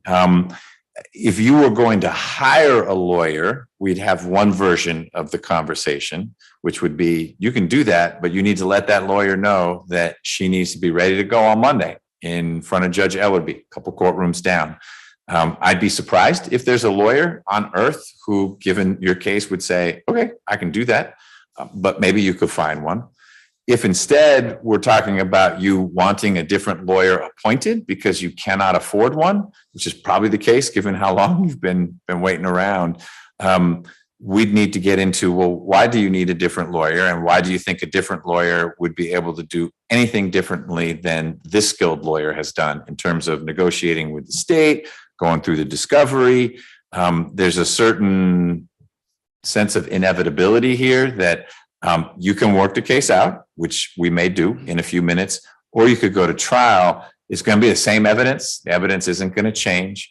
Ms. Cabrera has given that evidence a review. She has negotiated with Mr. Hiles, and she has given you her professional perspective as to the way to move forward. I'm confident that she's not coercing you, although I'll be asking you about that if you decide to go forward with a plea, because it's ultimately your decision and not hers. But she has given you her professional advice looking at the different options of plea or trial. And so that's why I thought you all were coming out here. So that's a kind of a long answer, but I think I'm giving you the answer you were expecting, which is, if you could hire someone, bring it on. She needs to be ready to go on Monday. If it's to appoint someone else, you'd need to give me good reasons as to why that someone else would do a different and better job than Ms. Cabrera, because I know she does good work. And if she has reached a conclusion, a recommendation, I don't want you to get into conversations you two have been having, but if she has reached a recommendation, that is the product of her expertise and review of the evidence. And you'd need to be able to say, yeah, but you know what? If you just got me a different lawyer, there'd be a different recommendation, because I don't know what that because would be. So that's sort of where we are. And that's not me telling you, you better plead. If you say, no, thank you, I get it. And you will be in 8B Monday morning with Judge Ellerby, and we'll see where a trial would go. I can tell you that, well, I don't know what's been negotiated here, but if it is anything less than life without parole, there's definitely a downside to going to trial, because if you're found guilty, I don't know that you would be, but if you're found guilty, the sentencing judge has options that might not be on the table right here. And so it could get worse than what a plea would result in. I'm confident that's one of the things Ms. Cabrera has been talking to you about, and you've been weighing as well. So I'm not telling you what you need to do, but I'm telling you that unless you're hiring an attorney who has said, I'll be ready to go on Monday, you'd be in that courtroom with Ms. Cabrera and Judge Ellerby and the prosecutor. Okay. Okay. So having said that, are you prepared to go forward with the conversation? Nothing is final until I accept your plea. And so we're going to talk for 15 minutes or so. Mr. Hiles is going to cover some rights that you have, and you'll need to answer all his questions. I'll need to be comfortable that you understand what we're talking about. I know you're going to understand it, but still need to go through that. But it's really not until I indicate that I'm going to accept the plea and then sentence you that it's final. So I don't want you to think that if you say, yeah, let's do this, that all the doors have locked and you can't suddenly change your mind. Does that make sense? Yeah. Okay. Do you want to have this conversation now, or do you want to just get ready for trial on Monday? We can have it now. Okay. Well, let's do that. What that means is that Mr. Hiles is going to put you under oath. Once you're under oath, you need to answer his questions and mine. Most of the questions will come from him, truthfully and completely. Just as important, you need to let Ms. Cabrera or me know if you've got questions. If someone says something and you don't understand it, or it's just going in a way that's different from what Ms. Cabrera talked to you about. If you're confused by anything or it's just not making sense, I need you to, whether you raise your hand or say, excuse me, or whatever it is, because I can't read your mind, I need you to let me know that you've got a question or a concern about something. Will you do that? Mhm. Yes? Yes. Great. Okay. And the last thing I'll say, and then I'll be quiet for a while, when you're answering questions, if your answer is yes or no, it needs to be those words as opposed to because the court reporter doesn't know how to translate It could be in either direction. So I'm not saying your answer will be yes or no. It could be maybe, or I don't like that, or I don't know, but just make sure it's a full-blown word. Okay? Got it. Mr. Hiles. Okay, Your Honor, before we start, this would be a guilty plea to count 1, violation of the Street Gang Terrorism and Prevention Act. Count 2 through 13 would vacate because the underlying acts for the basis of those street gang terrorism and prevention violations are also the basis for felony murder charges. And then it would be a plea to count 14, malice murder, counts 15 through 22 vacate, and then count 23 null cross. It would be a plea to count 24, violation of Street Gang Terrorism and Prevention Act, and then 25 through 34 would be a null cross. 25 through 34 would be a null cross. Okay. Would be plead guilty to count 35 home invasion first degree, and then counts 36. The offer is life with the possibility of parole. Okay.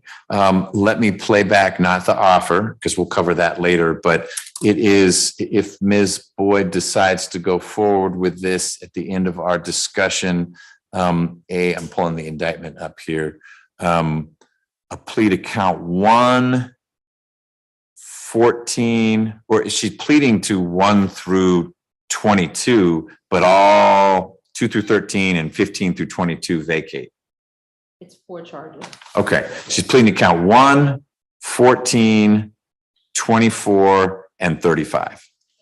Yes. Got it. Okay. Excuse me, Mr. House, pull the microphone in front of you, please. Got it. All right, it's there now. Okay, thank you for clarifying that. Good afternoon, Ms. Boyd. Could you please raise your right hand the best you can? I know it's tough.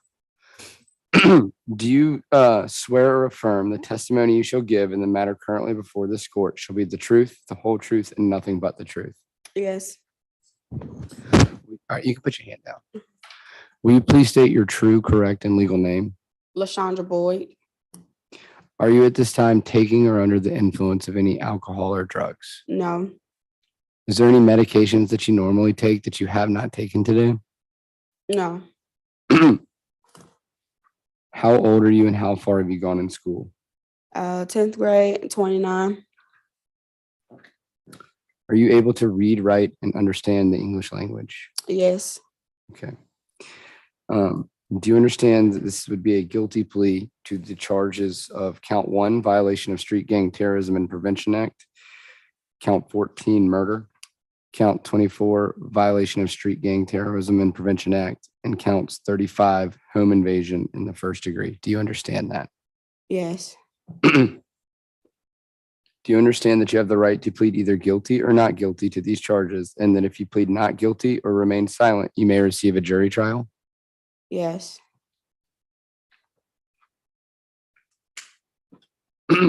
Have you had enough time to speak with your attorney, Ms. Cabrera Diamore, about all of the facts and circumstances known to you regarding the charges in indictment number 22 SC 185391?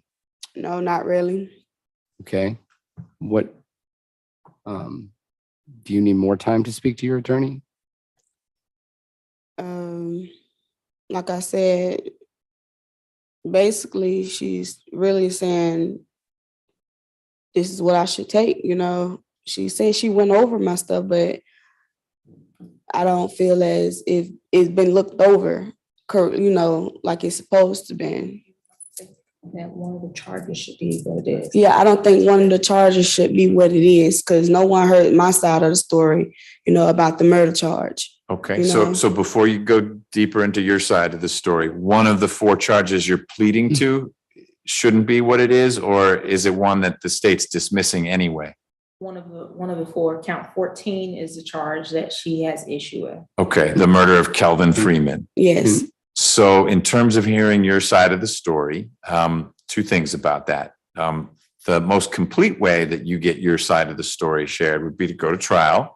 And Ms. Cabrera, as your lawyer, would be able to make points to the jury. Of course, you'd have to testify if you wanted your specific words to get in front of the jury. And that's always a complicated decision, whether a defendant testifies, because you don't just get to tell your side of the story. You're subject to cross-examination from the prosecutor, and you don't get to skip the questions of his that you don't like. You have to answer all that stuff. And so it can be risky. Sometimes it's necessary. For the purposes of a plea, when I'm done hearing from Mr. Hiles, the next thing I do is hear from Ms. Cabrera, and she'll tell me things she thinks and knows about your case. Ultimately, I hear from you as well. The defendant always has a right to be heard. So you'd be able to tell me certain things about your case that if you think it's important, I hear them, I will definitely hear them. So you're not silent in this process. But I want to reiterate that while you may think Ms. Cabrera should be spending more time with your evidence or the state's evidence, she spent enough time with it that she is, number one, comfortable giving you her perspective as to how you ought to move forward, and 2, be ready to go to trial. So the fact that maybe she views the evidence in a way slightly differently from you doesn't mean that she hasn't reviewed the evidence, if that makes sense. You may look at it and say, like, dang, this just shows it didn't go down quite the way the state says. And Ms. Cabrera might think, and again, I don't want you to get into your conversations that the 2 of you had, that you're right, it's not exactly like the state said, but here's what a jury's going to do. The jury's going to say, it's close enough, or there ain't no reason it was a different way. And then you're stuck on the guilty end of a verdict. And then we have a prosecutor saying, I don't want life. I want life without parole. And that's something that I could consider. So your lawyer is balancing that additional piece of what does a bad outcome at trial look like? And not necessarily ignoring what you have to say about it, but weighing all those things. And it's why people are encouraged not to represent themselves. Because if I told you, hey, if you want to represent yourself, go for it, you might be so convinced that, look, I just need to tell the jury this little bit about this thing. And you're missing all these other pieces that someone who is an experienced trial attorney would know. It's just not going to be enough. You know, they're going to hear from you, but there's X and Y and Z, and that's just real risky to go forward. So you ought to say, I don't want to do this anymore, this discussion about a plea, if you think there is a defense that Ms. Cabrera needs to share with the jury, and that jury is going to have a better outcome for you. No one is is trying to make you go forward with the plea. You've received the expert advice, and I'm here to take the plea if that's something that you're willing to go forward with. But if you're not willing to go forward with it, we should stop. Judge. As it relates to count number 14, what she has done, and you'll see when you go through her Boykin form, she has asked that the court consider allowing her to enter that plea under Alfred. Okay, She doesn't agree with the facts as they're alleged, obviously. got it. I didn't realize we were going to get to an Alfred plea, so I may have just wasted some of your time. No, that was important. It definitely wasn't a waste. Okay, But that's in particular, it's related solely to count 14, not anything else. got it. So we'll get to that, this notion of an Alfred plea. Another thing we call it is a best interest plea, where a defendant says, you know what? It did not happen like the state is saying it happened, but I don't want to run the risk of going to trial and a jury says guilty and then it's life without parole. So I can accept an Alfred plea as long as I'm convinced that that's what you want to do, as opposed to your parents are threatening you, or someone from Mr. Freeman's family is saying something to your family or whatever. And I'm not saying anything like that ever happened, but sometimes those things come up.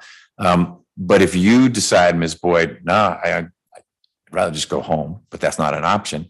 And so I'm going to take this plea, but the world needs to know that my plea to count 14 is a best interest plea. I'm not admitting I did what the state says, but I don't want to roll those really big dice at a trial. Does that make sense? Yes. Okay. All right. So when we get to it, Ms. Cabrera is going to have an opportunity to say, well, you'll actually have an opportunity, because Mr. Hiles will say, how do you plead to these 4 counts? And you can say, I plead guilty to 3 of them, but count 14 is an Alfred plea or a best interest plea, however the 2 of you choose to word it. And we do those all the time. I just need to make sure I understand why. And I will understand why when it's Ms. Cabrera's turn to talk about the case. And if she doesn't get into it enough when it's your turn to say, Judge, I need to share this bit as well. Okay? All right. Okay, Ms. Boyd, having had this conversation, would you like to, do you feel like you've had enough time to speak with your attorney, and would you like to proceed with an Alfred plea? Yes or no? Yes. Okay. And I'm going to ask you a different set of questions when we get to that portion of the Alfred plea. Okay? Okay. All right. At this point, after this conversation, are you satisfied with Ms. Cabrera's services? Yes. Okay. Ms. Cabrera Diamore, do you waive formal reading of this indictment? So waived. And do you waive any and all defects in this indictment, including any with potentially any with respect to your client's name? Also waived this plea. Okay. And the charges that you're pleading to, do you understand that those, have you been advised of the minimum and maximum? Yes. Okay.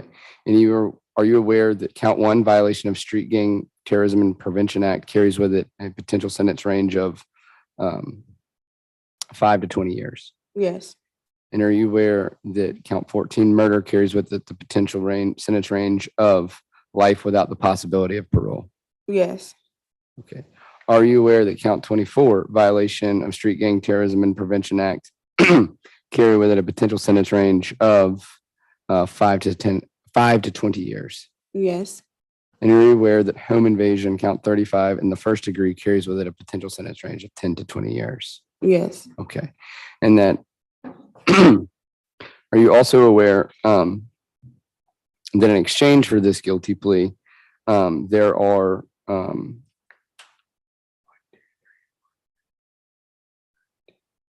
10 counts of violation of Street Gang Terrorism and Prevention Act, 1 count of armed robbery, 1 count of false imprisonment, 1 count of aggravated assault, and 1 count of exploitation and intimidation of an elder person, and 1 count of financial transaction card fraud that are being dismissed in negotiations for this. Do you understand that? Yes. And do you understand that at trial, should you've been convicted, each of those could be run consecutively or one after another on top of each of the other charges you may or may not have been convicted for? Do you understand? Yes. Okay.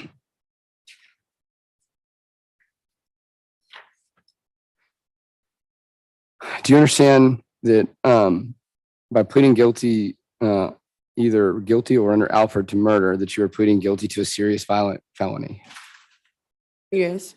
and that you would not be eligible for parole until after 30 years of service? Do you understand? Yes. Okay.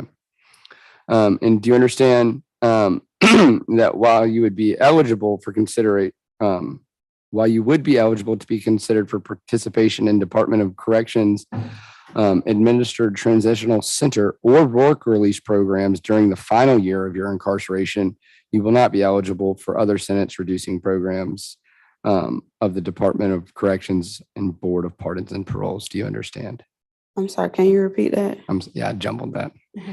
So in essence, I'll get them to repeat it, but in essence, it means there's certain programs that you could take in prison that you can't because of what you're pleading to. Yes. So do you understand that for that first part of your sentence, there's no sentence reduction programs that you would be eligible otherwise if it was not a serious violent felony. But during the final year of incarceration, you could potentially be eligible for a center or work release program. Does that make sense? Yes. Okay. Do you understand that neither the court nor the district attorney's office has anything to do with parole or the Department of Corrections or the Board of Pardons and Paroles, and no one can guarantee parole? Do you understand? Yes. All right. Do you understand that this is a negotiated plea of guilty, which means the state will recommend to this court a sentence of life under count 14 with the possibility of parole? Count 1, violation of Street Gang Terrorism and Prevention Act, 20 years to run concurrent or at the same time as count 14 murder. Count 24, violation of Street Gang Terrorism and Prevention Act would be 20 years, but that would run at the same time as the murder charge concurrently. And that the home invasion in the first degree would be 20 years, but that too would be to run concurrent or at the same time as your charge for murder. Do you understand? Yes. Okay.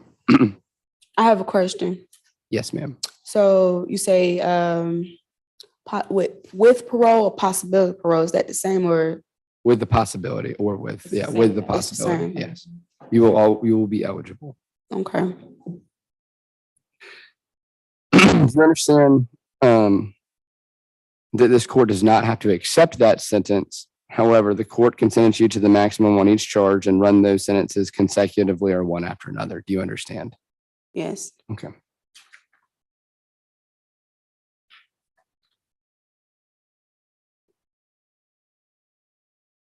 Do you understand that this plea could enhance sentencing on other convictions in this jurisdiction as well as in other jurisdictions, including in the federal courts?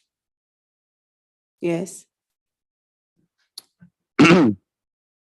Are you currently on probation or parole? No.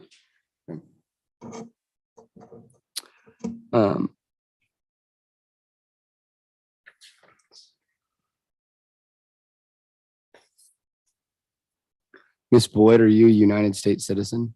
Yes.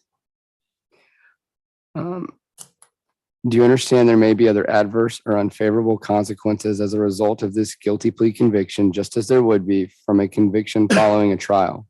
For example, your guilty plea may affect the right to vote, the right to hold public office, the right to serve on a jury, the right to obtain a passport, the right to receive, possess, or transport a firearm, or the ability to obtain employment. Do you understand? Yes.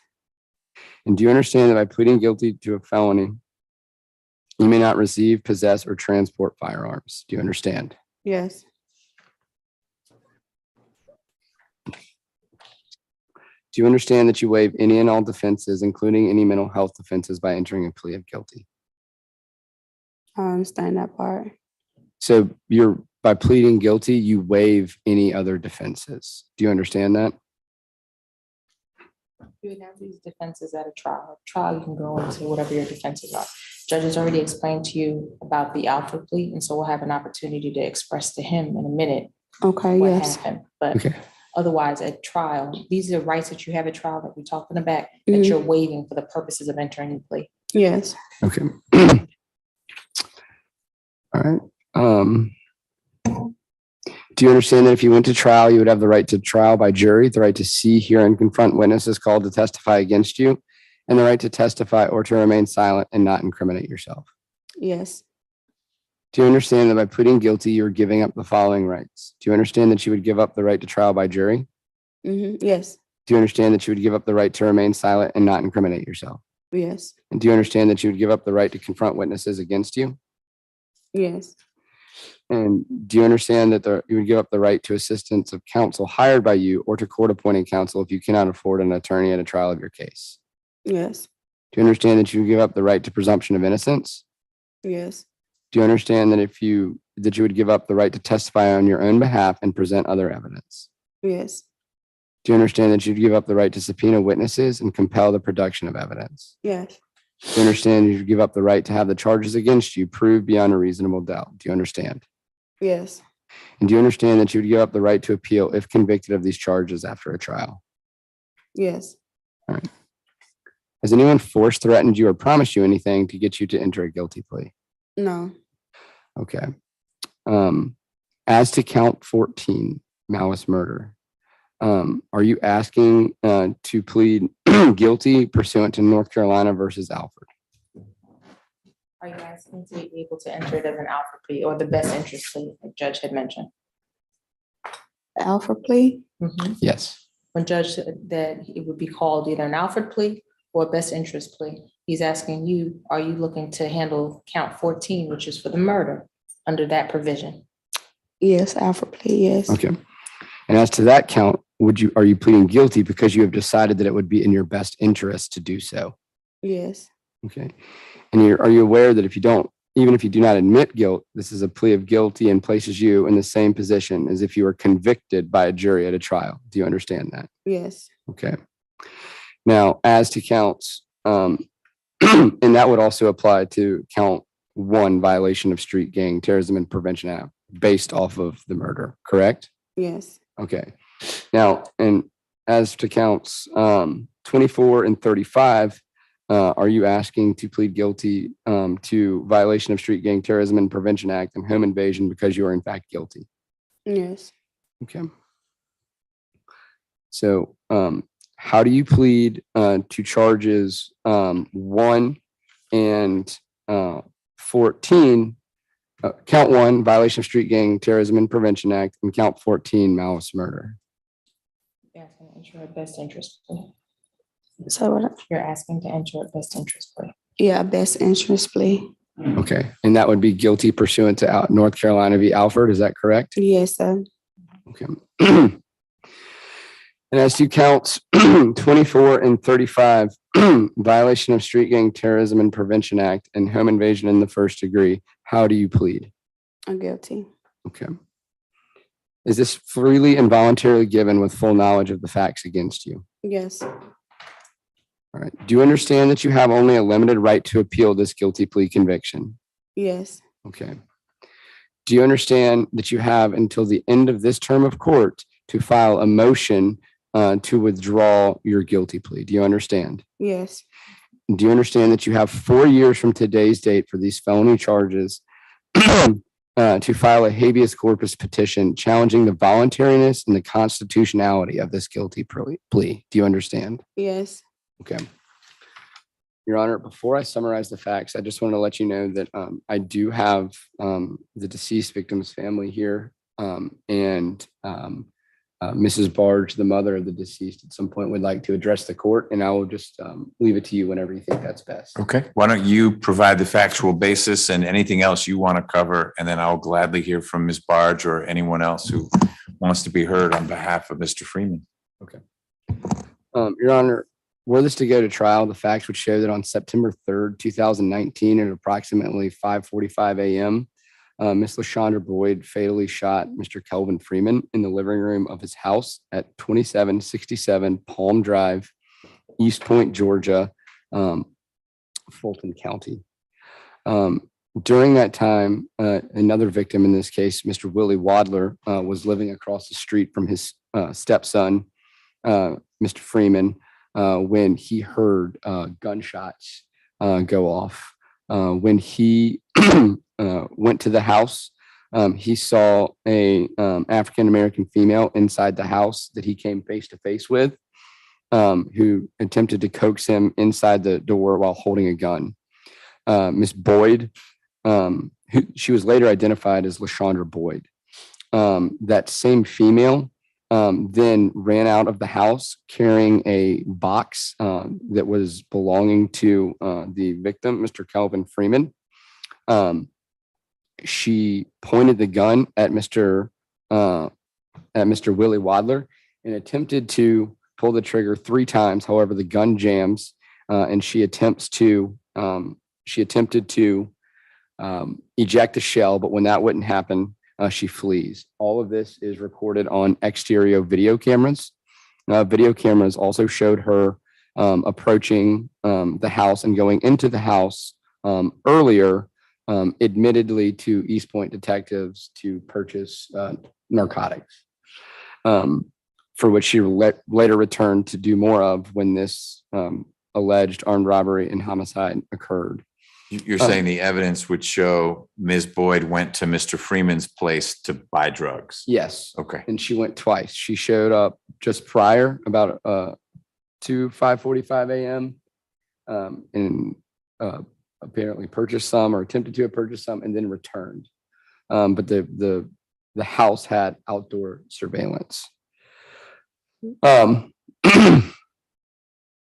So during this time, the East Point Police Department were actually investigating a subsequent home invasion that had occurred, or a prior home invasion that had occurred on August 7th of 2019, with the victim being a Miss Betty Fenimore. Miss Fenimore on that date described a heavyset African-American woman who came into her house and duct taped her legs and arms and then placed duct tape over her mouth. Her purse and credit cards were stolen, and then a plastic bag was placed over Miss Fenimore's head, and she was left in the bathroom. She stated that the person who perpetrated this came back, removed the plastic bag from her head, and removed the duct tape from her mouth.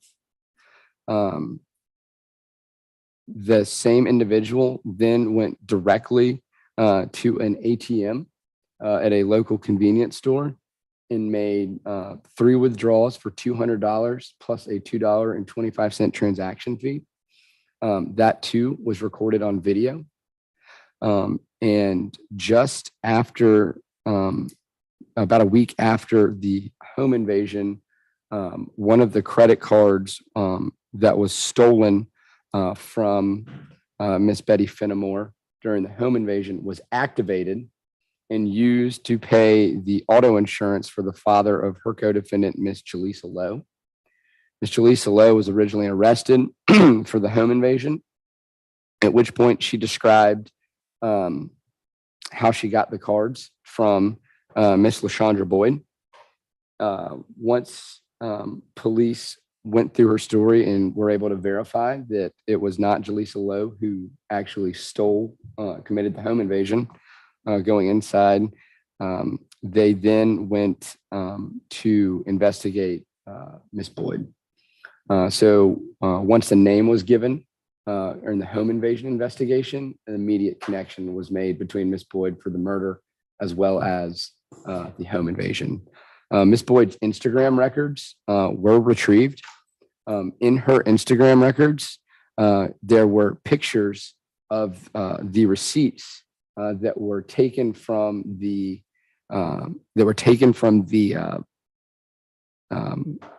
withdrawals using Miss Fenimore's debit card.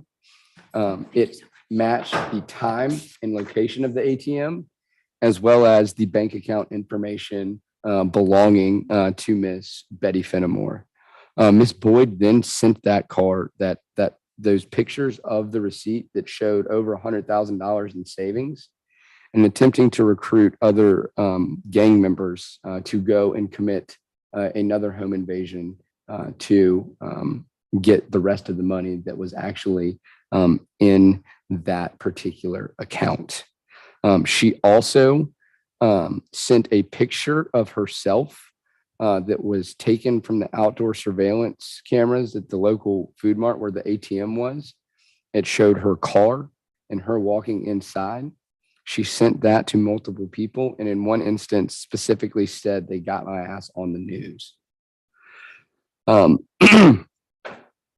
Then once she was identified as a suspect in this home invasion, she was a photo lineup was then put together to be shown to Mr. Willie Wadler.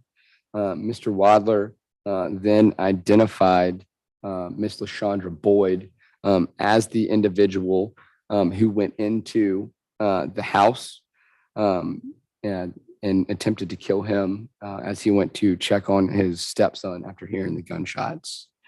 There were several other Instagram accounts that she was conversing with and who admitted to only speaking with her because she was an Inglewood family blood. She went by the name of Star Red 92, which the Star Red ABG 92, red for the blood gang, ABG for Atlanta Blood Gang, and 92 is the numeric number used by the particular street gang that she's alleged to have committed these crimes in furtherance of. And also that states alleging that she was recruiting for the gang and boasting about some of the crimes to other gang members to enhance her status in the gang. There was also comments to other individuals in the Instagram threads that she should have killed the grandma, because that would be the only person that could potentially identify her. In the jail calls shortly after she was booked, she made several jail calls. At one point, she tried to say that she had to kill the individual because he had potentially had to kill Mr. Freeman because he had touched her children, which there's absolutely no evidence of, and the state does not believe is true. But she does, in that phone call, place herself on the scene and make an admission into doing it. In another phone call, she was urged by a colleague to claim self-defense, and then states that it was not self-defense. Your Honor, those would be the facts should this case go to trial, and the facts that the state feels that they could establish. That would be all I have at the moment. Okay. Why don't I hear from any family members who want to talk about the impact of this, the loss of Mr. Freeman, et cetera? Your Honor, the state's going to have Miss Angela Barge, who is the mother of Mr. Kelvin Freeman. Okay. Ms. Barge, I'm gonna have you sit in front of that microphone at the table. That way our court reporter can hear you.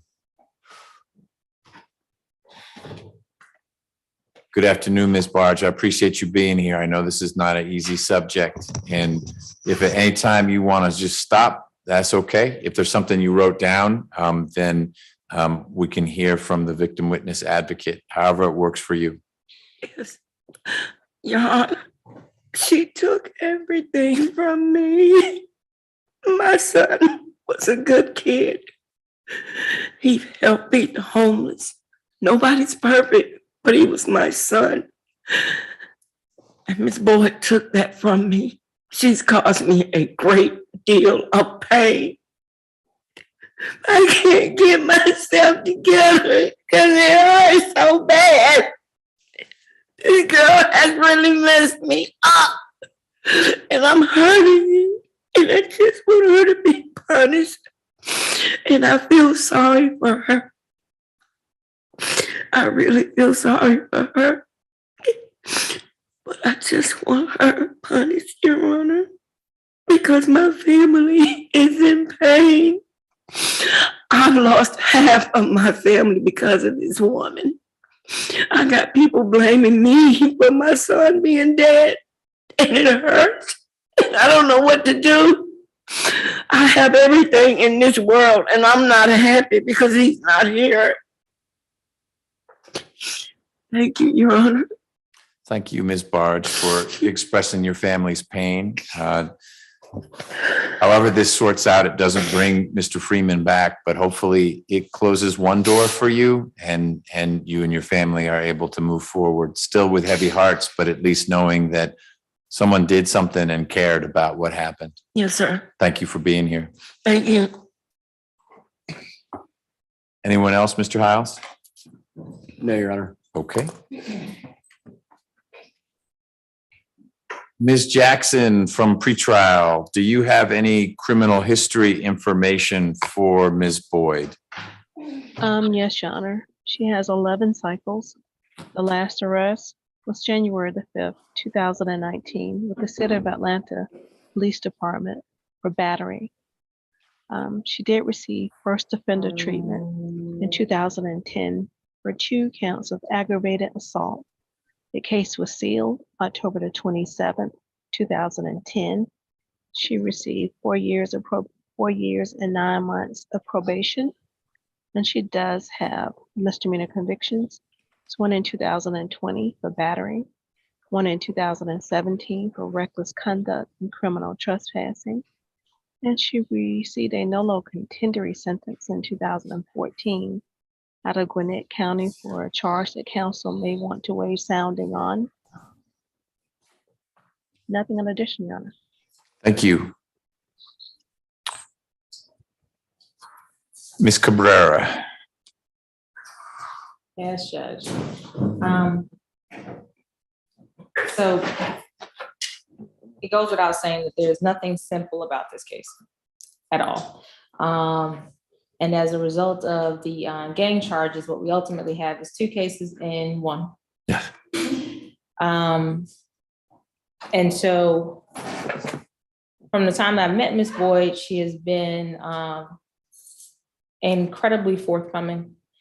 She's not tried to take me on no ride to go find something, nothing like that. She's been incredibly honest. And she's had, whether by her own doing or by things being done to her, her life has been a roller coaster since age 3. Okay. She has a 14-year-old that she is coming to grips with really having disappointed her.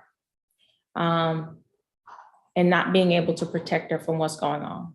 And that's something that she battles with. She accepts full responsibility on, as it relates to all the charges surrounding the home invasion, has never wavered on that. As it relates to the murder charge, she does not deny being there. She does not deny having shot. She denies none of that. The issue that she has and why she's asking for Your Honor to consider it as an Alford plea is the circumstances surrounding what's happening inside that home that we don't get to capture on video.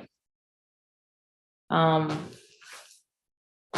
my understanding, what's happening in that home, she does not deny going over there to make a purchase for drugs. She doesn't deny that. But the part of the story that, of course, cameras don't get to share with us is what the conversation is. And from what I'm getting from Ms. Boyd is that conversation was about payment for the drugs, not by cash, which she had, but through sex, which she refused to do. Sure. Ms. Boyd obviously has a gun on her. Mr. Freeman has a gun on him, and that gun is brandished while they're inside the home. And Ms. Boyd responds to that. And then, of course, takes off, and then everything else can be seen on video. And so she's asking that Your Honor consider allowing her to enter her plea of guilty under Alford as it relates to that charge. The state and I have talked quite a bit since the case was assigned to me. Weekdays, not weekdays, on the weekends, in the middle of the evening, about whether or not this was a charge that could be reduced at all. And the state stands firm and she understands that. Don't worry, I'm gonna hear from you. Let Ms. Cabrera finish. And she understands that, but we're here otherwise. I'm asking you, Your Honor, accept the plea as negotiated and that Your Honor consider allowing her to enter a plea of guilty under Alfred as to count 14. Okay.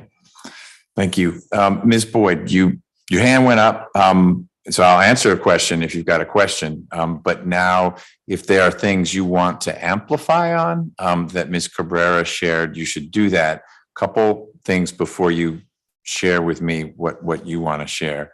One, make sure you're talking to me. So if you have words for Mr. Freeman or his family, you can say them, but talk to me. Don't swivel around.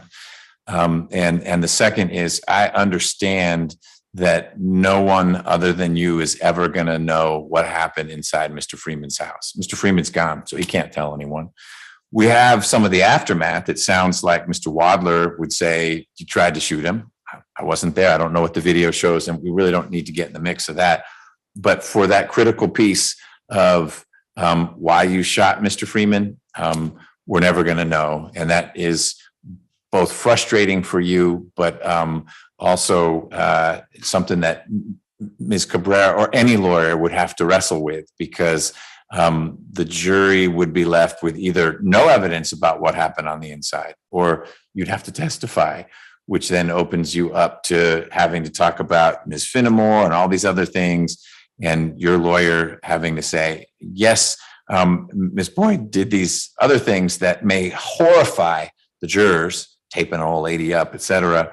But there's one thing, you got to trust us. She didn't do that. And that is a tricky sell to a jury. Jurors are humans, and they see you did this, you went to a drug deal with a gun, this thing happened to Ms. Finnemore, all this money, your Instagram postings. Why should we believe that bad thing? Oh, but this one thing was a good thing.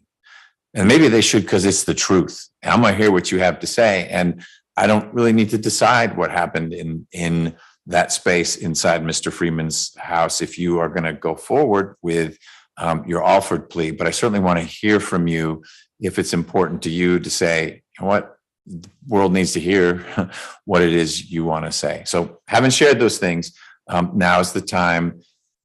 Either any questions or any bits you want to share with me about this case. Okay, you say the video shows that I tried to shoot the stepfather.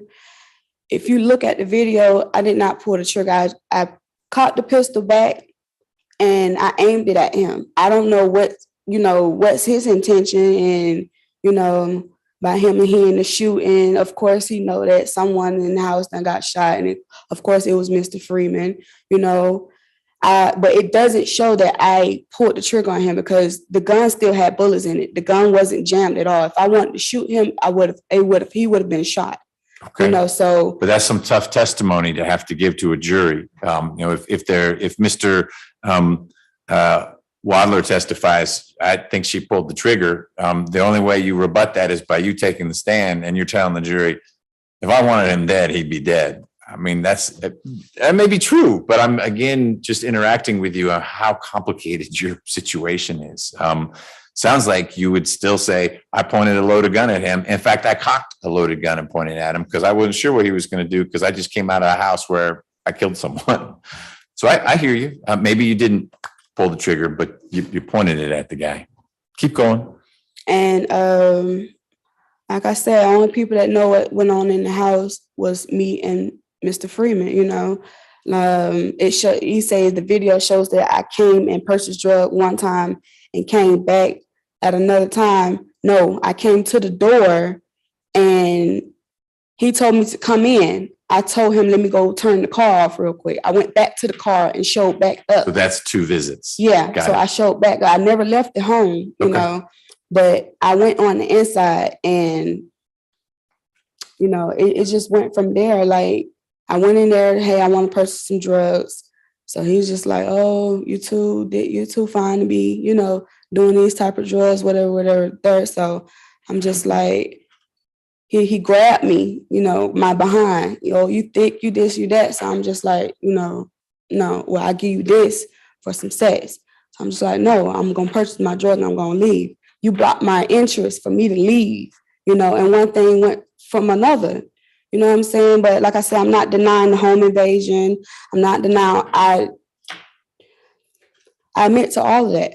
I admit to shooting him, you know, and to the mother, I just want to say I'm sorry. I know how it feels to lose somebody, you know, and I'm not a murderer. If I wanted to murder someone, when I did the home invasion, she would have been murdered. The statement that was made saying I should have killed that grandma, it said, Grandma, I should have killed Grandma Pooh. It wasn't saying the grandmother, you know.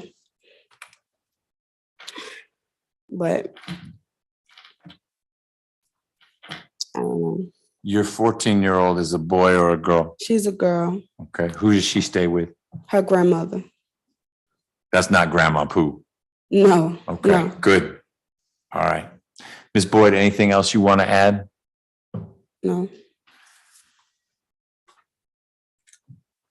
Ms. Boyd, I find that there is a factual basis for your plea, but I also will accept your plea to count 14 as a best interest plea. I wasn't there. You're the only survivor of who was there. And it may have been that you believed and continue to believe that it was 100% self-defense. It's a tough one to prove. And you've heard that now from lawyers. You're hearing it from the judge. I'm not telling you that because I don't believe your version of events. It's not my role to opine on that. But I do think that the state could present evidence that would allow a jury to conclude that you intentionally shot Mr. Freeman without justification. I don't know that that's what a jury would do, but of course, that's the big gamble of going to trial versus not going to trial. As for the other counts, you put it better than I did. I mean, you're admitting to it, and it makes sense. It sounds like there's a whole lot of evidence of that. But I do find there's a factual basis for your plea. I also find that your plea is knowing. You're very smart and you've understood what we've talked about. And when you haven't, got that hand up. Is there anything about which you have a question right now? No. Okay.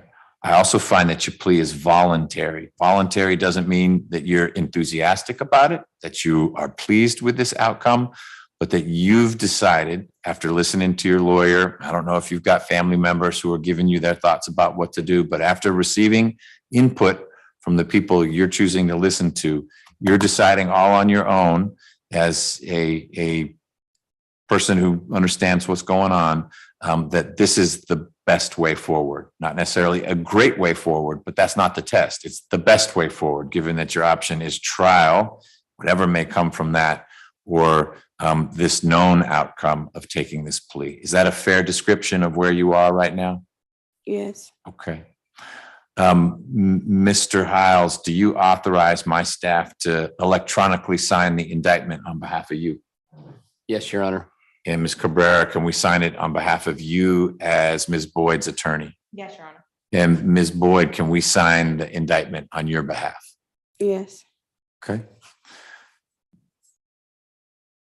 Ms. Boyd, I'm going to follow the negotiated recommendation. I'm not bound by it, but I think it strikes a reasonable balance. I think the aggravating factors of the whole home invasion would make it a lot more complicated after trial, but you coming in here and accepting responsibility for the Ms. Finnemore situation and then helping me understand your perspective on the Mr. Freeman situation makes me more comfortable with a sentence where there is a possibility of parole. So I will sentence you on count 14 to life, which is the minimum I can give you on that. Count 1 will be 20 years to serve. Count 24 will be 20 years to serve. And count 35 will be 20 years to serve. Those will all run concurrently with each other and concurrently with count 14, which is in effect a life sentence. You will be parole eligible and you will get credit for all the time you've been in. And you've been in longer than almost every defendant I have on my docket. And each one of those days goes towards credit towards when you become parole eligible. Mr. Hiles, is there anything else from the state in Ms. Boyd's case? No, Your Honor. Ms. Cabrera, Nothing further, Your Honor. I appreciate you getting this case as late in the process, meaning after Ms. Boyd had been in custody for so long, after we went through a number of conflict defenders, not because Ms. Boyd was in any way difficult with them, but for events beyond her control or mine, and doing the work that you did. Ms. Boyd, that's your final disposition in this case. I'll sign it today and they ought to be able to get you moving forward real soon, okay? Yes. Thank you. I'll tell your family to call me and I'll come see you. Your Honor, may I please excuse you on that thing? You may. Thank you, Judge. Pardon me? Do you have anything else after this? Like any other more business from this calendar after our plea? I don't, I gotta see what's left. It's not with you. You're good to go. I just had one thing. Whoa. I am. Let me just see what's next and then, so just hold on one second. I'll be right back. Okay, all right. Yes, ma'am. Thank you.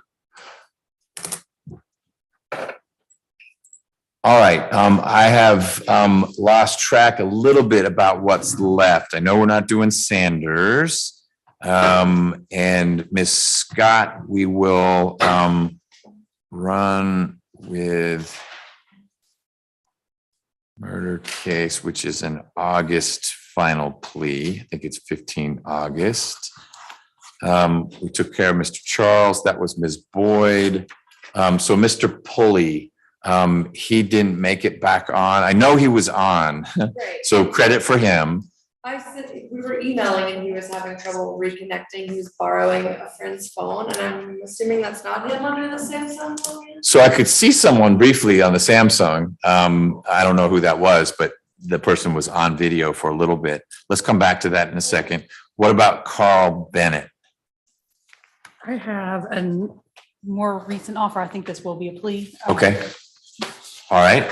And then Kirk Evans, Pat had to go. They said, gee, we love you guys, but I haven't heard anything about Kirk Evans. What are we doing with Kirk Evans? That is the one that we don't have approval for the kidnapping to be. Got it. So he'll stay on the August calendar. It looks like it will resolve. If it resolves earlier, let's do it. Otherwise, let's head in the direction of that August date. And I'll preserve his final plea rights just because we didn't get to work with him today. Does he need to come to the door or is he good?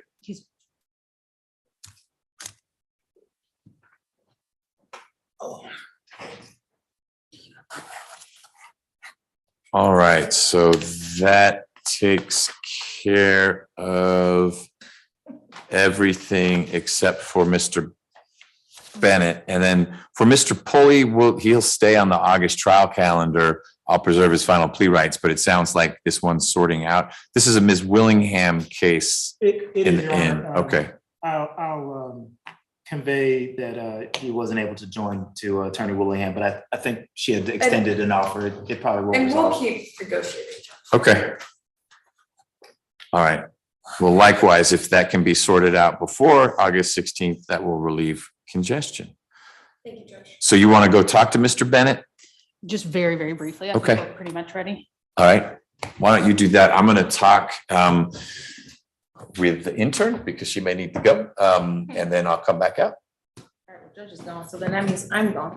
There's a possibility that I may be assigned to you as your conflict defender. I heard that news. Yes, I'm waiting to have a contract assigned for that to be what it is. Don't get our hopes up until it's That's- official. That's what I'm being told. I've had some rough patches with Yes. that So position. you may have me curious. All right.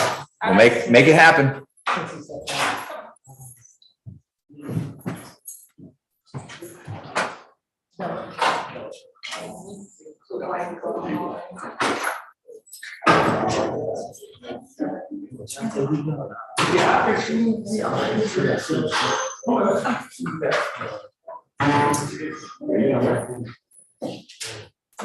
Recovery, you went that way. Let's get you into your special space here. Thank you.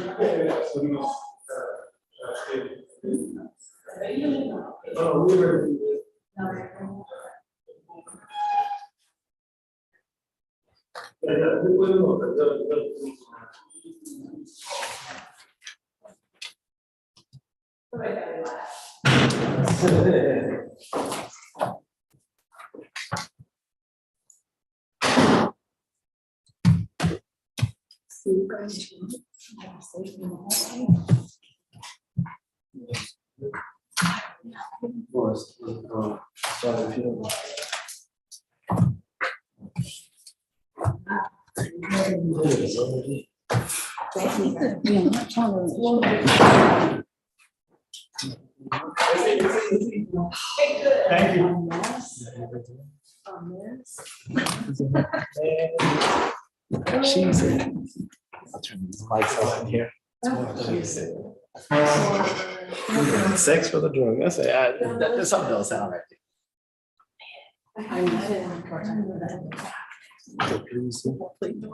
You knew what you had, I don't know. Oh, it's, I didn't even get into those. Mr. Harper did this.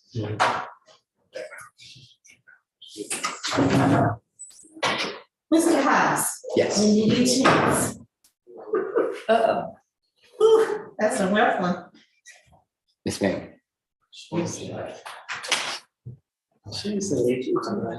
I mean, she sounded like it. I don't know, put a bag on it.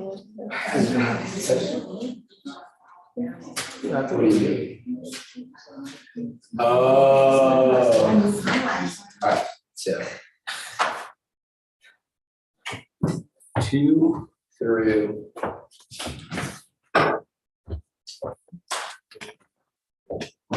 I wrote it all down if you need, you're getting it from him? Yes. Okay, I told him. it was. Are we ready with Mr. Bennett? Yes. Let's do this. Dr. May I be excused? You may. I'll see you tomorrow. Ooh, what do we have tomorrow? Oh, is it the calendar call? There's a calendar call, yes. All right, great. I will see all you guys at 9. Yeah. Yes. Do you evening? I'm not gonna swing by the office anyway to get stuff for tomorrow.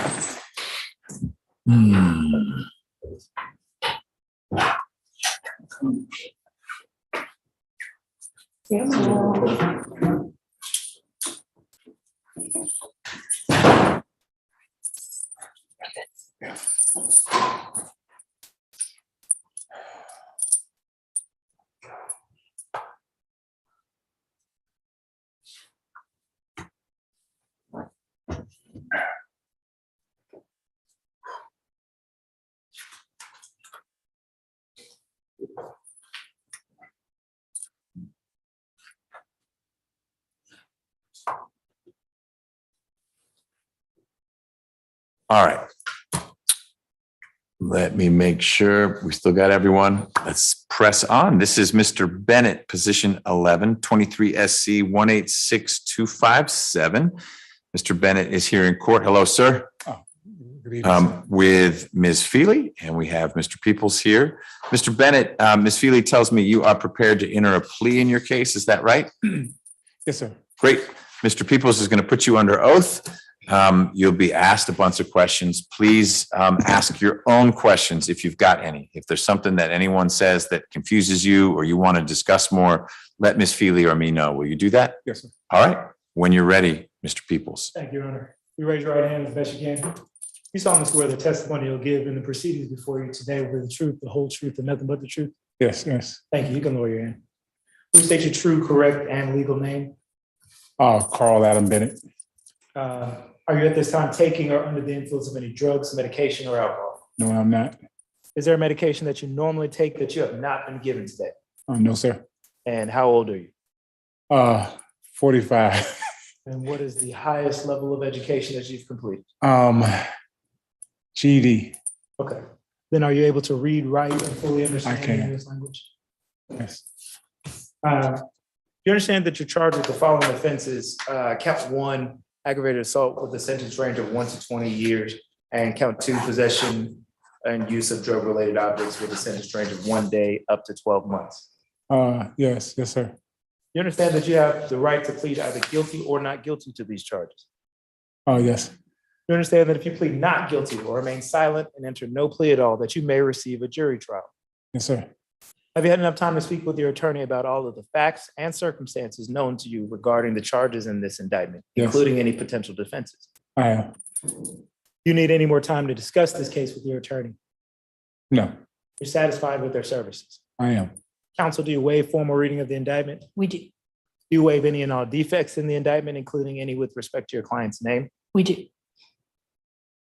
Mr. Bennett, do you understand that this is a negotiated plea of guilty, which means that the joint recommendation of the state and the defense to the court is, Your Honor, the state is asking that count 1 be reduced to simple assault under OCGA 16-5-20. And we will be asking for a sentence of 12 months of probation, completion of an anger management course, a stay away from the to be named victim and location, and as well as no contact with the victim as well. Okay.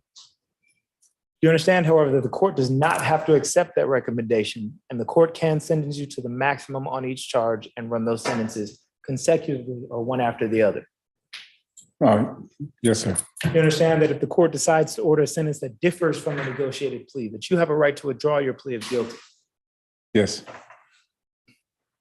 You understand that if you are placed on probation of any kind, that you cannot violate any criminal laws of any governmental unit or any special conditions of probation without being subject to revocation for the balance of the sentence. Yes, sir. Are you a citizen of the United States? Yes, sir. You understand that you waive any and all defenses, including any mental health defenses, by entering a plea of guilty today. Yes, sir.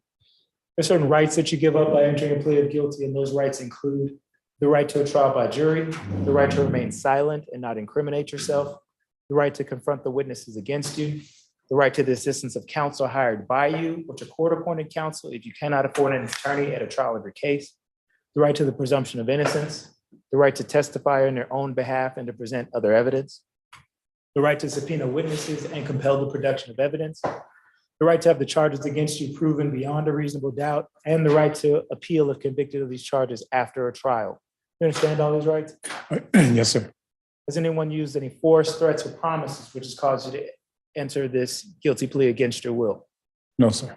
Is it your decision to waive these rights and enter a guilty plea because you are in fact guilty? Yes. How do you plead to the charge of count 1, simple assault? Guilty. Count 2, possession and use of drug-related objects? Guilty. Was this guilty plea freely and voluntarily given with full knowledge of the charges against you? Yes. A moment, Your Honor, my computer just froze.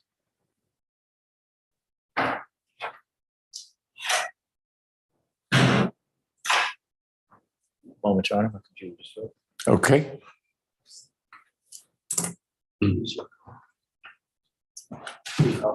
Absolutely.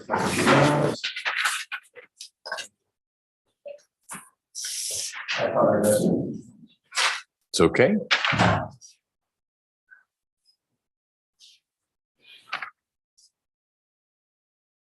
Are you a citizen of the United States? Yes. Yes, sir.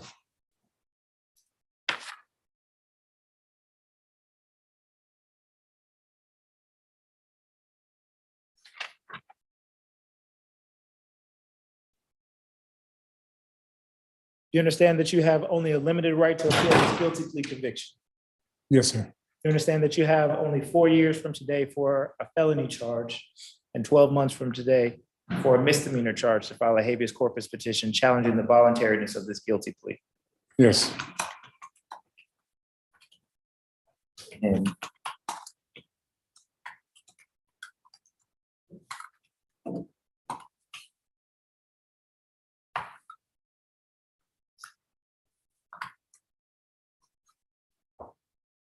And Your Honor, I will provide the factual basis shortly Okay.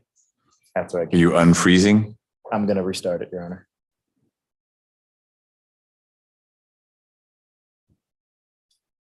So if I may provide it at the end. Sure.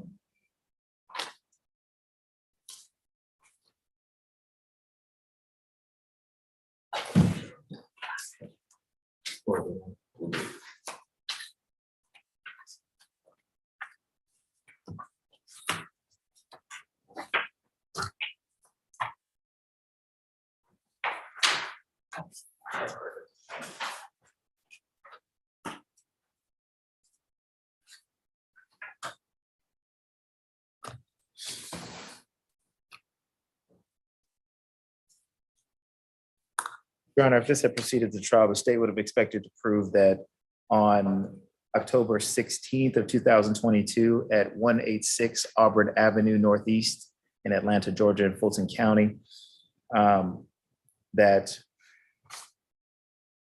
Mr. Carl Bennett was in an argument with Lamont Boulerin. Yes, Your Honor. He hit him with a brick, which hit the victim in the hand, as well as he hit him on the forehead. And upon being placed in custody, a crack pipe was found in Mr. Bennett's left pocket. Your Honor, the state has attempted to contact the victim several times and has been unable to do so. So the reason for the reduction is that witness availability issues, as well as the ability to find him. And we believe that this is in the best interest to close the case. Okay. And that's all from the state. Got it. Ms. Jackson, your parting words, please. Any criminal history information for Mr. Bennett? Yes, Your Honor. He has 14 cycles. The last arrest was July the 13th, 2021, with the City of Atlanta Police Department for simple battery. There was no disposition for that arrest. The defendant does have a prior felony conviction. It was in 2019 in Athens, Clarke County, Georgia, for financial transaction card theft and 2 counts of financial transaction card fraud. He does have misdemeanor convictions and sentences. It's one in 2022 for theft by shoplifting and obstructing an officer. and one in 2017. He received a nolo contendere sentence for criminal trespassing. There was one in 2016 out of Jackson County, Georgia, for battery, family violence, and cruelty to children. Nothing in addition, Your Honor. Thank you, ma'am, and thank you for your help today. Thank you. Have a great day. You too. Bye-bye. Ms. Feely. Yes, Your Honor. So we are asking the court to accept the state's recommendation in this case. This is a case that Mr. Bennett has unfortunately been unable to post bond for. So we are asking that the court consider crediting him since the incident date, October 16th of 2022. This was a case that we always knew was going to be a trial most likely. And so Mr. Bennett, believe it or not, was having a hard time deciding if he wanted to just go ahead and wait it out for trial in August. Ultimately decided with the misdemeanor offer that he can get a little bit more of his life back. But this was going to be, I think, a very difficult case for the state to prove. Assuming they found their victim, how would it be difficult? So our version of events is very, very different from anything to do with what happened with the brick or didn't happen with the brick. Mr. Bennett was maced by this person. This is kind of a Auburn Avenue situation that he has no problem staying away from the incident location. But I think it would be that person, should they be found and brought to court, word versus Mr. Bennett's, and he never really got to. He frankly was prepared to testify if needed. So, okay. Well, we are asking the court to accept the plea as negotiated. Mr. Bennett, when you get out, which you will tomorrow or Friday, where are you going? Do you have a place to stay? I'm going to it's a couple of places that I know of that are kind of I guess you say is it like a shelter or a friend's house or a family's house? Pretty much like boarding house, like it's a place where I can like get on my feet. Yeah, there's a few of them that I know of. That was nice. There's a few of them that I know of that'll work with me when I get out. Who takes a deputy's phone when a deputy's phone goes off in court? Yeah, the bigger deputy. Excellent. Tell me what kind of work you've done before. I most recently pour concrete. That's what I do. I've did anything with wash dishes, assembly work, machine operation. Okay. Whatever you can get. Yeah. Good. Work is work. Okay. Do you have any questions about anything we've talked about? No, sir. All right. Well, Mr. Bennett, I find there's a factual basis for your plea. That doesn't mean I'm taking sides between you or Mr. Bullerin, just that based on your admissions and willingness to go forward, sounds like there was some scrap between the two of you and you had that paraphernalia in your pocket. And so at a minimum, it's an assault, maybe not an aggravated assault. I also find that your plea is knowing and voluntary. Knowing means you've understood what we've been talking about. Is that fair? Yes, sir. And voluntary just means you know what it means. No one's forcing you to do this. You've decided that even though trial may have worked out all right for you, this route is your preferred route. Take the plea, get out in the next couple of days. Yes, sir. Okay, I'll accept your plea. Mr. Peoples, do you authorize my staff to sign the indictment for you? Yes, sir. Ms. Feely? Yes, Your Honor. And Mr. Bennett, can we sign it for you? Yes, sir. All right. I am going to, on count one, sentence you to 6 months to serve, but you'll get credit for all the time you've been in. And count two, sentence you to 6 months on probation. That will be a total sentence of 12 months, 6 in custody, done, 6 on probation. You will need to report to misdemeanor probation when you get out. If you don't, they're going to take out a warrant. Ms. Feely is going to let you know where you need to report. It's not the same as felony probation. It is a different organization, but their offices aren't far from here. Special conditions of probation. Number 1, stay away from Auburn Avenue. Is that going to be doable? Yeah. You lean back like, oh, I don't know. That's where I like to hang out. That's not where any of these boarding houses is? No. Okay. I can do that. Just 6 months, stay away from Auburn Avenue. You'll be avoiding temptation that may pull you in the wrong direction. Number 2, stay away from Mr. Bullerin. And I've got that spelled as Bullerin.